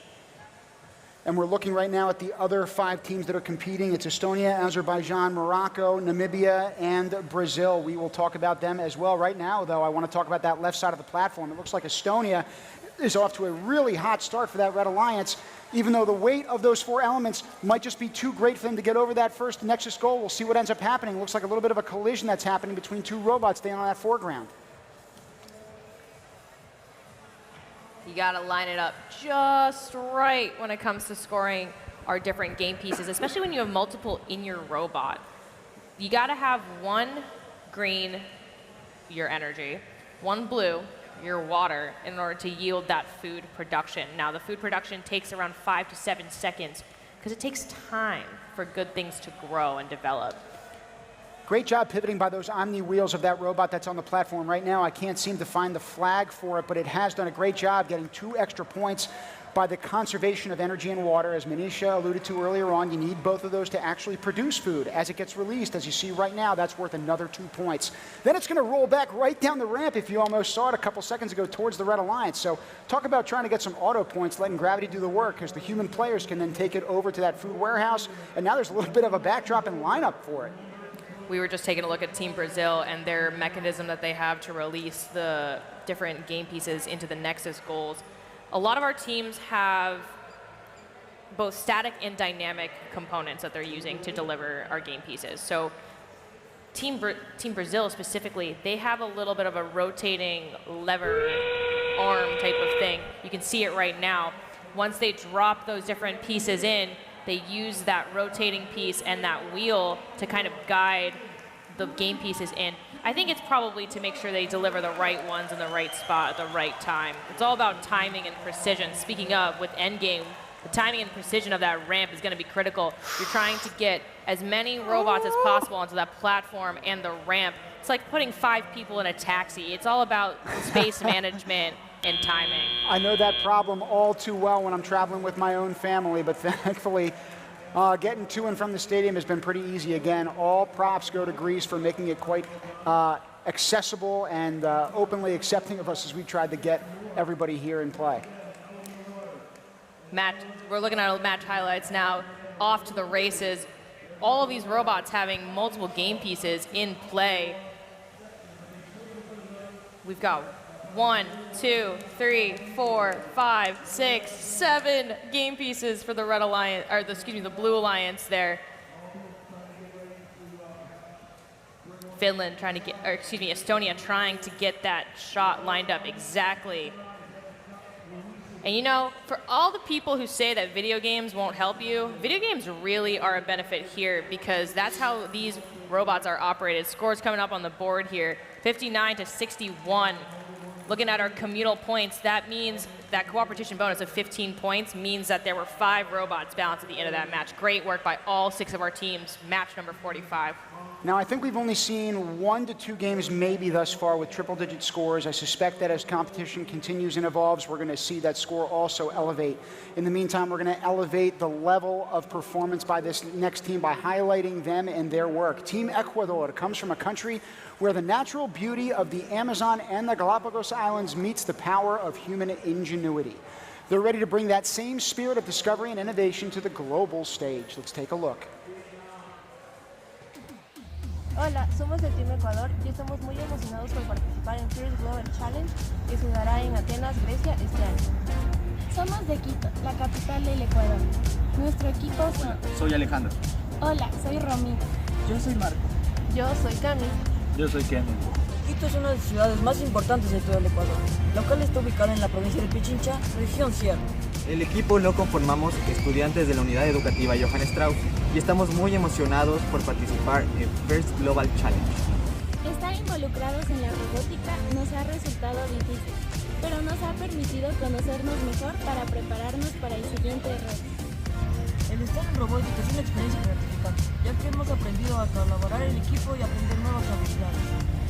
Cuando estamos en el taller hemos dado cuenta de las capacidades que tenemos para resolver un problema y comentar a los profesores sobre un proyecto en mente. Al ser mi primera vez en el equipo me siento muy feliz de poder aportar con nuevas ideas. Al conectarnos con otros países podemos aprender de nuevas culturas y nuevas formas de trabajo que nos brindan ideas para aportar al proyecto.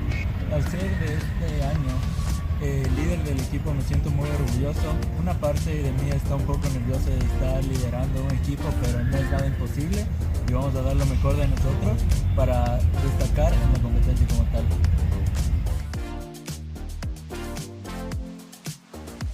We look forward to seeing Team Ecuador in this next match. Match number 48 on field 3. Can you believe that we're already into match number 48? I'm thinking about the fact that I don't even know if I got 48 brain cells remaining in my body after the experience that was last night, and I'm still reveling from it. I know that I'm going to be able to say the same after watching these kids compete for the next couple of days. This is just the first of those 3 days of competition. It's really the breaks that we get in between where we get to hear their stories, frankly, not just in those video vignettes, but in the trenches and in the pits, in the background of all of this that you see in front of you that is so inspirational for us. Speaking of inspiring, I'd like to be inspired by field number 3. In 3, 2, 1, go! On this field competing right now, we've got Italy, Tajikistan, and the United Republic of Tanzania. They're alongside teams from Burundi, Ecuador, who we just saw a video about, as well as Djibouti. Team Ecuador, during their video, said that it was difficult to participate in robotics, but it helped them prepare for the next challenge. Believing in themselves and having the support of their mentors and their teams and their communities allowed them to come together just like they are on the field right now with all the other teams on the field. We're taking a look at Italy right now, elevating next to their teammates over on the Red Alliance. And one team that has done a great job, or one nation, in fact, that's done a job with its decision-making is Burundi, one of the 6 competing here.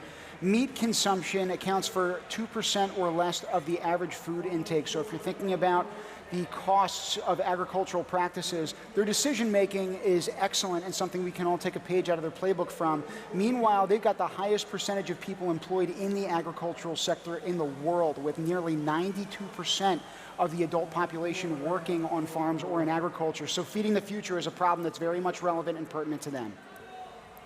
I see 6 robots in action working to feed the future of this match. In the middle, we've got a team looking to deliver some energy over on the platform. Still, again, that's Team Italy. They're all approaching it from the side. So that must be the meta. That must be the approach that makes the most sense for these teams. And I love to see that no matter what the challenge introduces to our teams, they all have different designs, but one common goal. Yeah, again, I think I tried to refer to this earlier on today, and maybe if we get a replay up, we can show you. On that center platform on the left and right side, there are robots that are depositing effectively 2 Nexus worths of elements, right? The blue and the green that they've got to have in each Nexus goal. When they're able to drop 4 in, they're able to fill 2 Nexus goals at a time. So a lot of teams are strategizing of filling those 2 in from the side as opposed to from the front section where you've got 3 side by side. Especially if you're trying to split 3 by 2, it just takes a little bit more maneuvering and massaging. That whistle means the last 30 seconds. We've got a Blue Alliance team looking to deliver some last-minute energy and water. Meanwhile, Team Ecuador, they're balanced on the ramp as we speak. But we've got 3 robots in action trying to join them. That's Tajikistan, and it looks like Italy as well.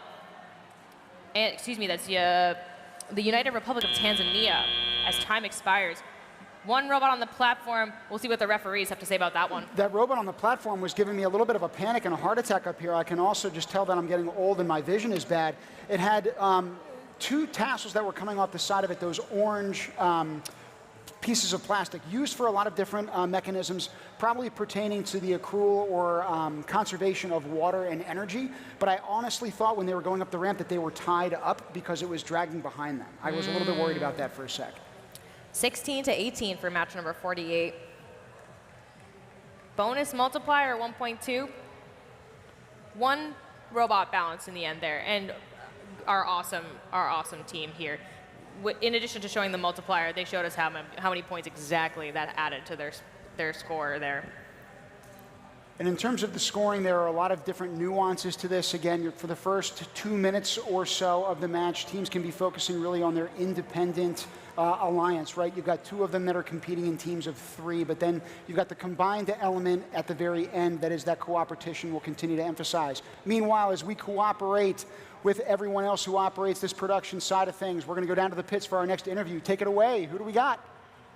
We are down here field side with a member of Team Italy. This is Leo. Leo, tough match. You just lost by 2 points. That was so close. Yeah, it was a good match, but we ended up losing, but never mind. We got more games on. That's right. Never mind. We got more games. That's the right attitude.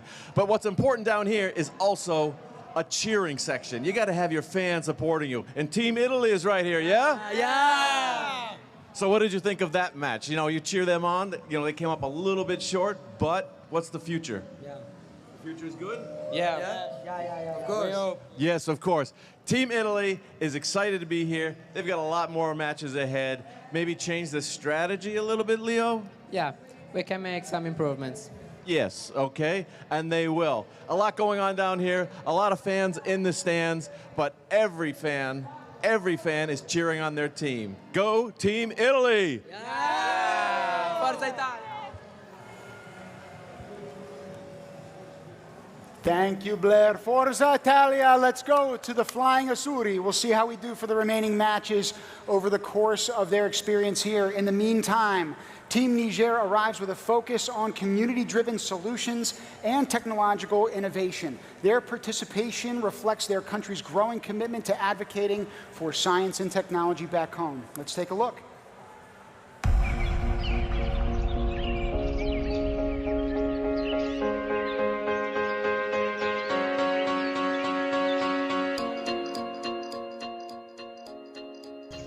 Pour moi, participer à ce challenge est un rêve devenu réalité. Nous avons appris à travailler ensemble et à résoudre des problèmes complexes. Bonjour à tous, je m'appelle Ibrahim. Être dans cette équipe, c'est l'occasion de montrer que la science, la technologie et l'ingénierie peuvent être utilisées pour construire un monde meilleur. Cette compétition nous permet de montrer notre ingéniosité et notre créativité. Nous sommes impatients de voir ce que les autres équipes ont préparé et de partager nos idées. Bonsoir, capitaine de 5 jeunes Nigériens, je me présente Massaoudou Samanamata Mbara. Nous sommes ambitionnés par la robotique et nous croyons vaille que vaille que la robotique a sa place dans le développement de notre pays. Together, we are gonna form one block and we are gonna gain a blood power. Thanks. Hi, je suis Lan Moussouda. Je suis très excitée de représenter le Niger au First Global Challenge 2024 à Athènes. Et j'ai toujours voulu faire partie de ce challenge. Travailler en équipe est ce qu'il y a de meilleur. Et nous voulons faire partie des meilleurs. We are Team Niger! I can say with confidence, Team Niger, you are absolutely among the best, and we are so excited to welcome you and your squad as you compete here on this stage. We're gearing up for match number 51 on our third field here. We're going to kick things off in 5, 4, 3, 2, 1, go. 2 minutes and 30 seconds. Team Niger is joined by Belarus, Cook Islands, Slovenia, Cayman Islands, and Montenegro. And for the Cayman Islands, only about 1% of the land there is considered arable, while agriculture contributes around 0.3% to their GDP. They've got 130 different nationalities living on those islands, and so multiculturalism is very much reflected in their everyday lives and brings various restaurants, music styles, etc. to that island. I'm sure it's also helped them in the field of play and as they've been getting their robot fixed up in the pits. We're taking a look at Team Slovenia, and now another Red Alliance team dropping some energy and some water. You can see some food was just produced over on the backside of the platform there. Looking at the Red Alliance side of the back wall, they've got multiple energy and waters in play, but the Blue Alliance is also putting in the work in the platform area.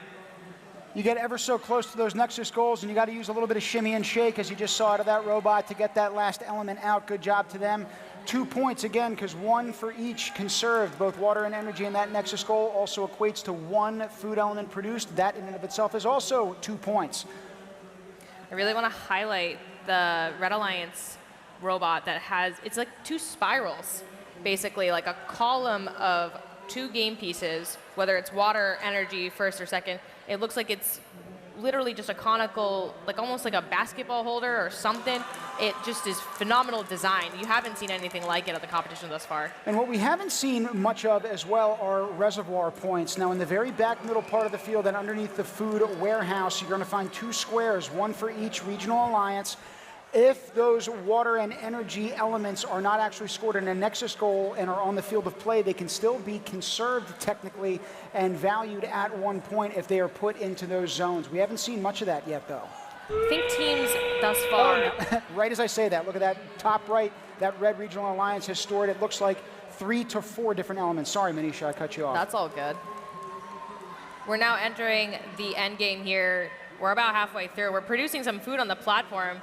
Just because you're working to get balance in the center there, the food that can still be produced, all those points are on the table, and it looks like all of our teams have multiple game pieces in play to try and get as many points as possible in the end here.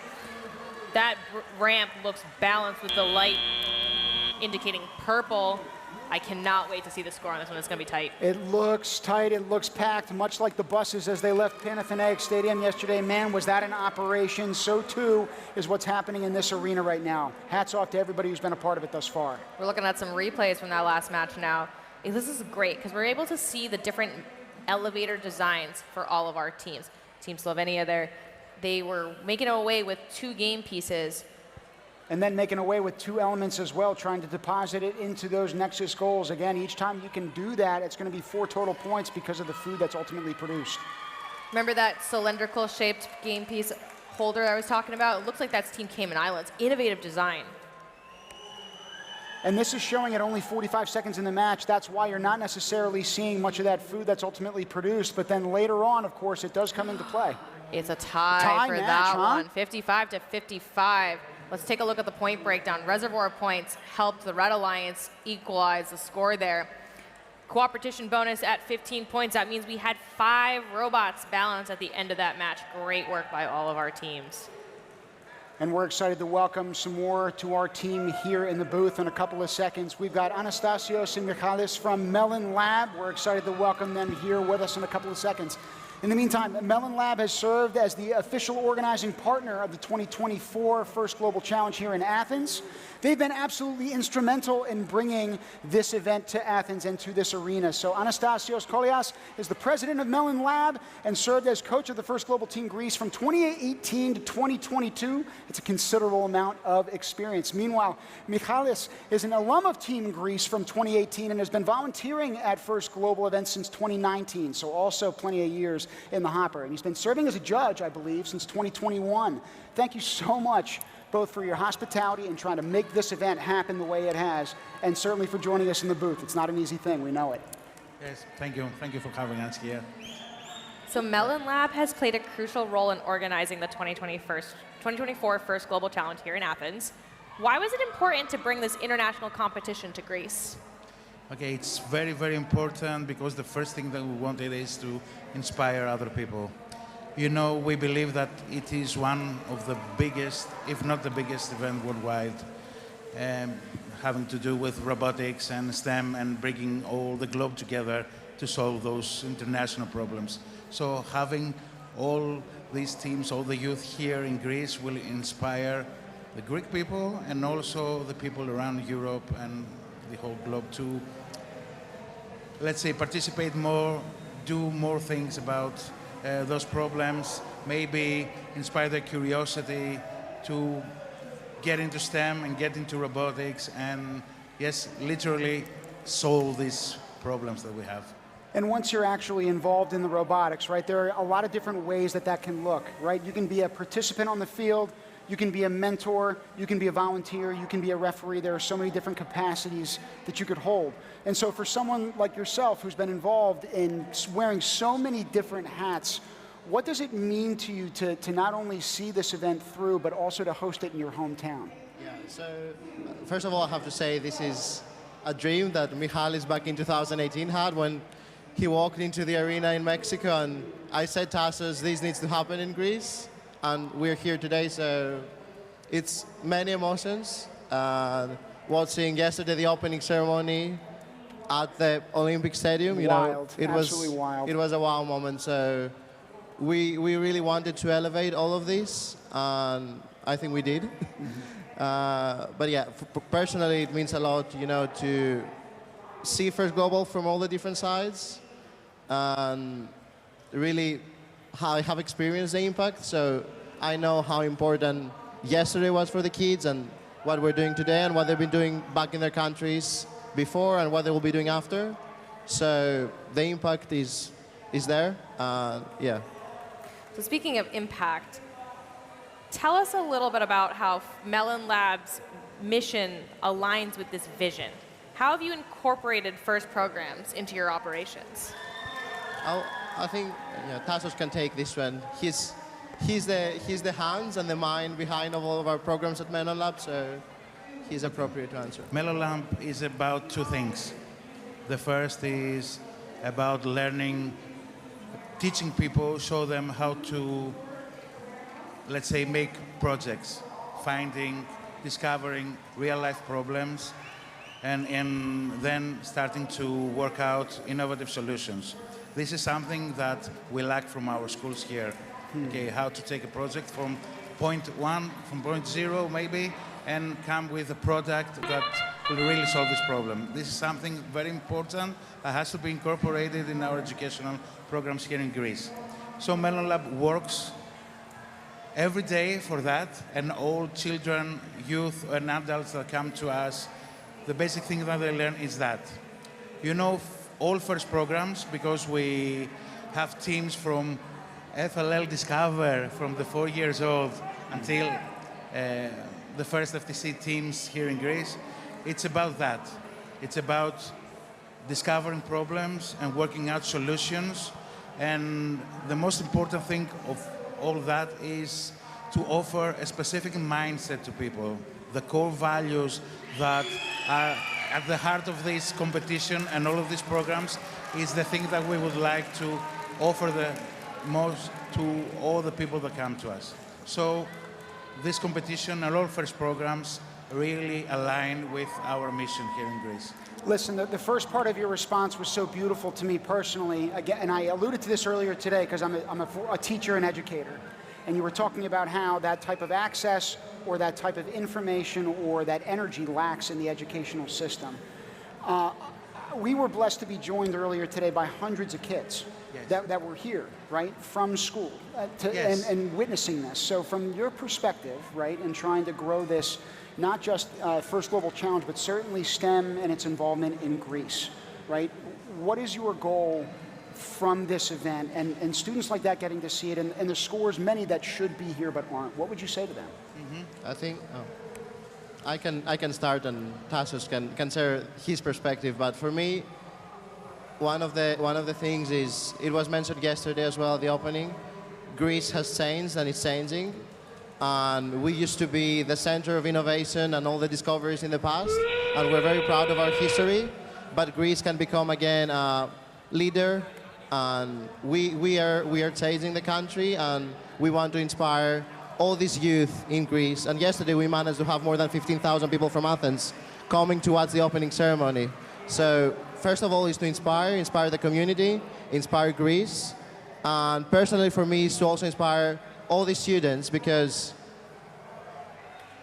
I have run a lot of these things you see here with my team and everyone, and first kids can do it, first global kids can do it, and I learned not to take no as an answer, and to find solutions to the challenges we had and we're having.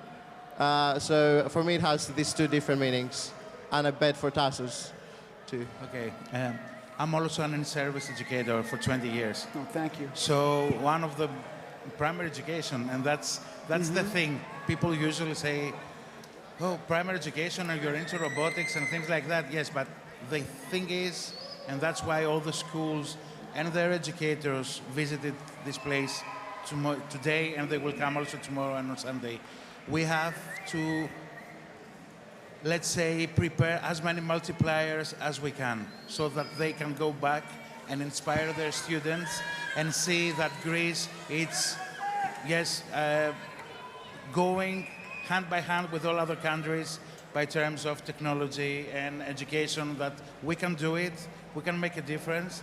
The only thing is just to be sure for ourselves to feel that, yes, we can make it, and to be ready to share all those values, because they will form a base on which we can build anything else. It sounds like there's a lot of passion, a lot of drive, a lot of motivation, and it's inspiring to hear about the work that all of you are doing. And thank you for bringing First Global to Greece. I think it's been, I mean, speaking for myself, it has been absolutely humbling to be here and being where this great civilization had started, and you learn about it in school, and now I'm here and watching the second Renaissance come about. And it's just, thank you so much for all of your work, and thank you for having us here.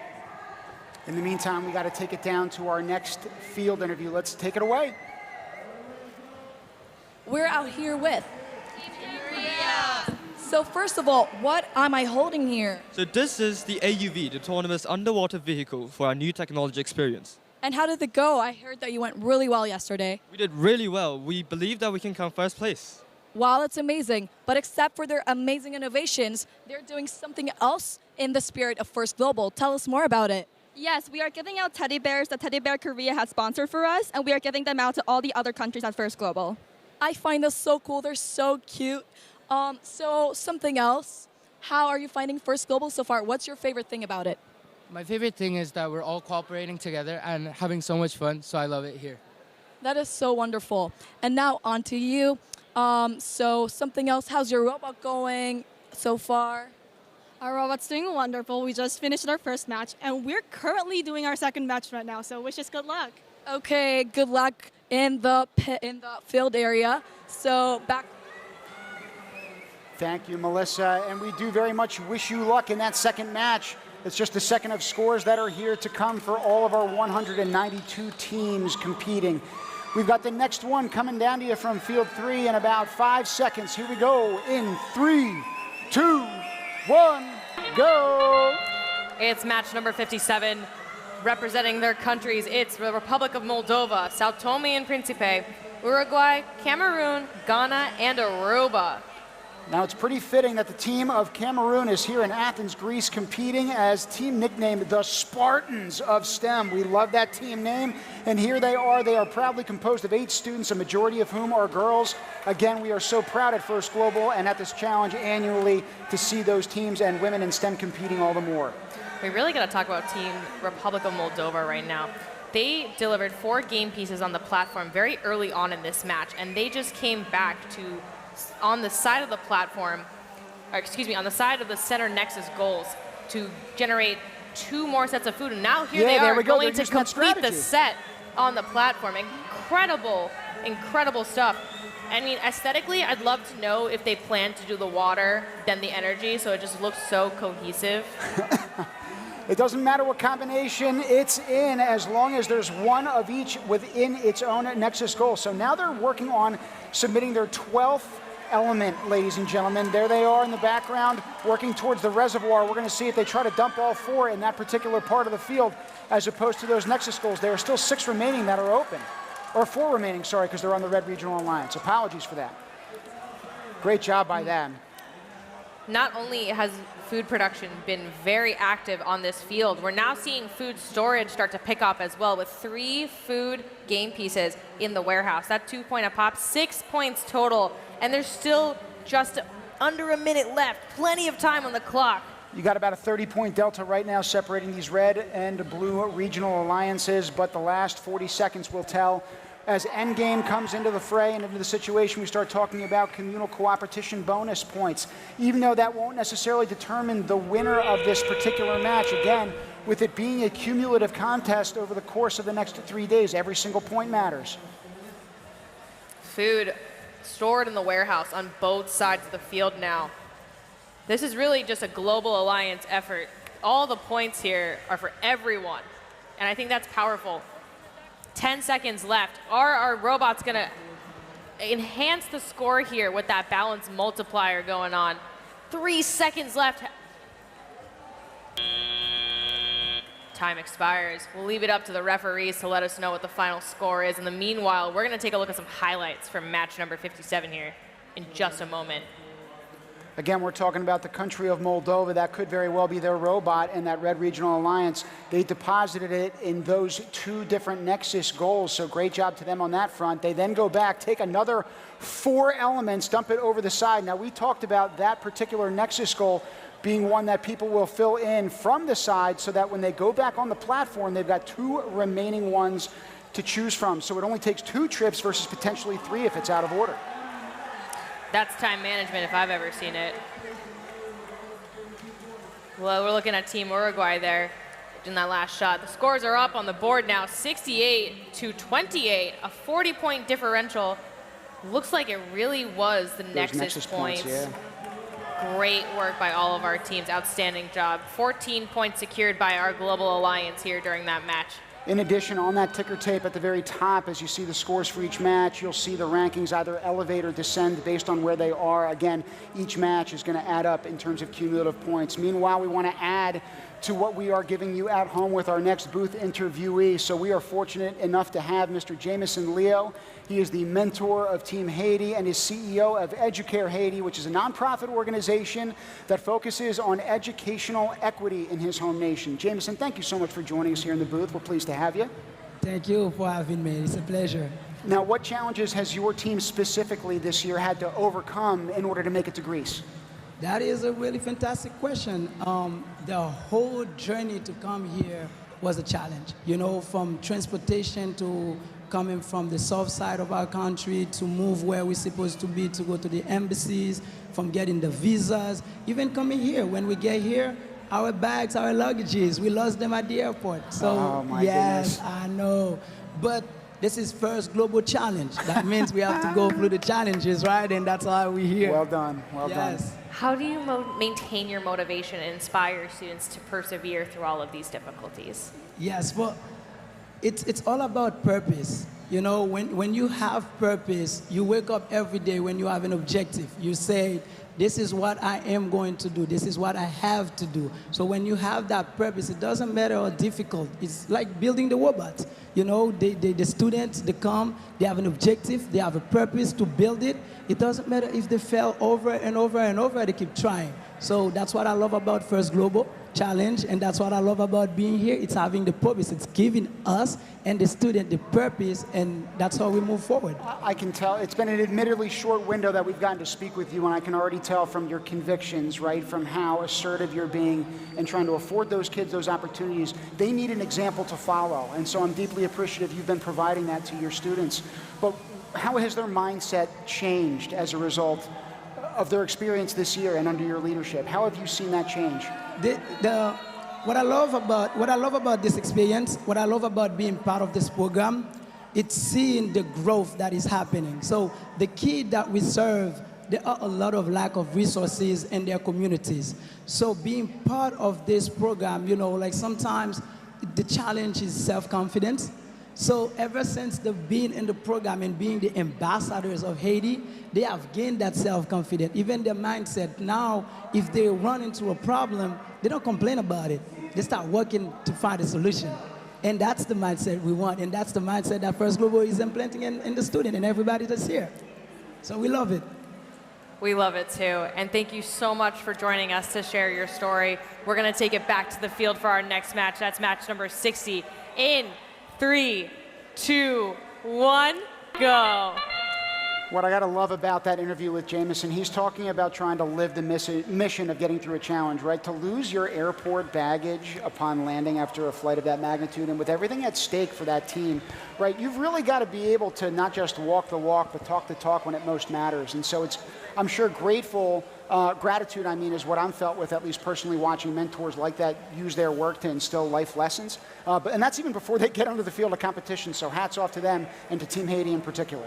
It's all about purpose, and that really resonated with me.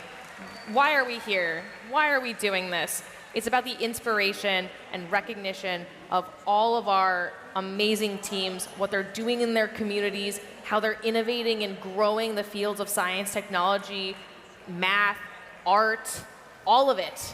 It's a collective experience that we're all sharing in here, and there's a collection of points here available on the field right now. We're seeing some food production already translating into storage in the warehouse. We're seeing Team China now delivering 4 game pieces. That's 2 food in production as we speak, with 1 minute 20 seconds left in this match. Something I want to highlight as our teams are working on these robots, you'll see these little boxes, these little QR code looking things on our Nexus goals here. Those are called April tags. It's from the University of Michigan, Autonomy, Perception, Robotics, Interfaces, and Learning Lab. They're simplified QR codes. There's a specific amount of information, the least amount you really need, and that's helping our teams with vision and tracking automated functions within the robot. So instead of relying on your human drivers every time, you can help line up by honing in on one of those April tags and getting that lineup just right, just like we saw with Team China just now in that food production in that lower Red Alliance goal. All I got to say in response to that, because I heard University of Michigan, is go blue, baby. Well done to them. Just one of many different institutions across the globe trying to push STEM forward. Meanwhile, the teams on the field we have right now are Iraq, the People's Republic of China, and Latvia, alongside Nepal, Ukraine, and Grenada. Cheers erupt from the stands. Could be because of another field that just finished playing. Right now, we've only got 10 seconds on the one we're monitoring.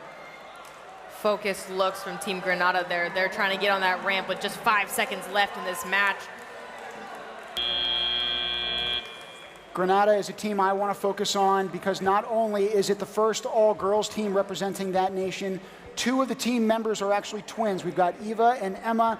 They've got a passion for sports. I'm sure family bleeds into their team here competing as well. They also have one student, Kina, who recently overcame a battle with cancer and is attending the event as a team member. Talk about an inspirational message and also walking the walk. So proud and elated that they are all here in attendance. And in fact, actually, I'm still talking about this team. They struggled building their robot. The kit was only cleared on the 3rd of September, everybody.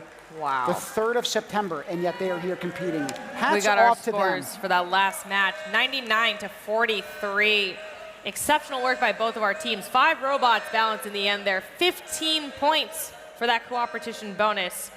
It's all about the teamwork, which Grenada really seems to embody with their team this year. Phenomenal jobs to Team Iraq, People's Republic of China, Team Latvia for the win there. Nepal, Ukraine, and Grenada all ascending in the rankings for that ranking match number 60. Well done. 37 points on that bonus multiplier. So again, that's where the elements of the game start to get a little bit more complex. In the meanwhile, we want to simplify things by bringing you down to the field. Let's get an interview locked and loaded. All right, we're down here on the field. I'm with a member of Team China. What's your name? Zheng Qixie. Now, what really impressed me during that match, you were the human player. Yeah. And you have this amazing system. It's very controlled of putting all 4 balls onto the robot at once. How much did you practice? Like, we started to prepare for this match during my summer vacation, and after we built our robot, like 1 month later, I started practicing like how to carry the 4 balls to put it onto the robot. We practice like day and night. After school, we practice like 4 p.m. to like even 11 to 12 p.m. So 8 hours a day of just practicing, and it shows. So, people think about it's the driver, it's the technology, it's the robot. The human players play a huge part of this game, don't they? Yes, so I think human player is not like changeable. Not changeable, that's right. Not replaceable. Oh, you're so good, you're irreplaceable. Thank you. I love it. Well, nice match. 99 points. You guys are in the top 5. Congratulations, and keep it up. Thanks for the interview. Thank you. And now back to the booth with Tim and Manisha. Blair, you two, my friend, are irreplaceable. We're unequivocally happy that you've been on the squad for so long. Manisha, it is wonderful to see everybody on these field interviews, pit interviews. That's where, frankly, all the learning takes place. And you see the human condition behind all this. Human player aside. I think, and I said this earlier, but I'll say it every time you let me. This is one of the best games for human interaction with our robots. There's not only just depositing the game pieces into the robot, we're also then retrieving food once they are produced, then delivered to the warehouse. I was wondering if we were going to see robots delivering food to the warehouse themselves, but honestly, it's all the humans. They're the powerhouses. Those human players are working. I hope they get some good food and rest tonight because they're running around like crazy, and it's awesome to see. The wheels are constantly turning, not just in terms of scientific ideation, but also in terms of those Omni wheels. We've seen them spin about all over the park here, not just on the carpet field of play, but then the ramp during endgame. It's looked a little chaotic and frenetic from time to time. And we're going to try to get you down to the next 2 minutes and 30 seconds of chaos on field 3 in 3, 2, 1, go! It's match number 63. We're joined by Team Lesotho, Guinea-Bissau, Vietnam, Panama, Azerbaijan, and Kazakhstan. I wanted to talk about Team Lesotho for a second. When I visited their pit yesterday, they all had these beautiful hats on, and I wanted to know what is the cultural significance. It's even on their flag. They're called the Mokorokos, and they're the national hat of Lesotho. Amazing. I mean, hats off to them in this competition as well, right? I think Lesotho is one of the only nations in the world that is completely encompassed within another country. So they're within the confines of South Africa, and they're enveloping their arms with them, I would say, geographically. We're doing the same here, obviously, as we welcome them with open arms onto this field of play. They've done an exceptional job so far in the first 50 seconds here. We've got food production underway in the middle of the field. I wonder what we're going to see here that looks like it's Team Vietnam. Are 3 different pieces in action. And instead of an elevator elevating the pieces up, they're moving those game pieces through their robots, similarly seen here by a team who's on the Blue Alliance.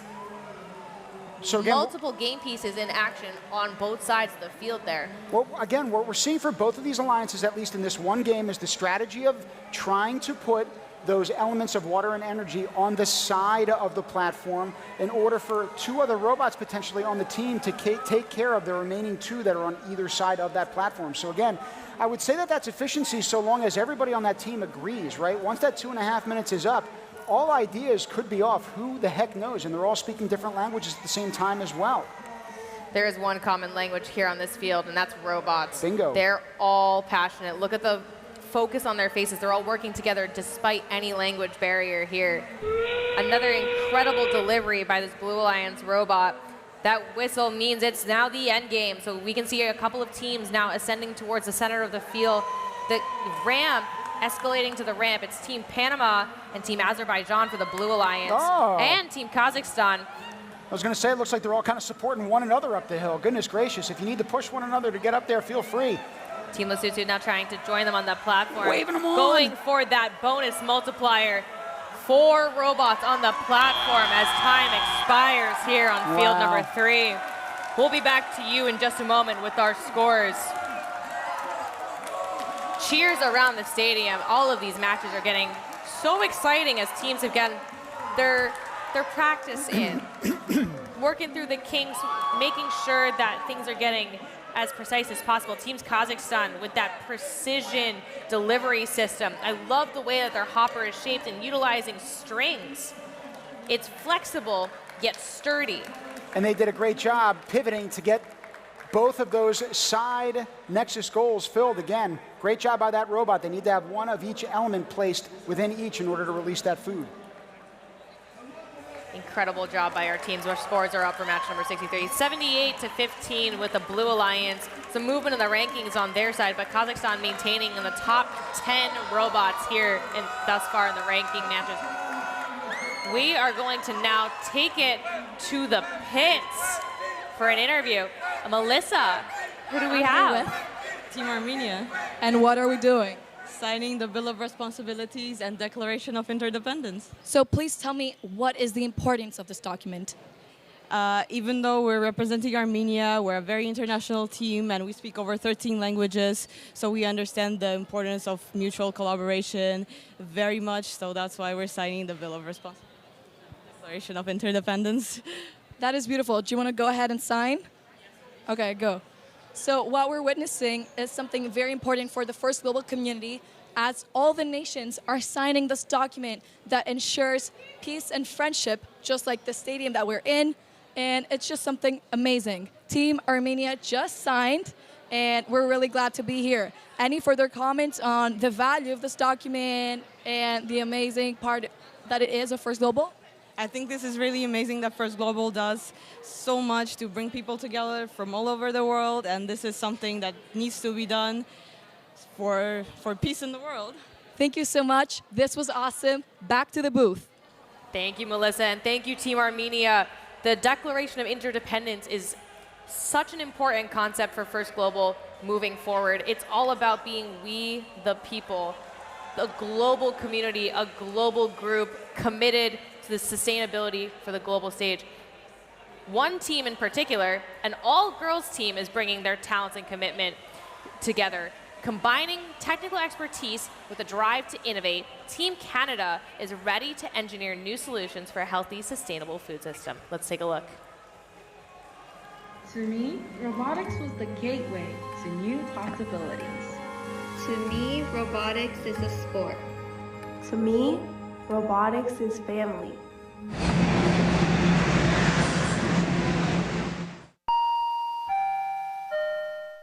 We're FGC Team Canada! Hi, my name is Judy. My name is Alvira. Hi, my name is Aria. Hi, my name is Rowan. Hi, my name is Nancy. We are an all-girls high school robotics team based in Toronto, Ontario, Canada. I'm really excited to connect with other countries and share new experiences on a global scale. As ambassadors of First Global, we made it our responsibility to connect with our community and empower youth by spreading our passion for robotics. This theme is important to Canada because it encourages us to innovate sustainable solutions. Together, as a team, we strive to encourage and serve as a beacon of inspiration for more females to take part in STEM and robotics, regardless of unfair gender stereotypes. I am excited about the First Global Challenge because it's given me opportunity to meet with other countries in the world and get to see their robots. Join us in our journey to breaking down stereotypes and empowering the next generation of female STEM leaders at the international stage. Team Canada is out of the Toronto, specifically the Ontario region of First in Canada, and they said that they picked pink for their team color this year. And there was a bit of contention. It might have been because they were all girls, but I like to think that it was the joining of the two colors of the Canadian flag, red and white, to one harmonious color for this year's season. We're going to kick off match 66 in 3, 2, 1, go. Joining Team Canada on the field, we have Team Israel, Oman, Djibouti, Pakistan, and Mauritius. One of the images in that Team Canada video was a staircase that said the world needs more Canada. Well, we're bringing it to you right now They're on that red regional alliance. We're only about 20 seconds into this match. No points yet tabulated, but it looks like the first one is now on the mark, given that water element has now been put in a Nexus goal. You need an energy, however, in order to release that food. So again, the game's elements will start getting a little bit more complex as time evolves. Just under 2 minutes left in this match. We're taking a look at Team Pakistan right now with 2 game pieces, a water and an energy. They're probably trying to produce food in one go over on the Blue Alliance side. Oh, look at the design on their mechanism for delivering game pieces. Incredible aesthetics over there. Meanwhile, over on the Red Alliance side of the field, we had 2 energies in 2 different goals, and now we have 2 waters to match. So we're seeing some food production right there on the platform with just 1 minute and 30 seconds counting down now. And on that platform, again, is Team Canada. We had talked about them being an all-girls team. Their nickname is Bear Bella, and we love that. They have a nonprofit organization called Girls for STEM that hosts various workshops, hackathons, and mentorships to empower the future generations back home. We are so proud of the work that they're doing there. Incredible work that deserved the 3rd place Inspire Award, and they were on the winning alliance at their country competition. They didn't get a chance to go to Worlds, but I think they got a chance to make it here. I think they won that. Only 45 seconds remaining in this match. Again, we're talking about Canada. They just offloaded one of those energy particles. They're going to do the same here with water. That's going to release that food on the bottom. We're going to call it produced for 2 extra points. Every single point matters, in each of these qualifying matches. You hear that whistle, that's indicative of endgame. So regardless of what's on store for those robots, wherever those happen to be deposited, if they go to the platform, that's where that bonus multiplier is going to come into effect. Right now in the foreground, however, you got 2 energy particles getting offloaded, and you're getting food that's pushed towards that regional alliance on the blue side. It can be stored in the warehouse by the human players. You see that on the left side right now, and in the foreground, those points are going to be communal, which is great for both alliances. And now we're going to see at the very end how the judges have taken a look at this field. It's a quick 2.5 minutes with a lot of built-up anticipation, a lot of practice for each of these teams. All of those experiences look somewhat different, and it's fun to watch them compete on the same stage with the same game and the same rules. Now, Manisha, earlier on the ticker tape, we saw a unique feature that I don't know we've seen in other matches yet. We'll see on the final scores if it's in fact the case, and we can try to unpack it. So earlier we saw what is called a white card. So to describe that for those tuning in at home, it is an official designation assessed to a team for failing to come to a match. So unfortunately, they received 0 points for that match based on the white card. You want to have everyone show up to the table, even if the robot isn't ready, trying to get that human player out there. We hope that Team Okamana is okay, and we look forward to seeing them come back to the field in a little bit. But now, coming to the booth,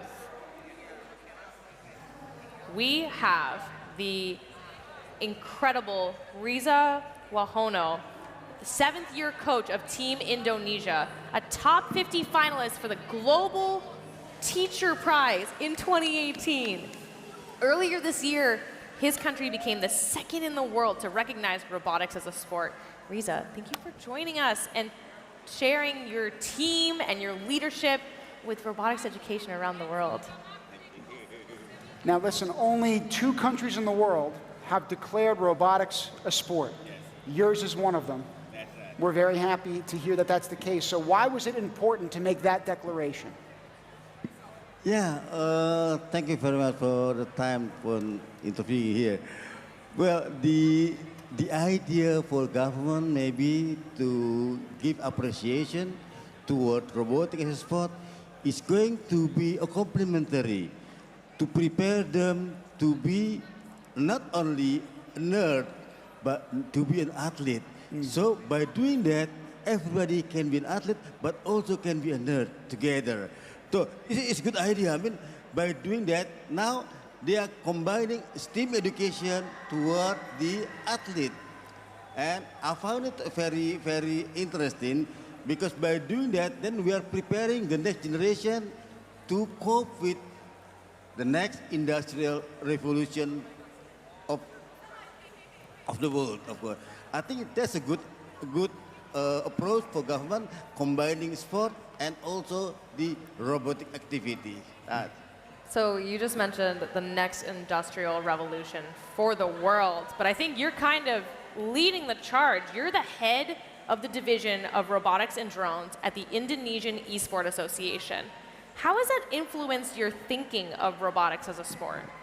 Yeah, of course, when I was invited to be the member of the IESPA, Indonesian Esport Association, I found it very interesting because at that time, IESPA is only for game, like console game. So when I came there, look, why don't we consider robotic and drone to be one of the chapter of the IESPA, and they approve it. Then that's why, I mean, I love it.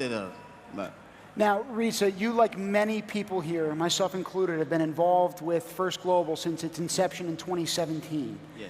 You've seen it change over the years, and you're thanking us for your time in the booth. I want to thank you for your multiple years of service to your team and to your nation. How has robotics in Indonesia changed over time since you've seen your jump in First Global? Right. To be honest, when I begin as teachers, I feel alone. I find it very difficult to get a proper STEAM project-based learning that can be teach our students. And in 2017, your Dean Kamen invited me to come to Washington DC, and then I found it very, very interesting that I can combine all those STEAM education and project-based learning in robotics. I like it very much. I like it very much. Then after that, in 2018, after from Mexico, one of the company invited me, asked to go to Silicon Valley. In Silicon Valley, we toured to another number of schools, and we found it you have running a different kind of robotic competition, FTC, FRT, Lego League, and I thought, wow, this is very nice. So we got an idea. As soon as that, we go back to Indonesia, then we start developing FTC and FRC team, 2018. By doing that, now we have more than 20 FTC team in Indonesia. By doing also, now we are getting the PDP from first to run first FTC in Indonesia for second year. That's a lot of work to do. I have goosebumps hearing you talk about this, and I want to thank you for all of the work that you've done. It's really inspirational and really important. Thank you. Thank you. We're going to jump to our match now in 3, 2, 1, go! And in this qualifying match, number 69 already, everybody. We've got Burkina Faso, the Netherlands, and Uzbekistan alongside teams from Hungary, Vanuatu, and Laos People's Democratic Republic.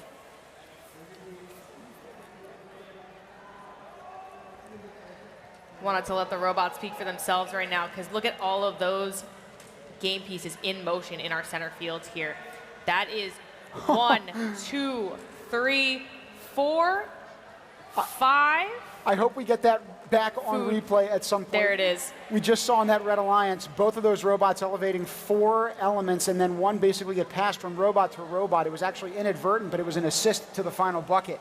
Unbelievable teamwork by them, and impromptu on the fly, no doubt. You got to see Team Uzbekistan over there moving behind the platform. But it looked like they had 6 game pieces in their robot, and they looked very solid transporting them. I look forward to seeing how they deliver them as well. Now we're taking a look at Team Lao People's Democratic Republic. They've got multiple game pieces in hand too. Both of these alliances, it seems, have focused a lot of their attention on the center platform on the first half of the game, because you notice in the background, a lot of that food has not yet really been produced from the Nexus goals in the background of the field. So a lot of the center action is really where it's been concentrated. I suspect the same will be true for the last 30 seconds when endgame starts. But I really haven't seen that model too much today. Take a look. That's Team Hungary there, delivering 2 game pieces for 2 pieces of food. And it's basically neck and neck, right? The Red Alliance is doing the exact same thing, offloading 2 Nexus worth of elements. But then one of those energy elements just bounced out. It looks like it might land actually in the blue squad's reservoir. 3 food production over on the Red Alliance side. It looks like we have 30 seconds left in this match. The food warehouse is filling up immensely.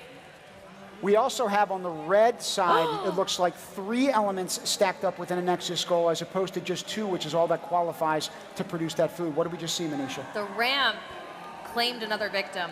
We have a little bit of robot tipping. I think, you know, depending on where your center of gravity on your robot, approaching the ramp has to be just right. And that's what we see the Team Netherlands just now. They just achieved a balanced ramp with that purple light at the end. Gotta hope love our team that fell over there in the end can get right back up for that next match, and there's no damage. Gotta love the field manipulatives and how it lights up from time to time as well as moves. So again, that plank or platform towards endgame is quite a challenge to navigate. But you know, finding that center of mass, to Manisha's point, is a challenge in and of itself and something that a lot of teams have found themselves equipped to do. Kudos and hats off to them. Great design in this last match. A lot of different mechanisms, but all of them focused on holding as many game pieces as possible. Take a look at the aesthetics of Team Uzbekistan as they have 6 game pieces in their robot. That's 3 different food opportunities. Here's the moment I'm talking about. There are 2 sets worth of Nexus pieces that are getting dropped, and I believe the blue ends up going down as well as the green. That was not the point I was talking about earlier on. There was 1 ball that had hopped out and got passed from teammate to teammate. Again, a showing and reflection of how, even in the physical sense, this game deals with cooperation and passing the ball from one another to another. Pretty tight in the end of the match there, 95 to 77. 5 robots on balance, so 15 points for that cooperation bonus. Pretty close if you look between the Nexus points and the food production points. It could have been anyone's game at that point. That bonus multiplier. Yeah, the bonus multiplier. That's what's been making a little bit of the difference. It didn't make up for the 18-point delta in that game, but was a considerable amount, at least, that separated them. Right now, though, we're going to take it down to the field for the next interview. Who do we have up? I'm here with a member of Team Netherlands. What's your name? My name is Jillian. Jillian, nice match. So during that match, I was watching you, and you were doing a lot of coaching. So what is your position on the team? I'm our driver's coach. I'm in charge of strategy and communication with other teams. So we talk to their coaches and drivers to see what the best strategy will be in the game. Well, you obviously had a great plan because you're like 99 points or 95 points. So how do you train to be a driver coach? Well, mostly experience. You need to know how the game works, but you also need to be able to communicate with other teams, even if their English is not as good as yours. You need to know all the game rules. So it's easy. Just takes some practice. Do you ever practice driving the robot yourself? Just once, but not on an official event, so I'm not very good at that, no. So you found what you're really good at, and you stick with it. So you must have great communication skills. Sort of. Sometimes I can be a little shy, yeah. It did not look like that during the match. You were very in control and very large and in charge of what was going on that field. And does your team listen to you? Yes, they do. But it's easy since I can scream in my own language. You could probably scream in any language and they would listen to you. Well, good luck, nice job, and have fun in the competition. And now back to the booth. And we're going to hear more and more screams, I'm sure, echoed from the crowds here as they descend on Peace and Friendship Arena here. 3 days of competition. The action here is just beginning. I think so, and I really appreciate the command that she had. But honestly, Field 3 has a command over us, so we should turn our attention for a match in 3, 2, 1, go. Joining us on Field 3, we have Guam, Malaysia, Czechia, Belarus, Palestine, and Afghanistan. Now for Guam, focusing on them very briefly, the imports constitute approximately 90% of the food that's ingested there, so it makes this year's theme especially important to the team when we're talking about feeding the future. Right now, 2 Nexus goals getting fed by the Red Regional Alliances. I can't tell which robot that is. Good job to them, though, on the start. We're only 30 seconds in. That was Team Malaysia over by the center of stage just then. Or excuse me, just on the screen just then with the tiger on there. I'd love to hear the story about that. That looks like Team Palestine. They've incorporated the flag of their nation into their game mechanisms, which is just phenomenal aesthetic and industrial design, if I have to say so. But I will tell you, all teams are attacking this field with a level of ferocity unforeseen to this point. That middle platform is getting filled right now. all teams doing an excellent job. Let me take our attention quickly back to Guam for a quick second. The team consists of 9 members.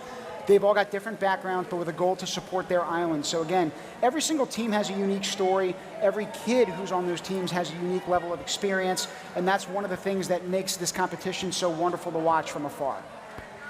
1 minute and 10 seconds left. We're taking a look at Team Belarus now. They've got eyes on the inside of their robot, I imagine, to keep an eye on their game pieces as they transport them around the field. The center of the field seems to be popular. It seems that our teams are gravitating towards filling that Nexus platform, generating as much food, I should say producing as much food as possible. You can see that there's 2 food for the Red Alliance that just came out on top of the platform there, rolling over to our human players on their respective sides of their fields, and see 2 pieces of food being deposited to the warehouse there. 30 seconds left in this match. So yeah, that strategy we were talking about, we have seen more lately of teams filling the central platform first, and I'm wondering if it's because when the food is produced and it rolls off the platform, it's got a little bit of a bounce to it, which then gets it towards the sides. Maybe makes it easier for food storage, but we'll learn from these teams as we interview them more and more over time. When we were in the pits yesterday, we were talking to our teams about the strategies of trying to get the food and the different energy and water game pieces around the field with as little effort as possible, maximizing the trips being made. I think bouncing, I think you've nailed it. Speaking of nailing it, it looks like that field, that ramp was purple at the end. We're gonna now take a look at some highlights of this last match. Loading up all of these robots. Look at the Red Alliance taking off, each with a set of energy and water. I was going to say, they're testing the durability of some of these plastics and synthetics. Remember, each team is sent the exact same kit of parts. That's another unique aspect to this competition. Regardless of access, we are equitable in the fact that each team is going to be getting the exact same amount of parts and things to compete with.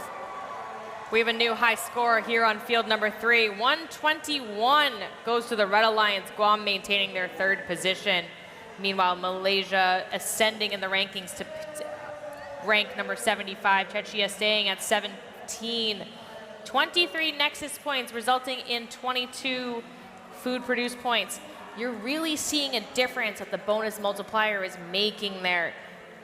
With the collaboration of having 5 robots, so you have the competition bonus of 15 points to each alliance, but when you multiply the water and the food, the sum of that by the bonus multiplier, that's where that extra advantage that each alliance is getting.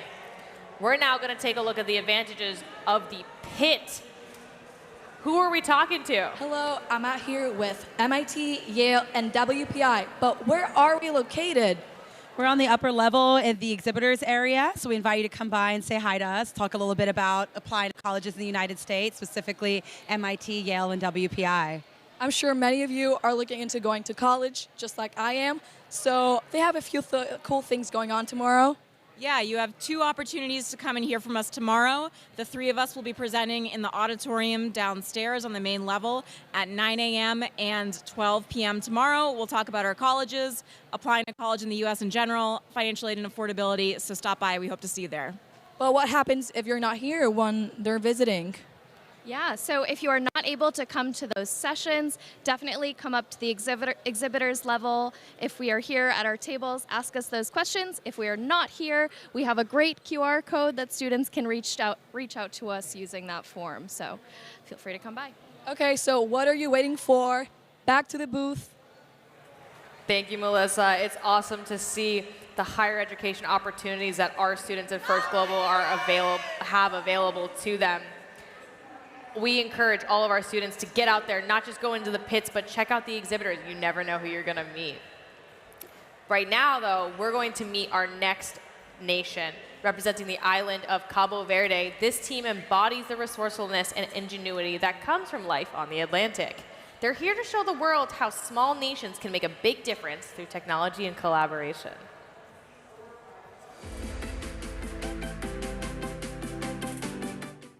É com grande responsabilidade e humildade que assumimos esse compromisso de representar a juventude na robótica e em revolucionar este ramo em Cabo Verde mais uma vez.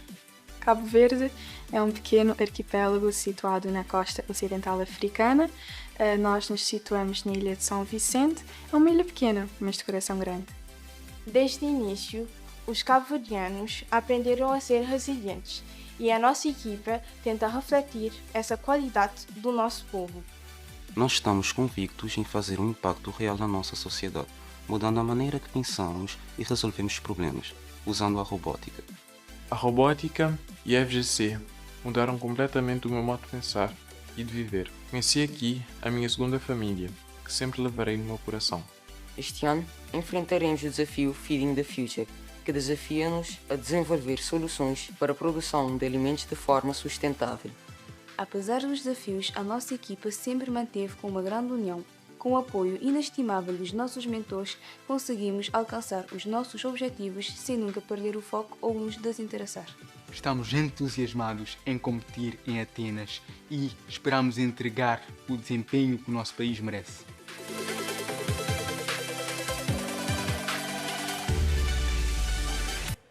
Without fracturing or becoming discouraged, that is such a resolute mindset that certainly applies to the field of competition and the problems that we are trying to solve. We're going to see that team square up here on field 3 in just a few seconds, and we're excited to take you down to that action. Here we go. In 3, 2, 1, go! Joining Team Cabo Verde on the Blue Alliance, we have United States of America and Barbados. Over on the Red Regional Alliance, we have Serbia, Armenia, and Aruba. Taking a moment to recognize one of our Blue Alliance members, that's Team USA. They are this year's World Champion Inspire Award winners. They're from Flower Mound High School in Texas. Incredible work to those teams. Their outreach, their dedication to their community has brought them to this level of competition, and we are excited to see what they will accomplish in this match. Meanwhile, you've got Team Aruba. They've got 5 team members aged 14 through 16, so all different ages and demographics represented here. They were the first place winners of Aruba's first ever Youth Robotics Hackathon called Sustainability in Motion, which was a challenge for high schoolers on the topics of robotics and designing sustainable transpo systems for Aruba. Kudos to them. Congratulations. We've got energy and water all over the field here. Team Serbia depositing 4 game pieces into their robot, making their way over to the platform, it looks like. Getting a little bit of traffic in that center field, though. Team USA also 2 game pieces in robot, over on their way to the Blue Alliance Nexus goals. Just a minute left in this match. The current score is 27-14, but that's subject to change as the bonus multiplier comes into effect during the last 30 seconds. We've got 3 food secured in our warehouse with more food production happening on our center field. Taking a look at a robot on field right now. 3 game pieces in hand, 2 trying to be delivered into that middle tier goal. This is what we were talking about earlier, where if you have 3 game pieces in the goal, as long as you have 1 of each type, that counts towards food production. Team USA working on producing food over on the Blue Alliance side of the field as their human player deposits food into the warehouse. 14 seconds left. Robots take center stage on the ramp and the platform.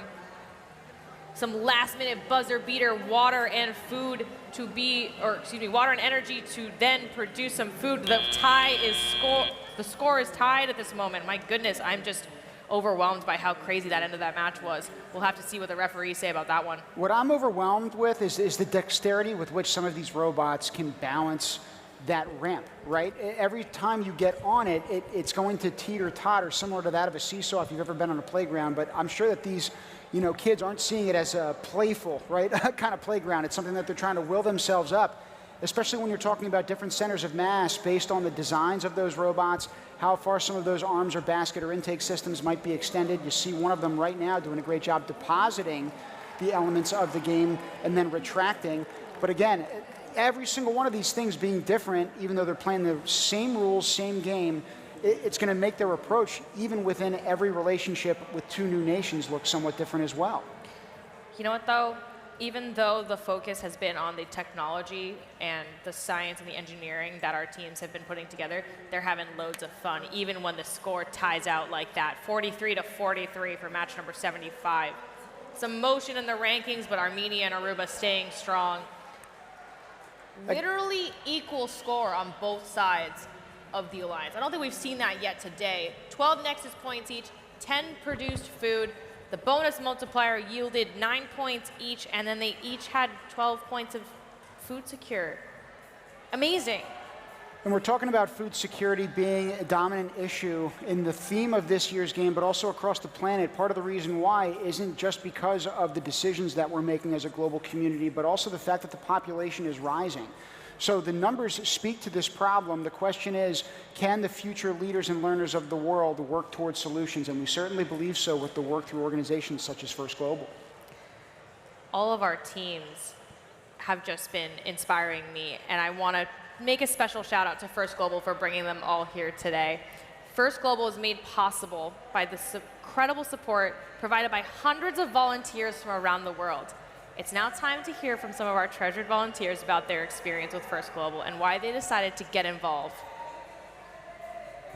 Volunteering is the giving of oneself to others. And frankly, I've been involved with First Global since its infancy, and in that time I've seen it grow into what it is today because of the countless and innumerable people who have had an immeasurable impact on making this a reality through sheer will and love and care and commitment. And that to me is inspiring.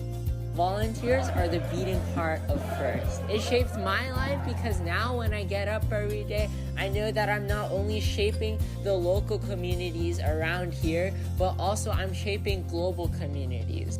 Also, being part of something that's greater than myself, because it's a huge community around the world that's sharing their love of knowledge and their love of robotics and their problem-solving mentality. I got to meet all these wonderful kids, and the impact that we had of just interchanging with the kids. They got the chance to see a different part of the world, and it really, really opened my eyes. As a matter of fact, it helped me set some new goals for myself. You're giving kids around the world the opportunity to share their stories, to share their identities, and to have them feel valued, and to let them know that they have a purpose, that they have a role to play, that we all play a part in something bigger. Robotics is a common language. A student that's maybe the same age as me has that same capability, has that same drive. We're sharing knowledge so that we're able to provide that same opportunity to all students around the world.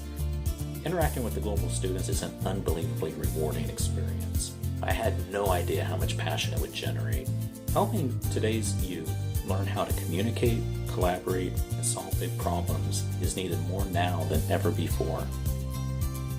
Volunteering is meaningful for me because I know that I'm helping to inspire the next generation of problem solvers who will solve the problems in their community in the future. Volunteering have changed my life completely, and that left a big mark in my memory and in my heart. This is more than a competition. This is a way to help and save our planet through STEM. We all have the same target. It doesn't matter if you are in a team, if you are a volunteer, if you are a staff member. We all want to live in a better place. That's the reason why we are here. That to me is what we are about as a community. That to me is what we are about as a volunteer group. And frankly, I'm just grateful to be one small part of that much bigger picture.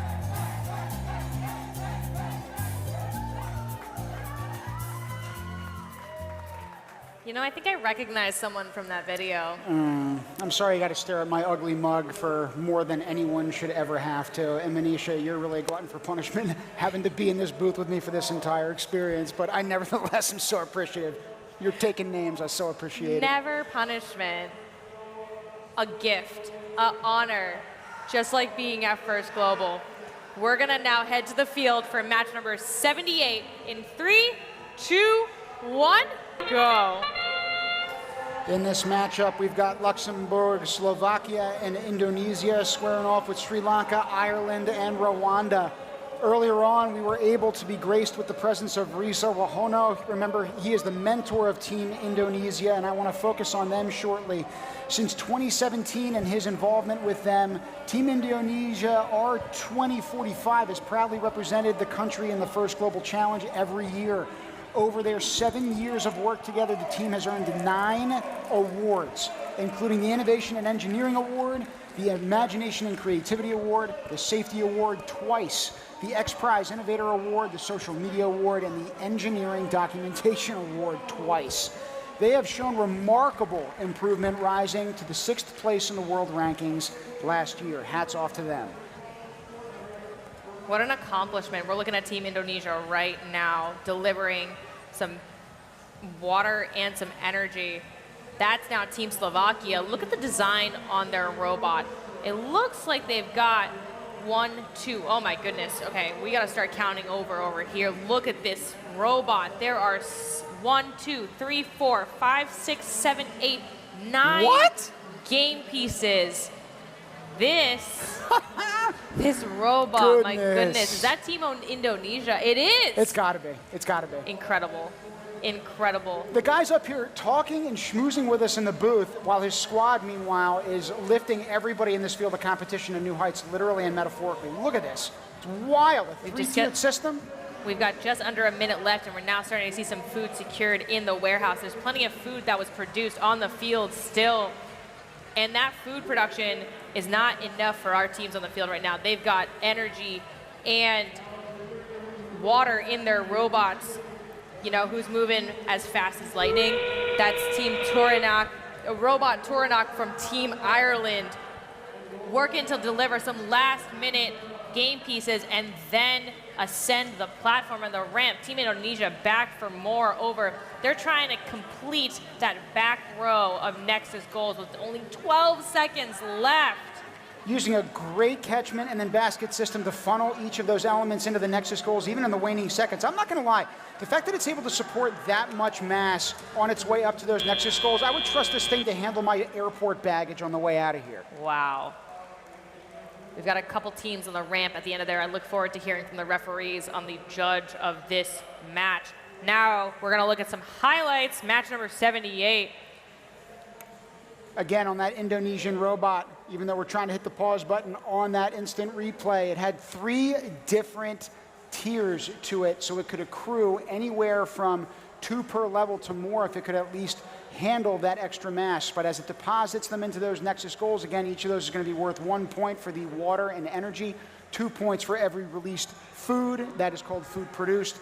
Additional points will be scored once that food is stored. It can be done so by the human players on the side, via the fork, or it can be done via robot as well. There you go, levels 1, 2, and 3, depositing each one of those Nexus worth of elements in there. Exceptional job to that squad. That's Team Slovakia now cruising their way over. I love the way that their elevator looks. It's every single level. We've now got our scores. It's 105 for the Blue Alliance. That's Team Sri Lanka, Ireland, and Rwanda. Team Luxembourg, Slovakia, and Indonesia maintaining and rising in the rankings there. 11 Nexus points to 21 with their respective 10 and 18 food production points. But we ended up having 5 robots balanced at the end there. So 3 on the platform, 2 on the ramp, resulting in a 15-point cooperation bonus for our teams there. Exceptional job for our teams. Now, we're going to take you to the booth. We have some amazing individuals in the booth with us today. We have Nora and Maria from Team Palestine. Thank you for joining us. Please share with us how your season has been going. How has your season been going? It's wonderful. We have a lot of exciting, learning new things, meeting new people. It's a good experience. How about you, Nora? It's been a great experience working with our other teams, meeting everyone, and just enjoying the spirits and the energy over here. And in terms of growing that energy, we've seen a lot of students from Team Palestine continue to grow this team over the years. How have you been involved in that decision-making process? What does that look like? For the teams coming Yeah, well, here. for the teams that are coming from Palestine, how has that process grown over time? So basically, we've been hosting local competitions so that we train students on robotics, on how to use the tools for robotics, programming, and then we have our own mini competition between teams in Palestine, and they get to compete between each other so that the winning team gets to go into the competition. How has developing a nationwide competition been? What challenges have you encountered in trying to, have enough teams, have enough resources, find the facility to host such a large event? It's definitely been very, very hard to do this, but we're grateful for the support of our supporters so that we are able to give this to a lot of the people in Palestine. And we do our best to reach as many people as we can. Sometimes we're unable to have as much resources as we want to have for everyone, but we do our best to give these opportunities to everyone in the country. Well, and to that point, you're trying to reach as many people as possible. Absolutely. And so now that we've got, at least, and blessed to have that time with you both, what would you say to the citizens of the world who are watching right now? Also encourage them to participate in the FGC because it's a very wonderful experience to meet new people, get a new culture, and also to present your country. It's a wonderful idea. Thank you both for joining us and sharing your story. Oh, please go ahead. I'm sorry. I just want the world to know that we are here for the children of Palestine, for the children of Gaza, and we are here for Gaza. Thank you both so for much joining for us. We're going joining to take you down into the field of action very shortly. We're going to get things rolling here in 3, 2, 1, go! 2 minutes and 30 seconds counting down now. Joining us on the field, we've got St. Kitts and Nevis, Greece, the hometown crew, Myanmar, Eritrea, Cambodia, and South Africa. Ranking match number 81, folks. Again, we're going to be giving you triple digits, not just today, but over the next couple of days as well. Over 300 matches here in total in this qualification round where the scores are cumulative. Only 30 seconds in right now. It looks like the Red Regional Alliance is off to a fairly strong start. Those humans are populating their robots with 2 and 4, respectively, game elements. The green and blue are indicative of water and energy when they're offloaded, like you see right now by Team Cambodia. They're going to be worth points, not just in terms of conservation of those elements, but then producing food, which is a multi-step process. The score is currently 19-18, but there's multiple game pieces in play here. The Team Greece with 4 in theirs. Look at their robot delivering that with such ease, making the most of every trip from their human player to the Nexus goals. Over in the middle of the field, we had what looked like Team Cambodia or Team Eritrea also delivering platform adjacent Nexus goal game pieces. Food is now making it into the warehouse, one by one, rolling in, thanks to their human players on the blue and a red Alliance sides of the field. We've just got a minute left now. Now, we've seen Team Cambodia a couple times make some terrific deposits of both of those elements. I want to focus on them. This team this year is formed by 10 students from 7 different schools in the country's capital. A majority of them are girls. You see their robot right now continuing to dump some of those elements in for food production. Great job to them. They had the opportunity at home to work with 3 different ministries, including a meeting with the Minister of Labor and Vocational Training and their cabinet as part of their campaign to declare robotics as a sport. Great job. Amazing. We're looking at St. Kitts and Nevis right now. They had some amazing design on their robot, incorporating their flag's colors and making it very easy to be loud and proud about their nation. 14 seconds left in this match. Our teams are now gravitating towards the center of the field. We've got a couple teams on the platform now. That ramp is purple, but not for long because Cambodia is making room for St. Kitts and Nevis to balance with just 1 second left. Incredible teamwork by our teams. Match number 78 in the 81. Match number 81 in the books. We're cruising through matches faster than I can keep up with. Now, at the beginning of the match, each robot can have either a water or energy element placed within it. So that's when the clock starts. In the meantime, you've got those racks on the side of the field that human players can also take elements from to place on their robots. So there's a little bit of a frenzy right off the bat of trying to maximize space on those robots so they can take as many as possible at a given time to those Nexus goals. Whew. Oh, a double. Triple-decker team score, look at that, 115 to 101. 20 points for the Nexus on the Red Alliance to a very close 18 for Blue. It came down to the bonus multiplier. When multiplying their Nexus points and their food production points by 2, the Red Alliance made it out with just 7 more points. That made the difference there. And we didn't talk about Greece at all in that match as the host nation, but you see that they're currently ranked in 5th. We're really proud of them. But in the meantime, we've got to take it down to the field for our next interview. Who do we have locked up? I'm here with a member of Team Cambodia. What's your name? My name is Moni. Moni, nice smash, congratulations. What's your role on the team? I am the team captain of the team. So team captain, you're a leader. Like, we love leaders. What does your leader role involve? So I help the team and mostly remind them, and also more than that, I also help them to see if the balls get it or not. And I also have to remind them about the time, as well as goes to the other team's pit to see if their robot is okay, and also remind the team to be on time and help others, even though we're competing with each other, but we also have to help each other. So sometimes you're doing some strategy, sometimes you're some communication, sometimes you're just like the team mom who's out there making sure they're in the right place at the right time. Yes. And do they listen to you? Sometimes, but they always do. They always, they always. Sometimes they do, sometimes they don't. Yeah, sometimes. So how are you feeling about this competition so far? I feel amazing, actually. Yes, what's your favorite thing? Getting a good score. Well, you did a nice job on that one. That was a close match. Good luck in the rest of the competition, and I will send it back to the booth.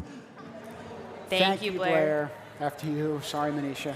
No, we just both love Blair. We wanted to show our appreciation for him, and I think we're both excited for this next match. Yeah, well, we're all talking about that team captain saying everyone's got to be on time, right? There are so many people here that make this well-oiled machine work, and a lot of logistics that are involved in the blocking and tackling here. Just us two in the booth, but scores of people that are making everything work like the well-oiled machine it is behind us.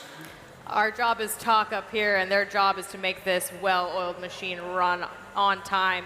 We're going to start this next match in 3, 2, 1, go. In this match number 84, we've got teams from Japan, Finland, and Mali squaring up with Tajikistan, Chile, and Sweden. Now, we've at least focused on a lot of our all-girls teams or majority girls-led teams or mentored teams. Mali joining the field right now is one of the many that we could boast that are in attendance here, and we're proud to have them with us in particular. 2 minutes and 4 seconds counting down. There are multiple game pieces in motion. We just saw Finland running to the blue Alliance side of the field Red Alliance side of the field to deliver 2 game pieces. But over on the blue side, there are 4 sets of water and energy pairs. So 8 game pieces total to produce 4 different food over on the blue side of the field. Incredible stuff. Scores right now locked by a point separation of about 5 to 7. We'll see if that separation increases over time. Right now you see Tajikistan in the foreground taking one of those water elements and placing it into that second Nexus goal on the platform. That will score 1 point, remember, but we're hopeful to release that food for production. What we need, though, is a green energy element. And right now it was just ever so close but bounced out. Sweden making their second set of 4 food production in process. Incredible the way that they've balanced, and it's just such a seamless delivery they have. They have completed the Nexus goals on the blue Alliance side of the field, looking to now complete the center platform adjacent Nexus goals with just a minute left in this match. Look at that food production over on the blue Alliance side of the field. They've got to make it over to their respective human players to make sure that that food produced now makes it into the warehouse for those extra 2 points for our Global Alliance here. We just saw Sweden and Finland both have 2-tiered systems, and they have multiple elements that are currently in play. Japan currently trying to get that food that's been produced, collect it, and then bring it over to the Regional Alliance station where human players, again, can store it in the warehouse. It looks like both squads are doing that simultaneously right now. We got to talk about Team Japan for a second. When I spoke to them yesterday, I was wondering how it was to work with each other, given that the fact that they didn't all go to the same school. They're all at least 2 hours away from Tokyo. So they all met for the first time at the airport. They were entirely online as a team until 3 days ago. And you're seeing that success come together at the end of this match here. Great job by all of our teams. Hands up by Team Finland saying, match is over. We did exactly what we wanted to do, hopefully. We might see a cooperation bonus come out of that particular game. Again, in order for that to be activated, you need 5 or more of the 6 robots on the field of play to be above that carpet level and balanced. It's going to be indicated by that neon light that pops up. Just one of many different features of this playing field that we're proud to have here. Multiple game pieces lined up for the robots to be delivered. Look at that collaboration between the regional alliance members, Finland and Japan. As long as a human player puts a game piece in the robot, it doesn't necessarily have to be that specific country's respective human player. It's all about making the most of every second you have during these 2-minute and 30-second matches. We've got 64 points for the Blue Alliance to the 48 for the Red Alliance. Really close between the Nexus points and Food Produced points for our respective alliances. That bonus multiplier of being 1.8. Tim, the math quiz continues. Gotta have 4. It's got to be 4 up there. Well done. Look at me. 4 robots balanced at the end of that match. In the meantime, we're going to be taking it down to the pits for our next interview. Who do we have, guys? So I'm here with my friend Neil and Team India! And they have something really, really cool to show you all. As you guys know, this year's team is Feeding the Future. So we thought, why not do something unique? Hence, we brought on pencils. The unique thing is that once you use up the pencil, there's a seed at the end which you can plant. You can either plant a basil seed or a tomato seed. So that's so cool because you can see that at the tip of the pencil, you have the seeds available, and you're planting a seed which is completely in line with First Global's goal worldwide. So if you guys want to plant either basil or tomato, come by Team India's pit to make sure to get a pencil. So how are you finding the competition so far? It's actually quite fun. It's the first time taking part in First Global Challenge. It's fun interacting with other teams, helping them out, and looking at the various mechanisms made by other robots. That is amazing. Thank you, Team India. Back to you. Thank you. With a history steeped in engineering feats from the pyramids to the present, Team Egypt brings creativity and technical expertise into this competition. They're excited to contribute to the future of innovation with that same ambition that defines their very heritage. Let's take a look. Hi, my name is Omar. I'm 17 years old. I'm so excited to see you all in Greece. Hi, my name is Ritaj. I'm 17 years old, Egypt. See you Athens. Hi, I'm Khadija. I'm almost 17 years old. I'm on this team, this year's Egypt FGC team. I've been participated in some competitions before, but this is my first time participating in FGC. I'm very excited to meet you all. I hope to see you all. See you in Greece. I'm Hamido. I'm 15 years old. It's my first time joining FGC. See you in Greece. Hi, my name is Maya Ragab. I am 15 years old and I'm a participant in Team Egypt. I participated in many RoboCup competitions before in RoboCup Egypt. Recently, I won the RoboCup 2023 in Rhine Tracking, second place, my team and I look forward to seeing you in Greece and Athens. Bye. Welcome to Egypt, a land where ancient history and modern innovation meets, from pyramids to the Mediterranean shores of Alexandria. This country is a bridge between the past and the future. In Alexandria, the spirit of discovery is alive and well. Robotics competitions across Egypt are empowering young minds to shape the future, blending creativity with technology. Join us as we explore how Egypt's rich heritage inspires the next generation of innovators.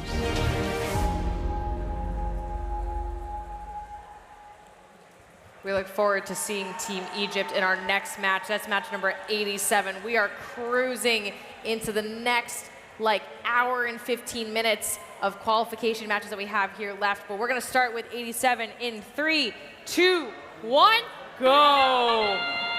Joining Egypt on the field, we have People's Republic of China, Brunei Darussalam, Tonga, Belize, and Venezuela.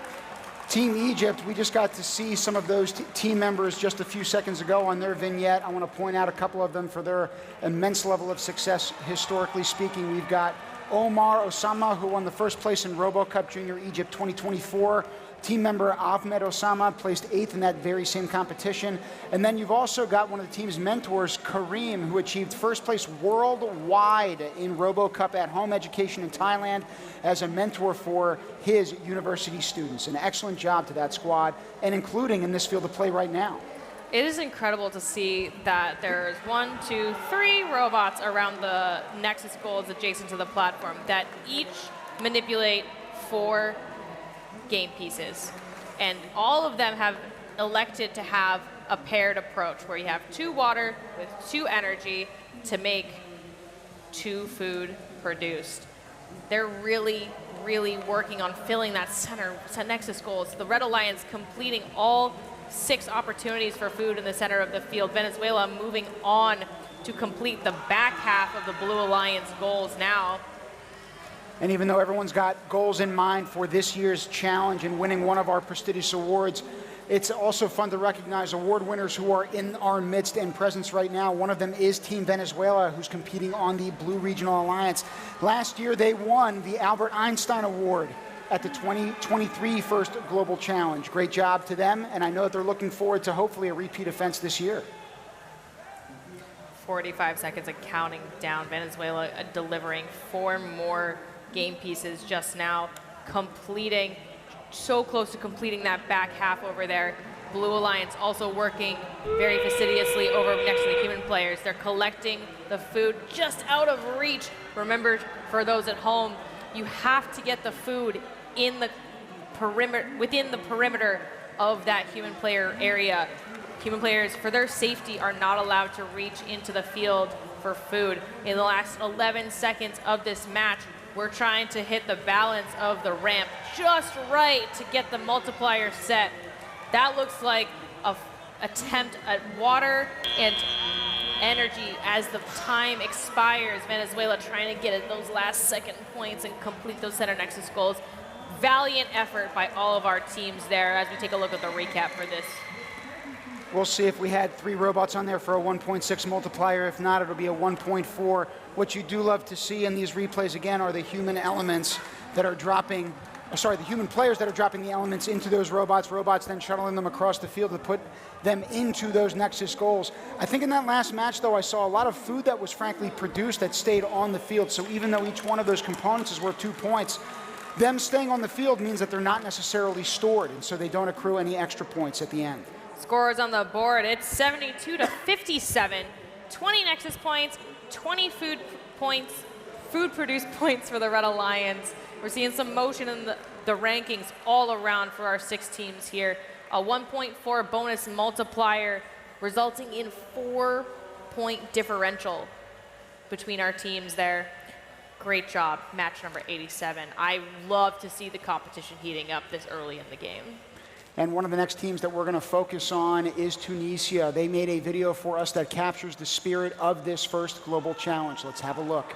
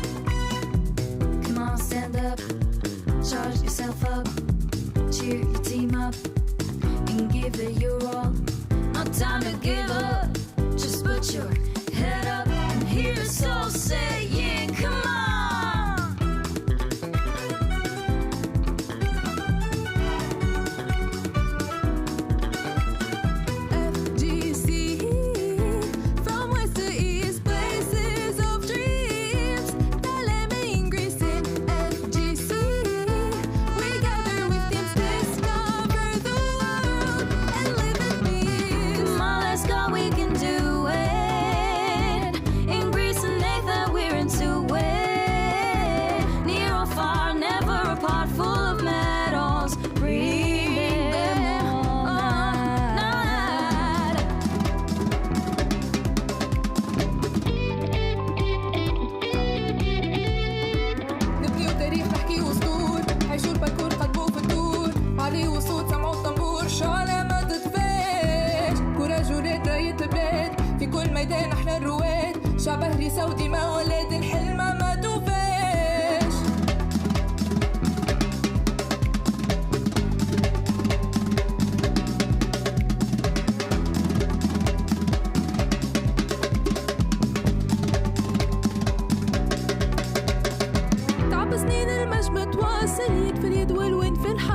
لا توقف نقطة ولا فاصل في ايدك ما توفاش تعب سنين المجد متواصل يد في اليد والوين في الحاصل لا توقف نقطة ولا فاصل في ايدك ما توفاش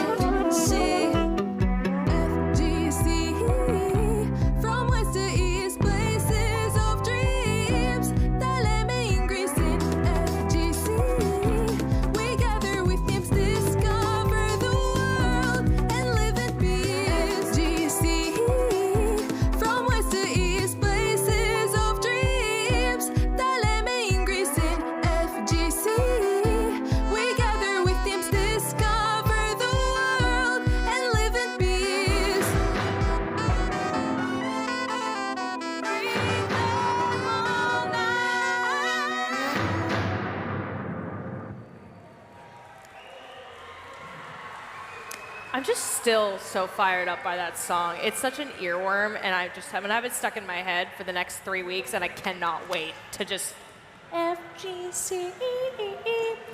I'm sure you're tired of me singing. I'm sorry. We're gonna now take it to match number 90 for field number 3. I cannot wait to see what happens. Are you ready? First Global Challenge! In 3, 2, 1. Go! Taking to the field right now, we have the United Republic of Tanzania, Great Britain, Tunisia, Cayman Islands, Sao Tome and Principe, Bosnia and Herzegovina. I'm not going to lie, I love the originality of that last song. If you had seen me dancing like an absolute fool yesterday in Panathenaic Stadium, it wasn't just because of the DJ, it was because of the good vibes of the audience and attendance. The same holds true, certainly, for Team Tunisia. So selfless of them to take their time while they're trying to construct this robot to also build that song and playlist for us. I swear it's going to be an anthem, not just of this week, but certainly my trip home. Just under 2 minutes left in this match. We have some Red Alliance working to deliver some 2 sets of game pieces over on the Red Alliance side of the field. You'll notice a white dot next to Great Britain. They were unable to make this match, so we hope that they're okay, and we'll see them back for the next one. One of the teams who's competing right now is Bosnia and Herzegovina. That team is composed of 10 students, again, a majority of whom are girls. Very proud to have that in attendance with us today. That country has more than 500,000 smallholder-owned farms, and about a third of the population is in some way engaged in agriculture. So think about problems that extend across the globe. They are no strangers to feeding the future and how we have to create impactful solutions now more than ever. Just over a minute left. We've got Team Cayman Islands with their conical shaped delivery system over here again. Love to see the way that it just drops in a linear fashion. A lot of our teams are tipping our game pieces into the Nexus goals. The Cayman Islands approach is truly innovative and totally different than what we've seen thus far. 40 seconds remain in this match. We're only about 1 minute and 50 seconds in. It goes by quickly, folks. We're already on qualification match number 90. We're going to get to triple digits later today. That train whistle indicates the end, however, of this game called End Game. It's a low-scoring affair right now with a delta of only about 6 to 7 points, but we'll start to see that shoot up, I suspect, as the game seconds wane here. 15 seconds, and we have a couple robots gravitating towards the center of the field here. Meanwhile, on the other side of the platform and their respective Nexus goals, that's Team United Republic of Tanzania still trying to get some last-minute water and energy as time expires. I do think that we might have some reservoir points in that game. Again, we have not seen that across the board today. The reservoir has largely been either avoided or just not dealt with in totality unless a ball kind of inadvertently finds itself there. I do think there was some strategic placement in that particular match, however. If they are not put in the Nexus goals to produce food, again, they can be placed on that part of the field and they're worth 1 point a pop. We gotta look at Team Cayman Islands here. 1, 2, 3, 4 in their robots, but a brief clash with Team Bosnia and Herzegovina eliminated 2 of their game pieces from their robot, but they went straight back for it.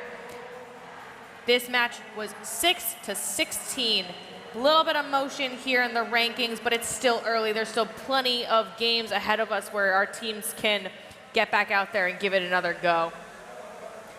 Right now in the booth joining us to give it a go is none other than Mary Ann, who's been a long time First member, certainly as a volunteer and at First Global since 2019. She is a judge here and interviewing teams and working with the rest of the judges to identify this year's award winners. Thank you so much for your time, Mary Ann, with this competition. We appreciate it. Hi, how are you doing today? We're doing well. We're tired, but I suspect you could say the same looking at all these robots. But we do it for the robots and the kids. Yes, we do. Yes, we do. So you came all the way to volunteer for First Global. Why? Why not? What brings you back? Well, honestly, First Global is an amazing program, and it's an amazing experience. And honestly, I really enjoy coming every year. Yes, it's tiring. We go all over across the world, but it's really an awesome and rewarding experience for me, so I'm happy to do it whenever I can. I alluded to how a referee's job is exceptionally hard. I imagine, having never been in a judge's seat, that that is also a very challenging job, particularly when you're thinking about a competition like First Global that's kind of built and predicated on absolute and unconditional acceptance and welcoming, right? To be categorized as a judge, what does that mean to you? What does that hold?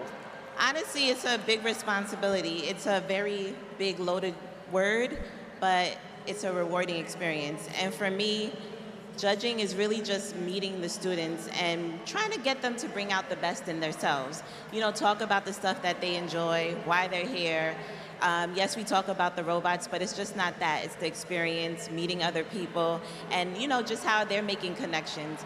And honestly, when they're talking about that, that's what we want to hear about and, you know, experience for them, because that's why we come and that's why we do this and that's why we continue to come, helping them make those connections. So that's what it means to me, connecting with them, but seeing how they're connecting with one another. Building on those connections, as a first participant myself, I remember judging, you'd see them come over in their specific judge attire.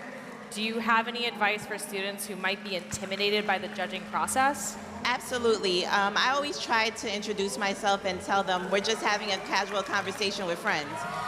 Because I know they get nervous and they're saying, oh no, the judges are here. Be yourself.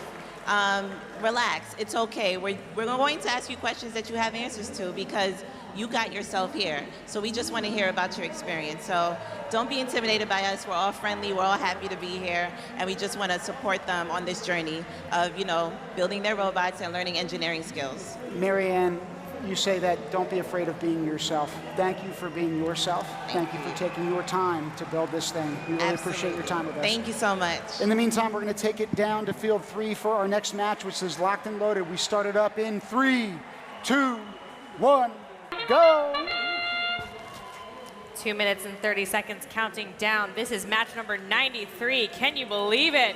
We've got Guinea, Bulgaria, St. Lucia, Burundi, France, and Sierra Leone represented here on the field right now. Our girls are represented in spades here. Could not be more excited. Guinea is another team that is all majority girls. Couldn't be more ecstatic to see that growth and participation, not just globally, but within this competition as well. We've got our eyes on Team Guinea right now on the platform, collecting the food that was just produced by one of their teammates. It looks like it's Team France with 4 game pieces. They've completed the end of the platform, that Nexus side that we've been talking about all day, where they're approaching it from the side. Now they're approaching it from the center of the field, approaching the Nexus goals at the highest point.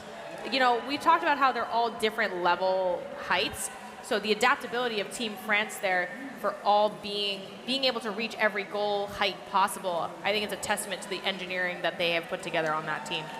And every single member of that team has a different role and responsibility, right? They have this one robot that's competing on the field of play, and yet they've all got different roles, they've all got different jobs, they've all got different responsibilities that all culminate with the effort that you see in front of us.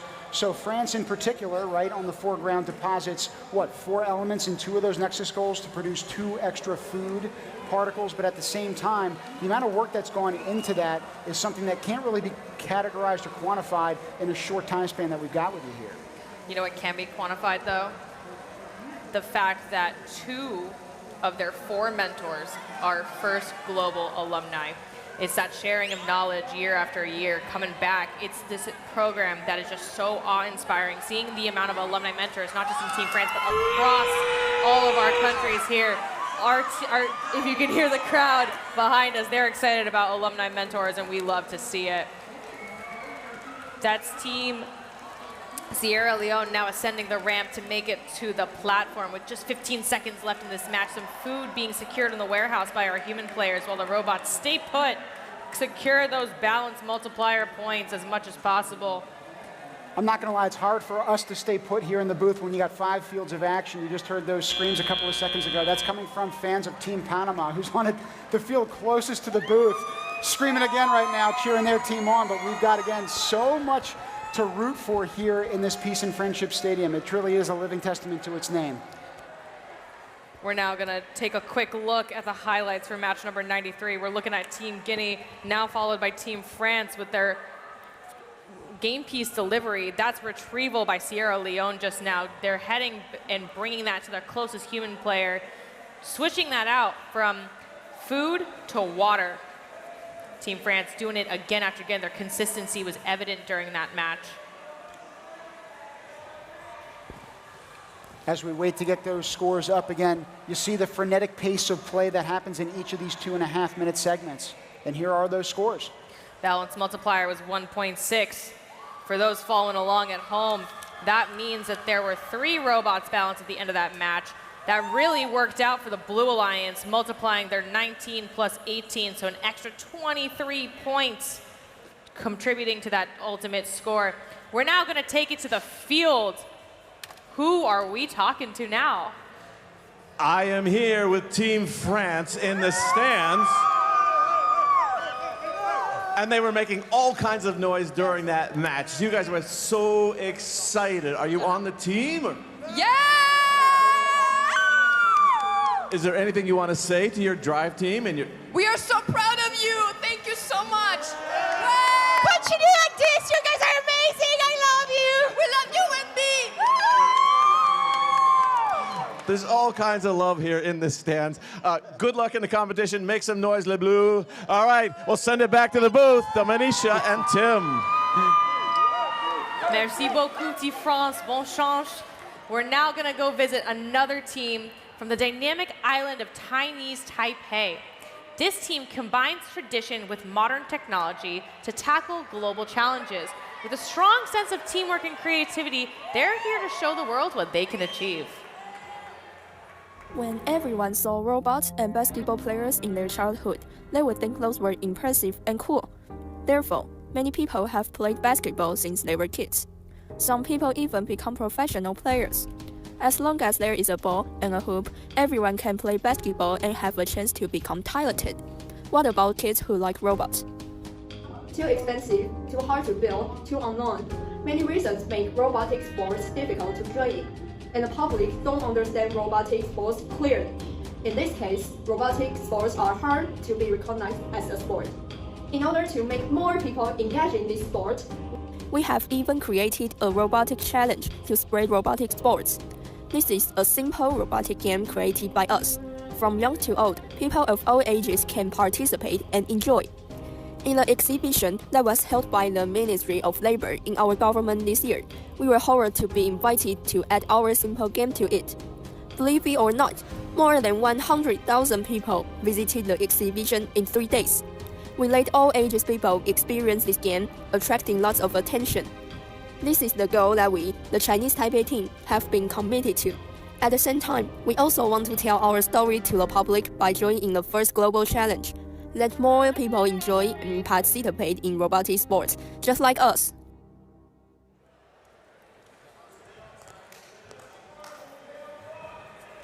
In terms of the experience of that particular team, wonderful for them to be in front of such a large crowd. They said 100,000 people plus at that exhibition in a total of 3 days. So they're no strangers to competing on a world stage, certainly, and showing the world what they are about. We're excited to watch them compete in just a few short moments here. What do you think of the competition so far, Tim? What are you noticing? I mean, I feel like I've mentioned a couple strategies at the very beginning that we've still seen incorporated, right? Teams are attacking the platform really from the sides at the very beginning to fill the Nexus goals first. I think we've seen throughout the day more teams also just attack the platform generally, first and foremost, which has been nice. Intake systems have gotten more complex. We've seen that triple-tiered structure from multiple nations. I think Indonesia was the latest and greatest one. But again, even every single robot, I feel like, has some kind of different nuance to it every time it comes out here. I'm really excited by the diversity of robot designs that we're seeing. And that just, I mean, it makes sense, right? Same challenge, but everybody approaches problems differently. Everyone has different life experiences, different education, different, you know, cultures, different countries. But to see all of it culminate here, I think it's been fascinating for me to see what other people are thinking of and then take that home with me as well. And we're going to get you going back down to the field, everybody, when you're tuning in at home. And we start it up in 3, 2, 1, go! Chinese Taipei is joined by Guyana, El Salvador, Uganda, Afghanistan, and Team New Zealand in this match. Chinese Taipei, the team we focused on in that last video vignette, is who I want to turn and fixate our attention on right now. Their team consists of 6 team members who met at a tuition center that is entirely dedicated to promoting STEM education. So talk about an experience that certainly I'm envious of, but a lot of the rest of the world could take a page out of the playbook from. That type of access is all the more important as we try to address these global problems. You can see Chinese Taipei right there with 4 game pieces in hand, cruising around that center field around El Salvador. Dropping those game pieces, it seems that they're pivoting their strategy. I look forward to seeing what they're doing next. It's been really rewarding listening to the personal narratives of these teams, not just in the video compilations, the facts that they send us, the stories of some of those team members. I think one that really hits home, we've talked about people who are surviving cancer. We've talked about kids who are traveling hundreds of miles to work, or kilometers rather, to work with one another or alongside one another. Kids who have prior experience in technology, some who have none. One of the Chinese Taipei stories that I find particularly important as we have related to Feed the Future is that one of those team's family members is a farmer. They are susceptible to typhoons and other climate-related weather events that can be absolutely destructive and decimating, and they experience them regularly and with frequency every summer. So for people who are cropping and they're within their nation, it includes family members, so it's deeply personal. It's not just the home nations that we're talking about here. Speaking of nations, we're taking a look at El Salvador right now. Just barely missing the goal. I think they're going to go right back to their human player, pick up some new game pieces, and just cycle right back. They've been doing it nonstop for the past minute or so. Chinese Taipei trying to complete some food production over in the center of the field there. I want to take a moment to talk about Team New Zealand. Their theme this year revolves around their national bird, the kiwi. Go take a visit to their pit, because apparently not only is the robot named based on a kiwi, they've got some kiwi friends that you can take a gander at. I was fortunate enough to visit that country back in 2016. That was the year before the inaugural first Global Challenge in Washington, D.C. It is still an experience that I dream about returning to. If my wife is listening currently back home, I know we talked about the honeymoon in Japan, but we might need to add a stop. That's the beautiful thing about First Global, is you just have so many more travel plans now, and from previous years, just like picking up what people, like what the locals think you should go if you're going to spend time in their home countries. We're going to look at El Salvador now. They're gearing up. I really like this curvature that they have in their delivery system, really easing the game pieces out and making it easy to deliver. Team Chinese Taipei encountering a bit of defense in the middle of the field. We have yet to see a lot of defense in the competition thus far, but I imagine as the competition picks up, we'll see a little bit more of that. And I was going to say, what we need to be right now is on the offensive. And it's not just in terms of unloading those particles into the Nexus goals, but also tackling the problem of food equity throughout the world.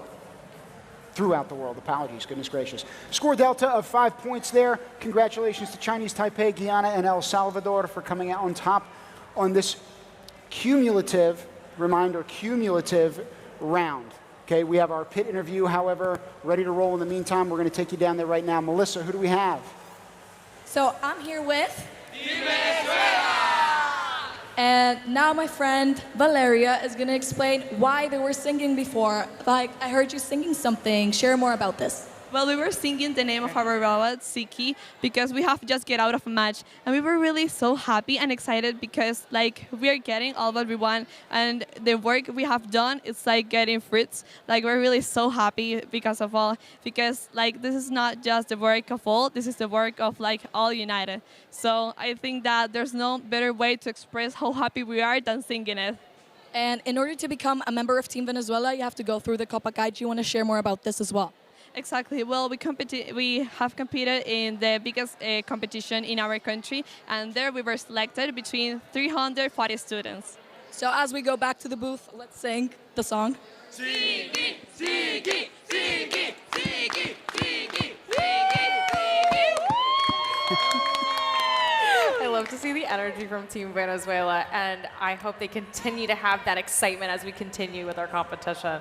We're now going to visit another team, one of our first-year teams at First Global 2024, Team British Virgin Islands.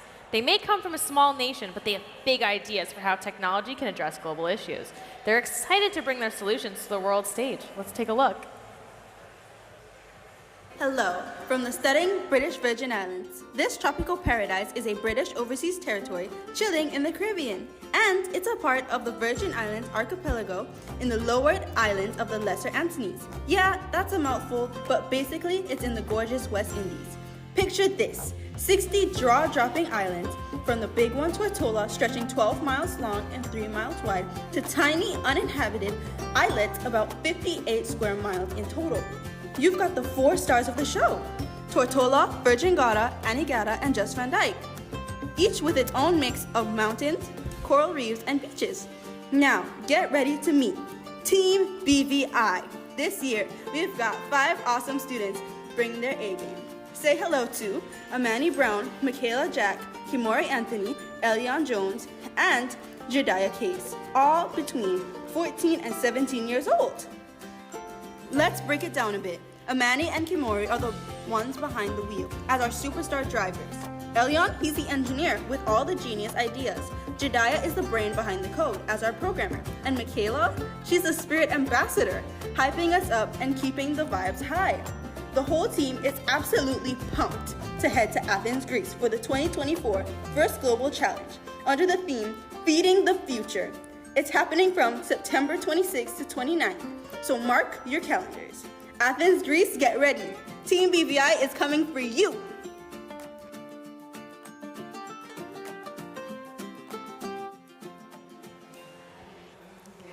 I am so ready to see Team British Virgin Islands take our center stage, field number 3 for match number 99, a momentous match number if I have to say so. We're gonna take a look in 3, 2, 1, go! So those students from the British Virgin Islands hail from El Moro High School and the Virgin Islands School of Technical Studies. It's comprised of educators and 4 students who have a newly introduced STEAM program at the secondary level. It was initiated by the Minister of Education, Honorary Cherie de Castro. Congratulations to them for being with us. Again, it's their first time participating in the First Global Challenge. Joining Team British Virgin Islands on the field, we've got Team Mauritania, Italy, Gabon, Lebanon, and Cabo Verde. With respect to Team Gabon, this year they're represented by Club STEM and Robotics ISPP. This is a new club that was opened only a few months ago at the Pro CCL Institute of Health and Polytechnics. Congrats to them. Better late than never, right? Absolutely. Time is of the essence with this match right now. We're at minute 35 and counting down as we speak. We're looking at some action center field. A little bit of defensive driving going around. There's a lot of traffic as teams are trying to deliver to the reservoir and their respective Alliance Wall Nexus goals. We've only talked about 2 of the 6 teams that are competing, and we're already halfway through this match, folks. So again, it's a testament to the amount of time and how it's fleeting. So too is that resource as we try to address food equity and sustainability systems around the globe. That's what this year's game is tasked with trying to solve. Lebanon taking to their back wall now that the center of the platform adjacent Nexus goals have been taken care of for a while.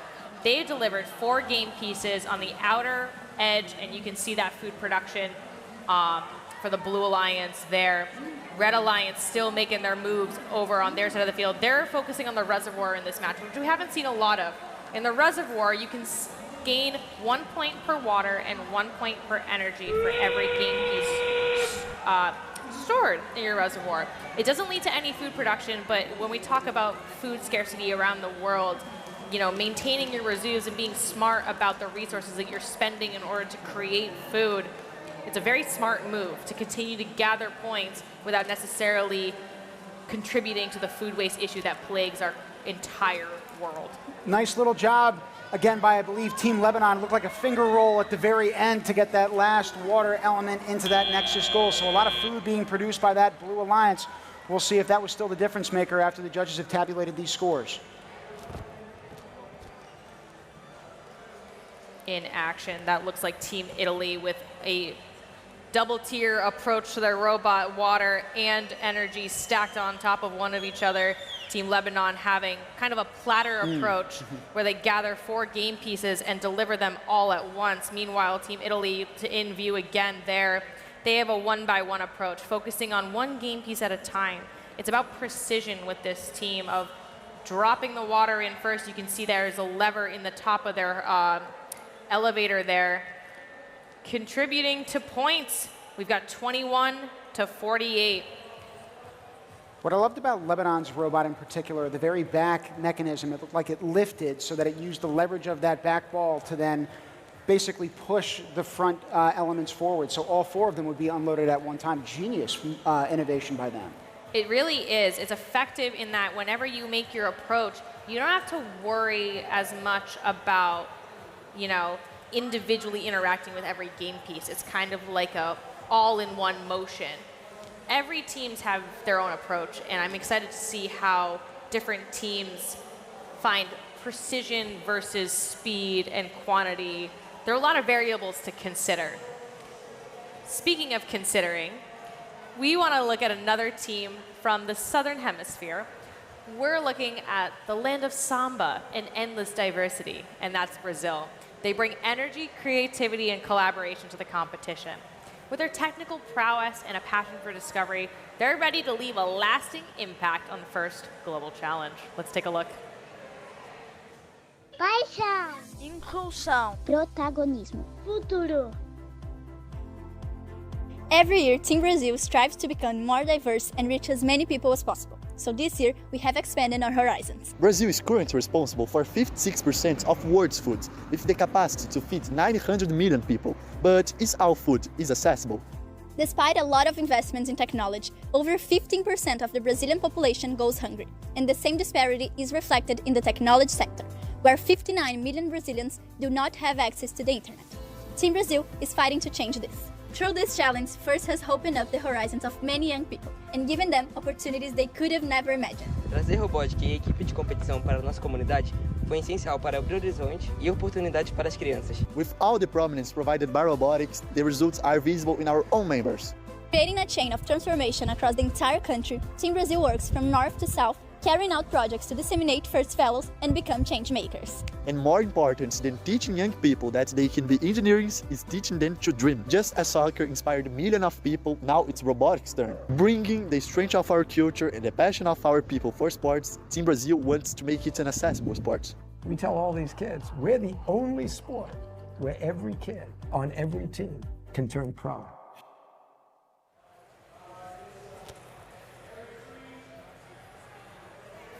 We just focused on Brazil, and next up is the nation to the south. Let's take a look at Team Uruguay.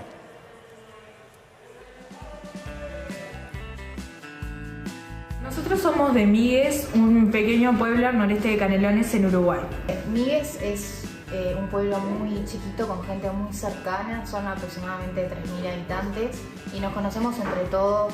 Y de la competencia en realidad es como un sueño y para nosotros que venimos de un pueblo re chico es como demencial haber llegado a este punto. Nosotros somos Cami, Cande, Fran y yo, Ana. Sí, la verdad que nos consideramos un equipo muy unido, somos amigos también aparte. Si bien somos un equipo en donde hacemos cosas de robótica, el proyecto y demás, También nos consideramos un grupo de amigos donde compartimos, trabajamos en equipo.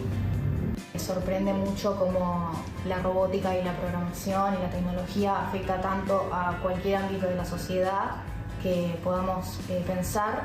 Lo mejor de la competencia es intercambiar conocimiento con los otros equipos y conocer nuevas culturas. Sí, estamos muy ansiosos por viajar, por conocer nuevas culturas, por tener un intercambio sociocultural, por poder presentar nuestro robot, manejarlo, saber lo que se siente estar ahí. Es una nueva experiencia y la verdad que nos emociona mucho.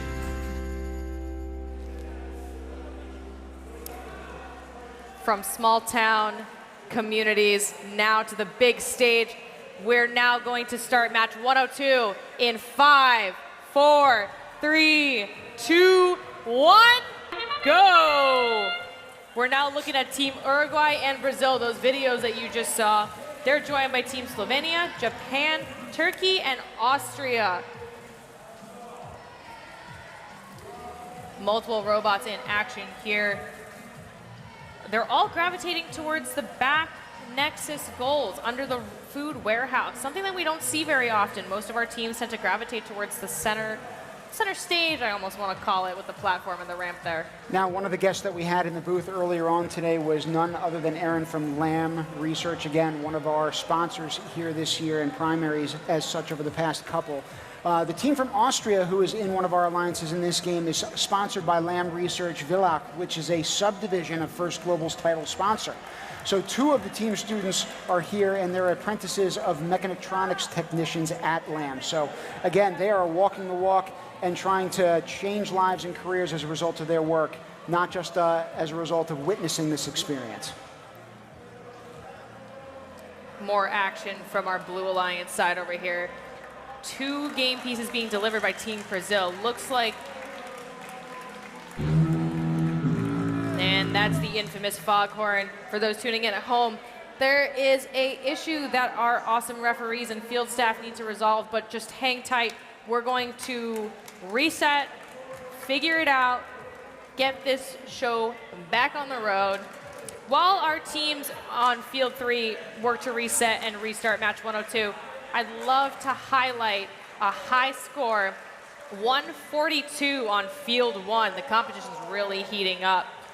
We are now going to take a look at Team Santa Lucia. Let's take a look. Welcome back. Our 2-time Olympic medalist, Julian Alfred, just won the 100 meters at the Diamond League. Hold on, Alana. Breaking news, Team St. Lucia is heading to Greece for the first global challenge. Wow, the International Olympic Style Robotics Competition? That's the one. Well, let's head to field agent Riley, who will tell us about why she's excited to participate in the first global challenge. It is an incredible opportunity to connect with the other countries participating, as well as diving into the advanced technology included in the competition. Being a part of such a prestigious event, especially from St. Lucia, is a privilege, and I am proud to be a part of the 2024 team. Thank you for that, Riley. We now head over to our sustainability specialist, Kirian, who will tell us why this year's theme, Feeding the Future, is important to our country, St. Lucia. Agriculture has significant historical, social, and economic importance to St. Lucia. As we work towards diversifying from bananas, a major crop since 1953, we must take into consideration the sustainability of all the food systems that we use. Thank you for that, Kirian. Now we are heading over to our STEM correspondent, Sachi, to explain why STEM is important to her. Science, technology, engineering, and math all encourage me to solve problems and think outside the box. That was lovely, Sachi. Let's head over to our engineering specialist, Faith, for a progress update. Our robot is approaching the stages of completion, and at this point, we are currently assembling our intake, working on the code for intake and autonomous op modes, and overall getting the robot ready for competition. Thanks for tuning in. We're now going to take it back to Field 3 for a replay, a restart, really, of match 102. We're getting ready, all of our teams in 5, 4, 3, 2, 1. It's match 102. We'll get into the 6 teams competing shortly. That small video vignette we saw from St. Lucia, though, I just want to give a tip of the cap to them. For the first time ever, that's their first all-girls team that they are sending here. We'll obviously see them in competition later on. But in the meantime, we've got the replay right now of Slovenia, Japan, and Uruguay alongside Turkey, Austria, and Brazil. Blue Alliance looking to fill the back Nexus goals under the food warehouse. That's Team Austria and Team Brazil contributing 2 game pieces each for food production. Looks like the strategy might be the same even though we had a restart. They're attacking the back wall of Nexus goals and then making their way to the center of the field. We actually have a team right now, that's Team Brazil, with 3 game pieces in hand. So it looks like they're trying to maximize their output when they're going from their human player to their different Nexus goals across the field. Great work. Great stuff. Somebody who definitely had to learn about output is none other than the world-famous Gregor Mendel. So we're talking about an Austrian innovator who is considered the father of modern genetics and extensively studied pea plants in his research. So when we're talking about feeding the future in a very literal sense, this country knows all too well how we can study our Earth's plants and animals to create some of these sustainable food systems. You know, I've been thinking about it all day, but I haven't had the courage to voice it. But when our teams have 4 game pieces in their robots, it really looks like a Punnett square, and I just can't get over it, and I love to see it from Team Austria as well. Less than a minute left on the clock. It's 22-13 right now. Anybody's game. There's so much food left on the board, but there's plenty of water and energy conservations in the reservoir over on the red side of the field. I think those points will come in handy when we look at our bonus multiplier, assuming that we can get some robots in the air with just over 30 seconds left. There's the whistle. Now we're converging on center stage. We got 2 robots on the platform already with 1 more. That's Uruguay looking to join them. Ascending the ramp, it looks like Team Japan and Team Brazil. Team Slovenia, their flags look similar and I refuse to get them confused. Team Slovenia still trying to get some points on the board in the end with delivering some water and energy with 5 seconds left. Can they do it? Looks like we've definitely achieved balance from the looks of that LED at the front of the field. Again, a lot of different manipulatives on here. Hats off to our teams for putting this all together. Let's look at the highlights of the restart of match 102 now. Team Turkey and Team Austria filling their respective robots with energy and water. Brazil, their alliance partner, delivering 2 sets of water and energy for 2 food to be produced. Austria in the background doing the same thing. Brazil filling their hopper as much as possible. Looks like that's a limit of 3 game pieces. So they're getting 1 food production combination started and then delivering a 3rd. So in 2 laps, they can try to produce 3 food game pieces. Exceptional work. You were talking about Punnett squares earlier on, and realistically speaking, no dominant and recessive here. Everybody is absolutely a winner. We're just excited to welcome all 190 plus of these nations onto the field of competition. I know that the same could be said for those watching and tuning in, supporting from home. We're very proud of each one of these STEM athletes and leaders. Looks like we're getting ready for our next match, match 105 on field number 3. Shout out to our field crew for that quick turnaround here. This wouldn't really be possible. We have our referees, our field staff, our Rev Robotics team, all field side making this possible. I also personally want to shout out our counterparts, our game announcers on the field, keeping the action flowing between our 5 fields, keeping the crowd engaged. It doesn't really require a lot of effort and energy when you're watching kids jump up and down. Quite exceptional. The students of, oh, sorry about that. I was going to say, we're going to have the score for that last match available online, but Gotcha. Continue. Without further ado, the students of First Global represent the diversity of our world, but they are united by a single purpose, which is to solve the world's greatest challenges through STEM. And here, First Global students explain how, united together, they are truly an unstoppable force. I am one voice. أنا يد واحدة. You must have me alone. Pero no subestimes el poder de uno solo. One impassioned voice can break the silence. Uma mão erguida pode liderar um movimento. Elelo inang lithasel ikafetola lefatshe. Quando todos trabalhamos juntos, we are unstoppable. Avem o viziune pentru lume mai bună. And we are the generation. We are the generation. We are the generation that will make it happen. Con las herramientas de la ciencia. Tecnologia. Desenho e matemática. A world where a mortalidade por doenças nascidas na água is obsolete. Let's provide each and every person with access Porque plantaremos las semillas. And develop agriculture that will feed the world. Wo Krankheit, Leiden oder Behinderung No son impedimentos para vivir una vida plena. Because we will pioneer. affordable treatment and care. سنتيحها في كل مكان. Donde cada niño Can live their own dreams. Because we will empower them. Through quality education and mentorship. Where everyone is safe. without war, oppression, or inequality. Sepse ne kemi një sistem të prioritizuar that values cooperation, justice, dan rasa kemanusiaan bersama. A world that's healthy and will continue to prosper. Долго после того, как мы уйдем. Sest me anname rohkem tagasi. We are the voices that will stand up for all people, regardless of race, color, idioma, gender, or origin. And also men that will lift entire societies up and out of poverty and transform quality of life for the whole world. Who will work together Para resolver los mayores desafíos que enfrenta nuestro planeta. Y los que están por venir. Por eso es tan importante. To support STEM education and initiatives like First Global. By investing in us. in me. In me. In me. In me. You're investing in the future of the world. Because we are the generation of change makers who will build that better tomorrow For us all.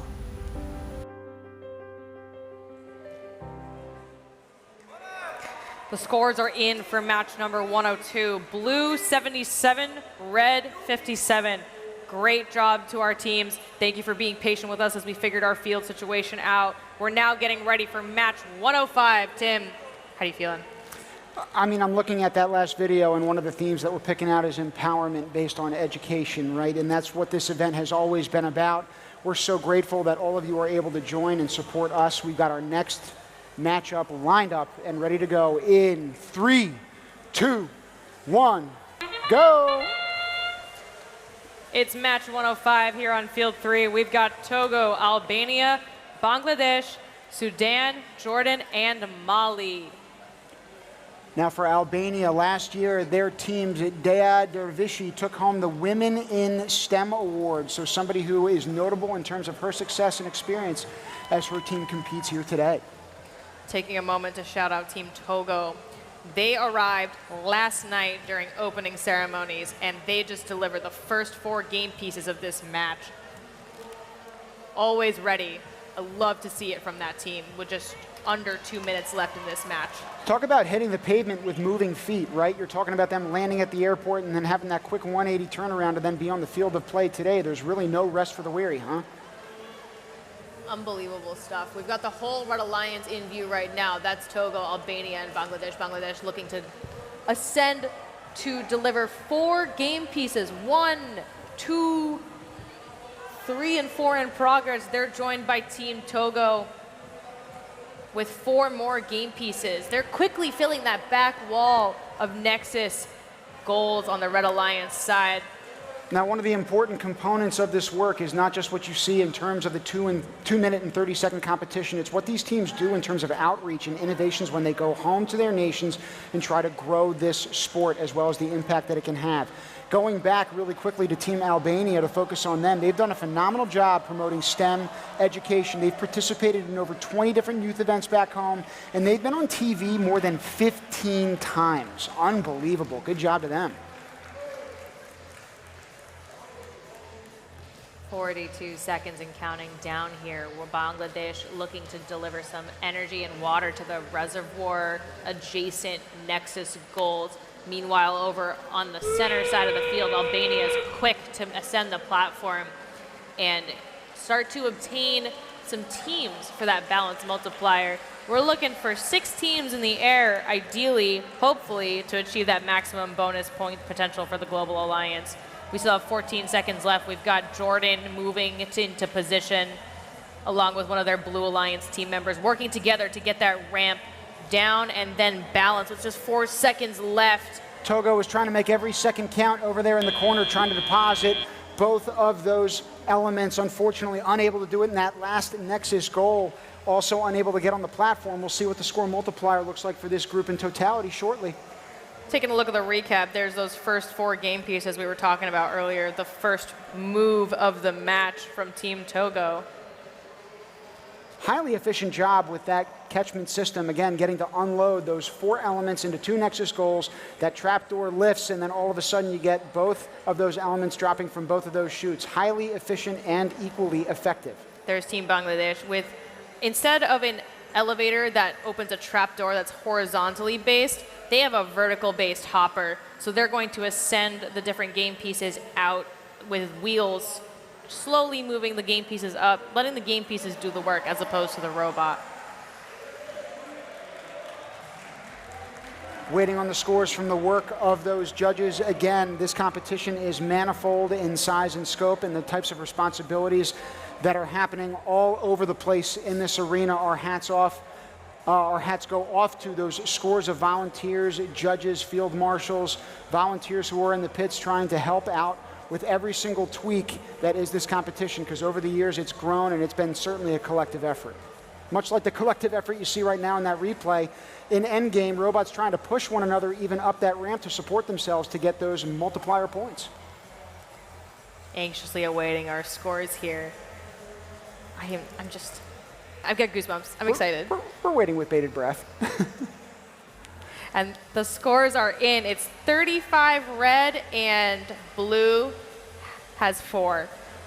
Yeah, so we're getting the scores live fed to us, folks, and try to stay with us on that action. We'll try to get the actual compilation and the breakdown for you later on. But in the meantime, we've got our new guests in the booth with us and joining us, and we're very excited to invite them up here. We have Yulia Shevchenko serving as the mentor of Team Ukraine and participated in the 2018 First Global Challenge as the team's driver. We also have Roman Filinenko, who is a current student and participant of Team Ukraine and was also a member of Ukraine in 2023 in Singapore. Welcome to you both. Thank you so much for joining us. How has the competition been thus far? We have quite a long trip here, but the competition goes pretty well. We are very honored to be here this year, and we really appreciate for it. But everything goes well. We have few matches, and we hope that everything will be fine in next matches too. We understand that you weren't able to receive your robot kit until very late and then had to have a marathon build of your robot. What was that experience like? Did you have help from other teams? So as we have previous hierarchy, we almost all our robot built from these parts. We a bit modified reductors, so we changed the lubricant. We measured the capacity of batteries, do everything what we can do. But the problem was that we didn't have any game pieces, so it was hard to test our robot. But Lithuania team gave us opportunity on kickoff to test it, so we really thank them for it. That's amazing. So you basically took what you had, tried to get as close as you can. You basically fast-tracked through the prototyping process, and then it came down to those fine-tunes of the game pieces. That's amazing. What does it mean to you as an alumni, now mentor, to be here in the First Global Challenge representing Ukraine?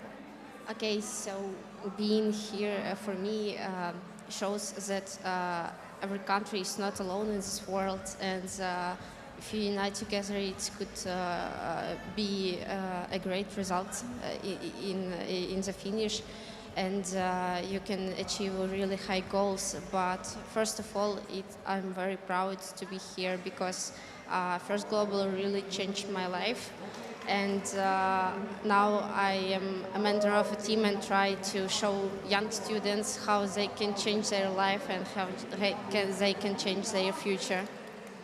Well, thank you for paying it forward from your experience. We're so grateful to you both for being up here with us as well. We've got to take it, however, back to field 3 for the main action. Our field starts up in 3, 2, 1, go! We wish good luck to Team Ukraine, but now we're going to take a look at match 108. We are joined by Peru, Georgia, Bermuda, Namibia, Bolivia, and Ghana. Now from Team Bolivia, the members of that team, FGC 2024, they're winners of the largest free robotics tournament in Bolivian history. It had more than 5,000 participants, folks. So when you're talking about selecting the best of the best, here they are, and they're right in front of us right now. First Global has impacted, frankly, Bolivia, that nation I just referenced, since 2017. Since then, it's been able to inspire more than 20,000 kids, many of whom are engineers, scientists, and founders of startups. That development is, their development is contributing to the sustainability of their country. This year, First Global Bolivia had a community of more than 700 volunteers who helped to train children and young people in STEM-focused areas, in addition to carrying out the largest robotics tournament in the history of that country. So again, they are a living testament to how this sport is growing across the globe. Well done to them. We've got 1 minute and 19 seconds counting down. A couple of robot interactions going on the field. Let's talk about it. It looks like we have 2 robots down. When we talk about designing for a game that has tall goals or tall pieces to interact with, paying attention to your center of gravity is a real challenge. And when there's multiple robots on the field, there's traffic.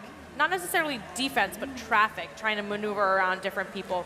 We hope that those teams that are currently immobilized can get back in the action for their next match. Meanwhile, we're looking at Team Peru and Team Georgia for the Red Alliance, looking to maneuver around their new obstacles center stage. That's Team Peru right there with 3 game pieces in hand.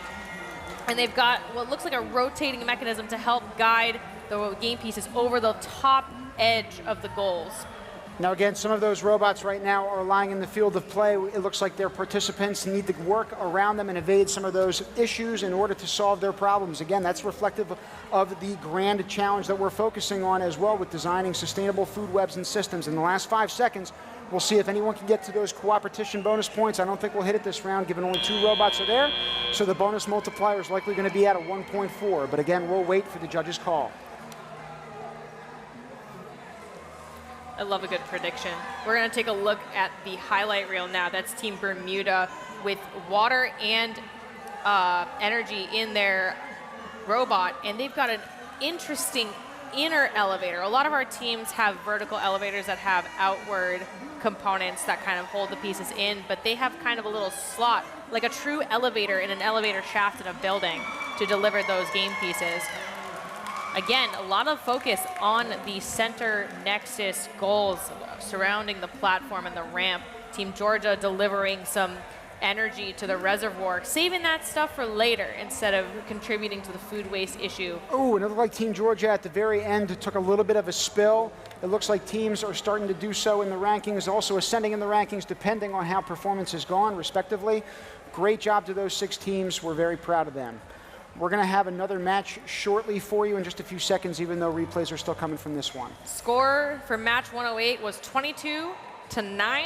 We're now going to gear up for match number 111. We've broke into the triple digits here in matches. It's hard to believe how quickly we've been accelerating through qualification matches, but there's just so many matches, so many opportunities to contribute and try out different strategies and test your robot to the limits here.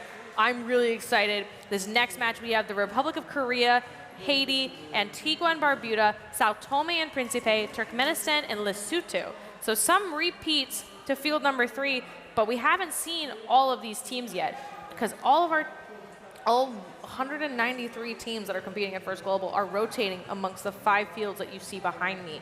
So every game announcer, every referee, every field supervisor is getting a chance to interact with these teams, and they're all getting a new, unique alliance per match.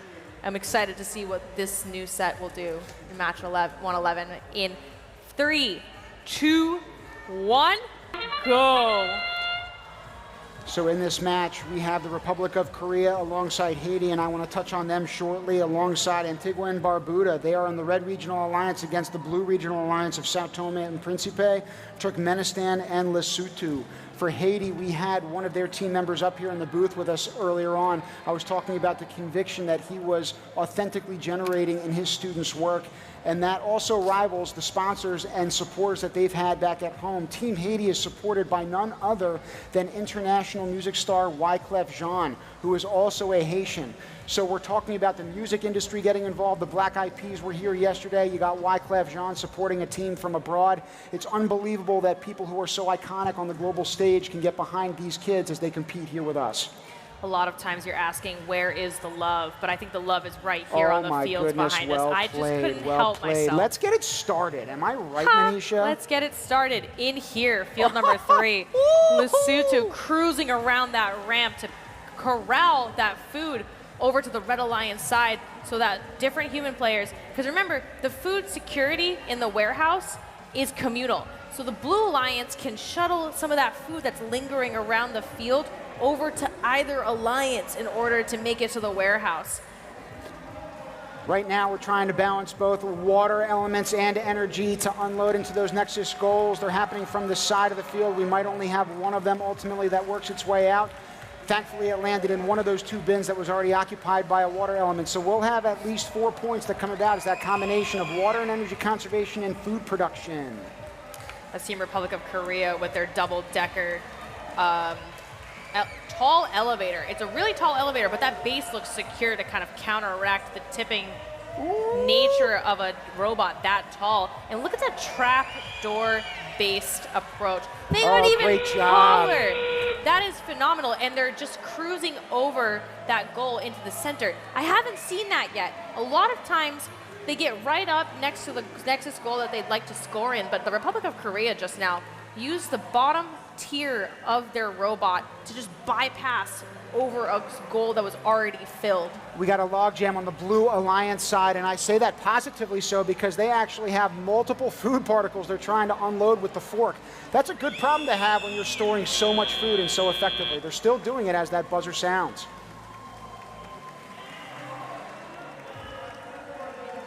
I'm anxious to see those replays. There was a lot of really good moments in that match, starting right off with Team Haiti. You can see Wyclef Jean immediately represented there.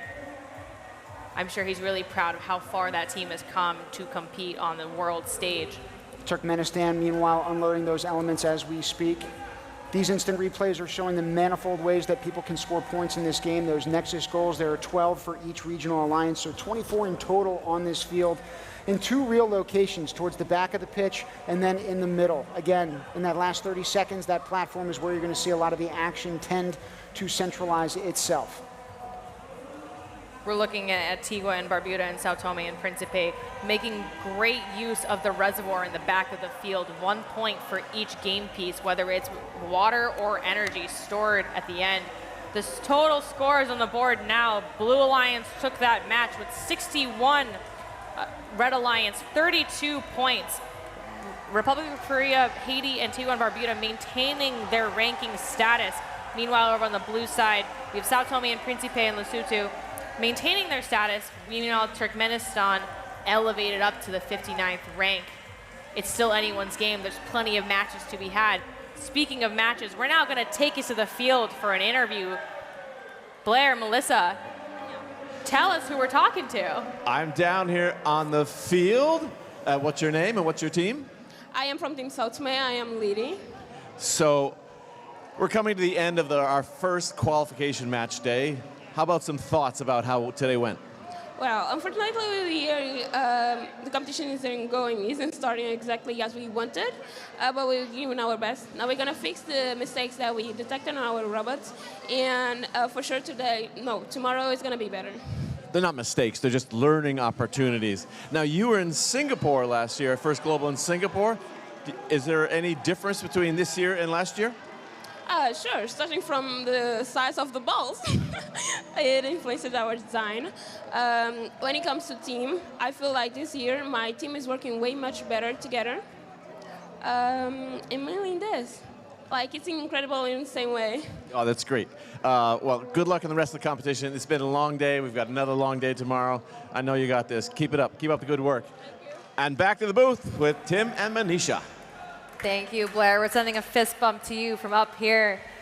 We want to give a fist bump to this next team as well that we're featuring, and it is Team Syrian Arab Republic. They bring a determined and resolute spirit, focusing on how technology can drive progress in the face of challenges. They are ready to make an impact through thoughtful and equally strategic solutions. Let's take a look.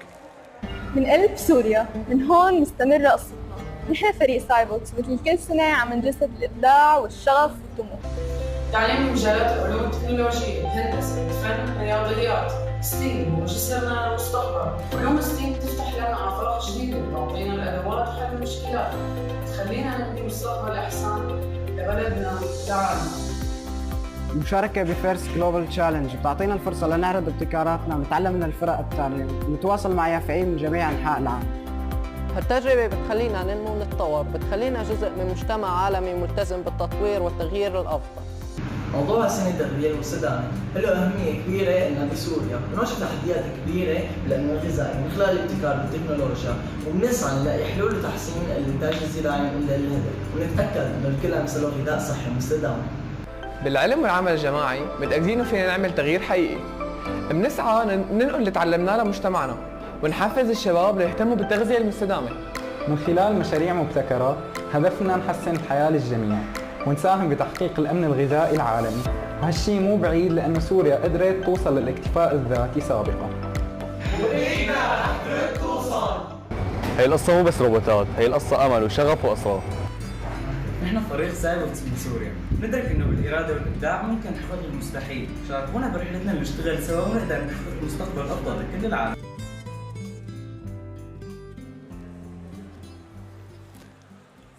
I love how in that video we talked about education being the bridge. Could not agree more. And it doesn't just happen with respect to those host nations that we've been graced with joining every single year. It happens with the work these teams do when they go home as well. In the meantime, in home stage, in Field 3, we take you to our last match of the day in 3, 2, 1, go.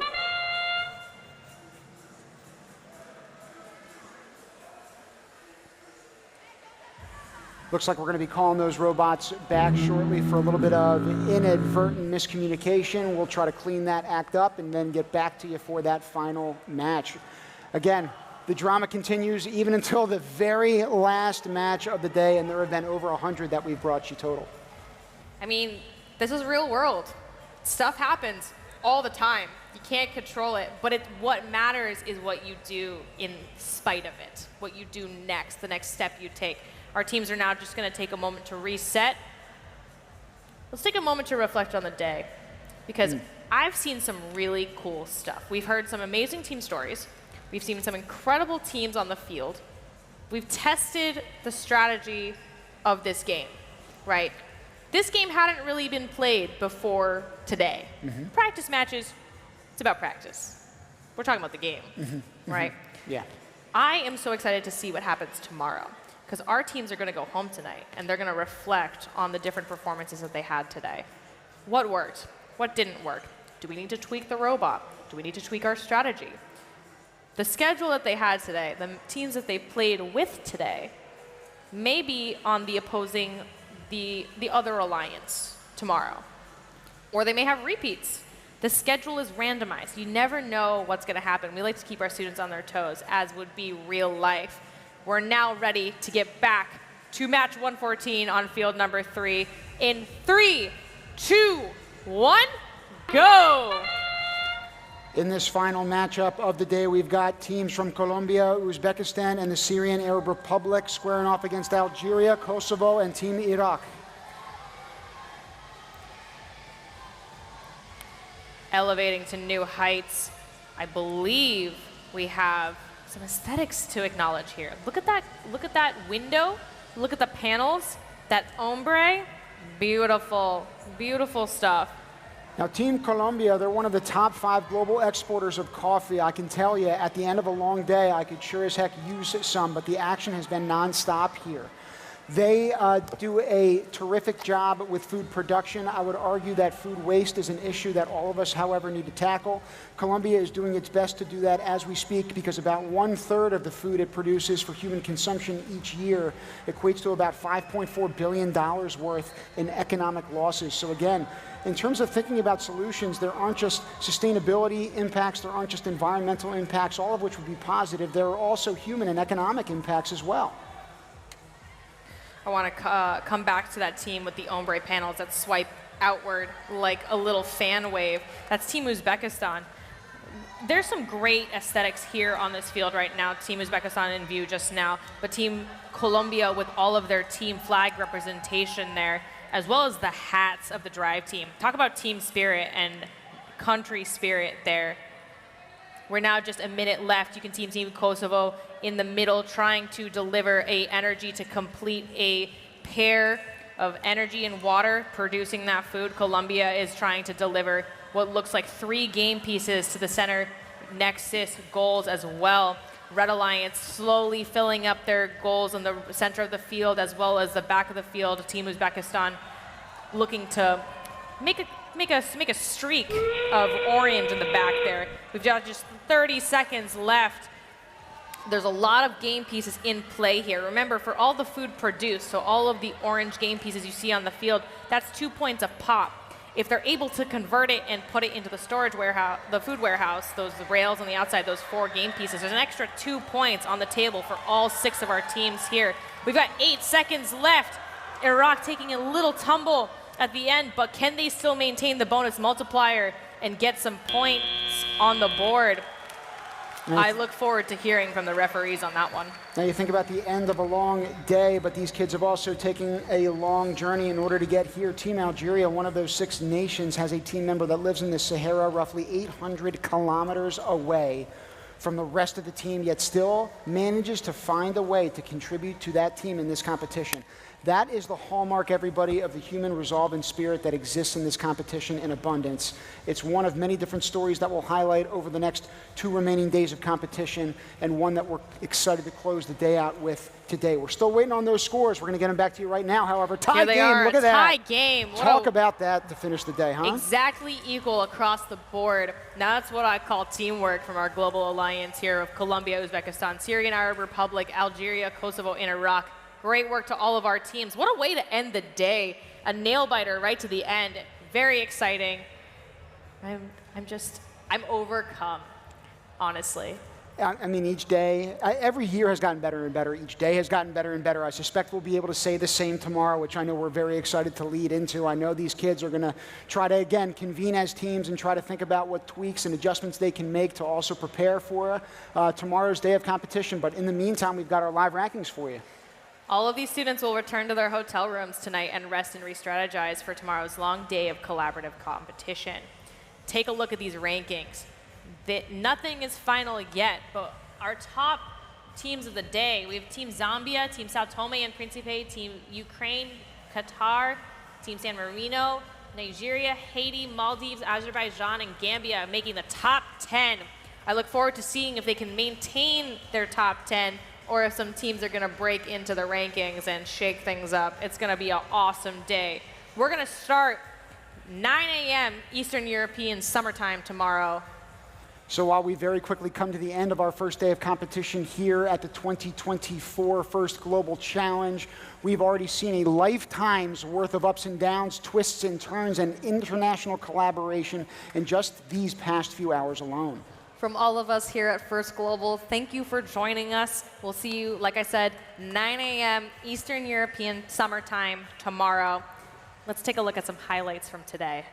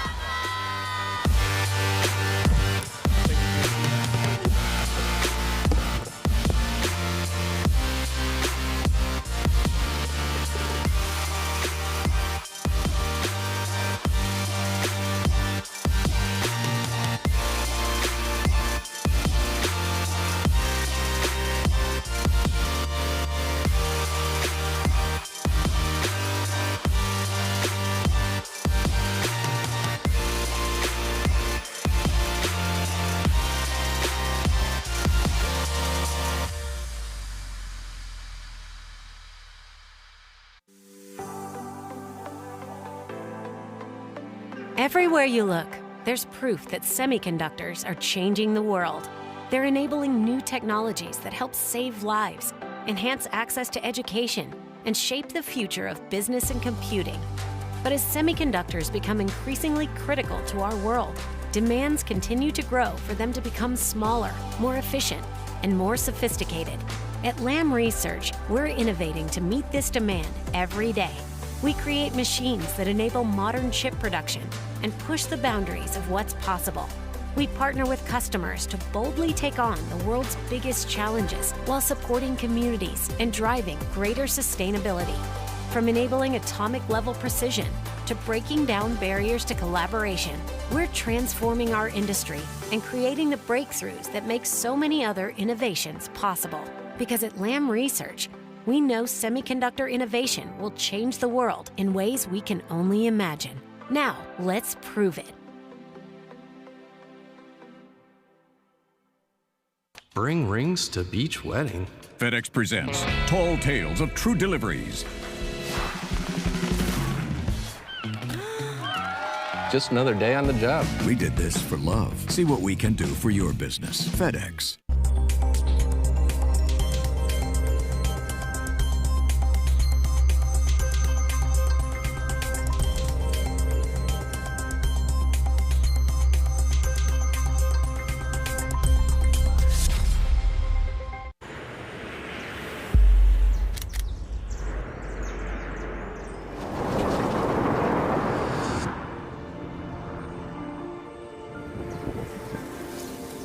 We are so proud to support First Global, an incredible organization founded by our good friend Dean Kamen, who we all know as a prolific inventor as well as a deeply passionate person. First Global has created an Olympics for the mind, bringing young people from all corners of the globe together to participate in this international robotics competition. And this year in Athens, Greece of all places, the site of the first modern Olympics in 1896. Every year, our family support to First Global grows because the urgent need to address our world's most pressing issues continues to grow as well, especially this year's theme, Feeding the Future. At Tolman Family Office, we believe everyone deserves easy access to good, healthy food. In Chicago, one of our areas of focus is addressing the reality of food deserts through technologies such as hydroponics. That is where STEM and the next generation come in. Armed with an understanding of STEM and the ability to work together, you, the young people of the world, will have the ability to use technology to solve the world's most pressing problems. Our family believes we have a responsibility to help repair the world. And First Global is providing our youth with the tools to become innovators of the future and to cooperate to build a better world.